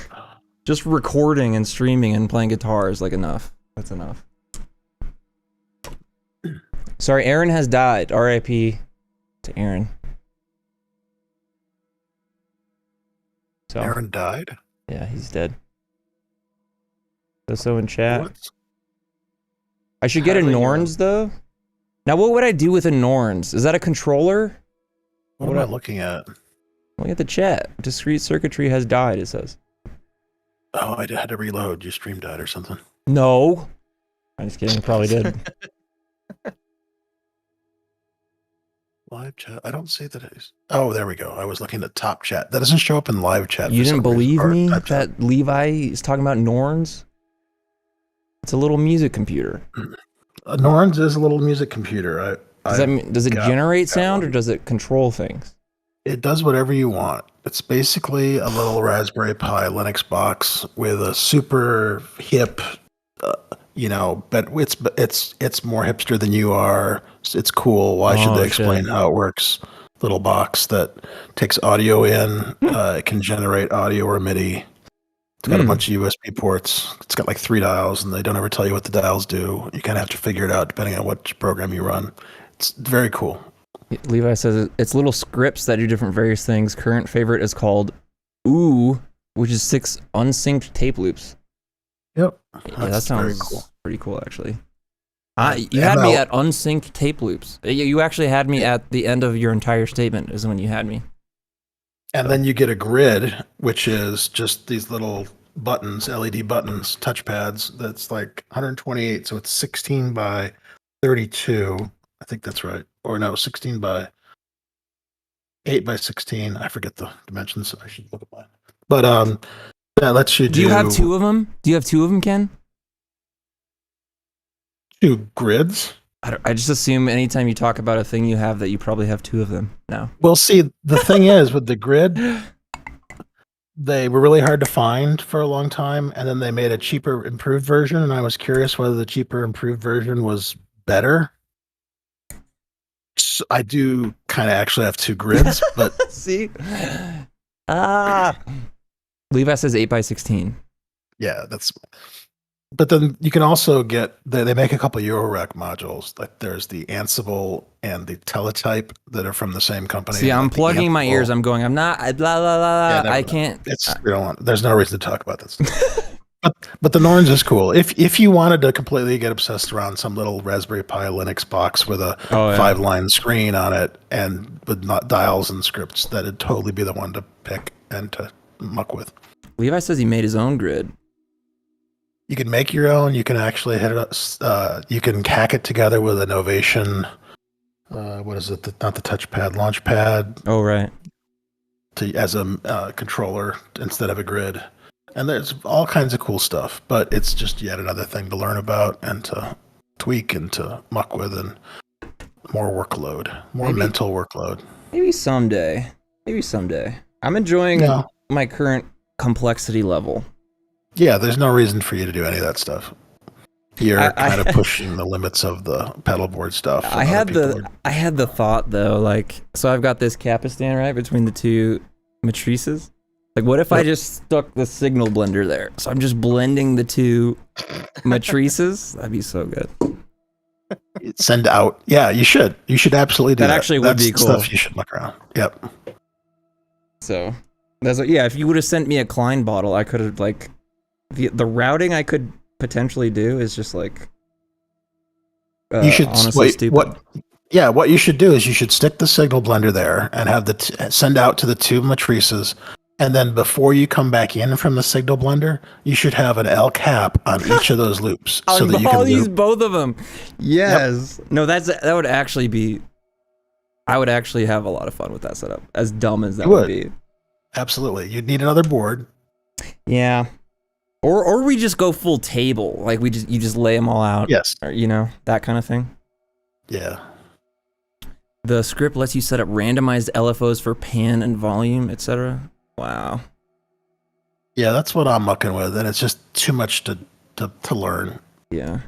Like I was out of town for a lot of July and completely forgot how all my Eurorack stuff works, and just don't have the energy to go back and relearn it all, because there's all sorts of other stuff that's fun and neat to figure out, and there's just too many things to worry about now. There's too many cool things. Right. So Joel says, hey, I have a launch pad. What can I do now? And what I'd say is, try to save that for end game. So when the zones start moving. And you want to wait till probably second or third moving. If you want to use it to psycho height, so you're going to jump, you're going to go up high. They're going to hate it because they're like, oh god, we have height. But you're going to go up second or third moving zone, and you're going to be above them. They're going to be like, oh my god, we had height, but these guys are launch padding on us. And they're going to hate you, but then you're going to win the game. So you want to make sure you have mats though. You don't want to get too high with no mats, because it would be easy for someone to just. Yeah, and depending on the terrain, you might want to do a short pad. If you do a regular pad, you're going to be floating in the air. You're going to be dead meat. You're going to get shot down by those 13-year-olds with playing the game and stuff. So yeah, that's my recommendation, Joel. Hope that helps. Sounds right. Joel, if you have a Norns, you could use the launchpad with it as a grid controller to do Nornsy stuff. There's Ken with the real answer. Shouts out to Ken for that. Launchpad McCracked? What the? Yeah, that's a really good Fortnite name, actually. Yeah, that is. Oh god. All right, we're just over halfway with the bounce again. We're getting back to it. Halfway? Yeah. Jeez. We've been out of things to talk about for like 10 minutes. I know. We have? If I hadn't restarted it, it'd be done by now. All we do is just talk about the same thing over and over, so it's, True. Matrix mixing the Matrix. We're just like, not modular. It's like, we're just like, we're not modular. That's all we do. I've tried to force myself not to. I made the mistake of watching the first 10 seconds of the Matrix trailer and realized it's just all fundamentally spoilers. And I know I'm going to watch the movie, so why do I need to watch these little teasers about giving all the stuff away? Just go watch the movie. Yeah. Trailers just suck in general. People seemed excited about it. I didn't watch it either. I'd like to maybe wait too, but people seemed stoked. So that's cool. Yep. I gave up watching trailers a long time ago. There's anybody know the band Showbread? Anyway, they're about the movie, which is great. Yeah. You should do that if that's your job, but I will not be partaking. Right. The absolute best way to watch a movie is just to have somebody else who know you have similar tastes with just tell you, hey, you should go watch Moon. Yeah, and be like, don't watch the trailer. Watch the movie. Don't watch the movie. Don't read about it. Don't watch the trailer. Don't read about it. Don't have anybody tell you who's in it or it's good or it's bad. It's just, you should watch this movie. It's like, okay, and then go watch the movie. Yeah. And just have everything about it be. That's how I had to be with people for that movie, A Ghost Story. They're like, is it scary? I'm like, it kinda in a way. What's up, Maddie Elemental Sound, LA? What's up? I think your stream was struggling again there for a second. It was while we were talking, yeah. Hey, Casey. Casey Tomberlin's here. We're almost done with the bounce.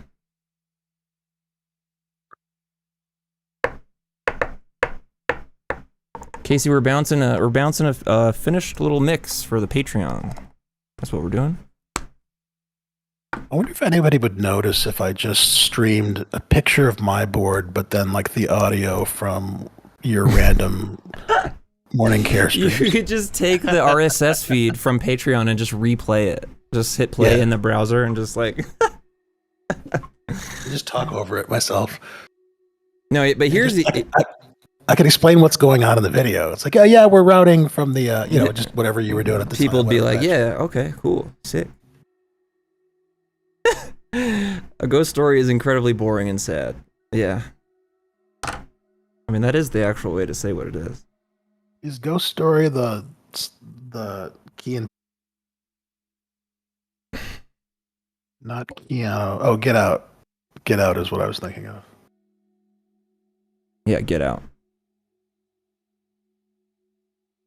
So I thought Ghost Story was his next project or something. No.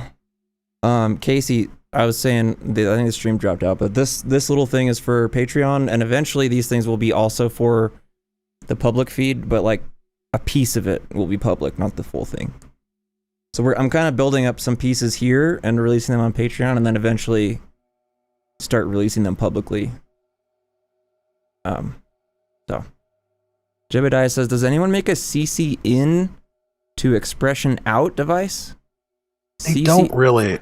I was looking for that. You can do the other way. CC or CV? He says CC. Like, so MIDI CC in and... MIDI? Yeah. I don't know. MIDI CC in. Yeah, because if you're listening... Zoya.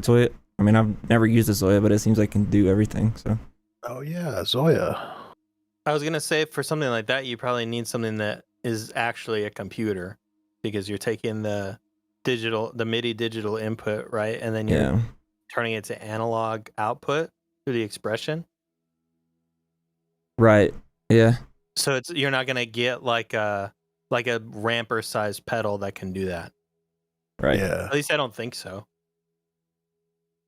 Gosh, the stream. Come on. So you can make pretty small computers now, I guess. Those little Raspberry Pis. Yeah. Wait till Aaron can hear me again before I ask him a question. I should be back now. A little Chrome extension. It's like an internet connection monitor. And so it says like, it keeps track of like disconnects and stuff. But let me see. Show connection log. But all I'm saying is if you run that on a different computer, then you'd know if you're losing connection because of the Mac or because of Comcast. It's probably Comcast. It's probably Comcast.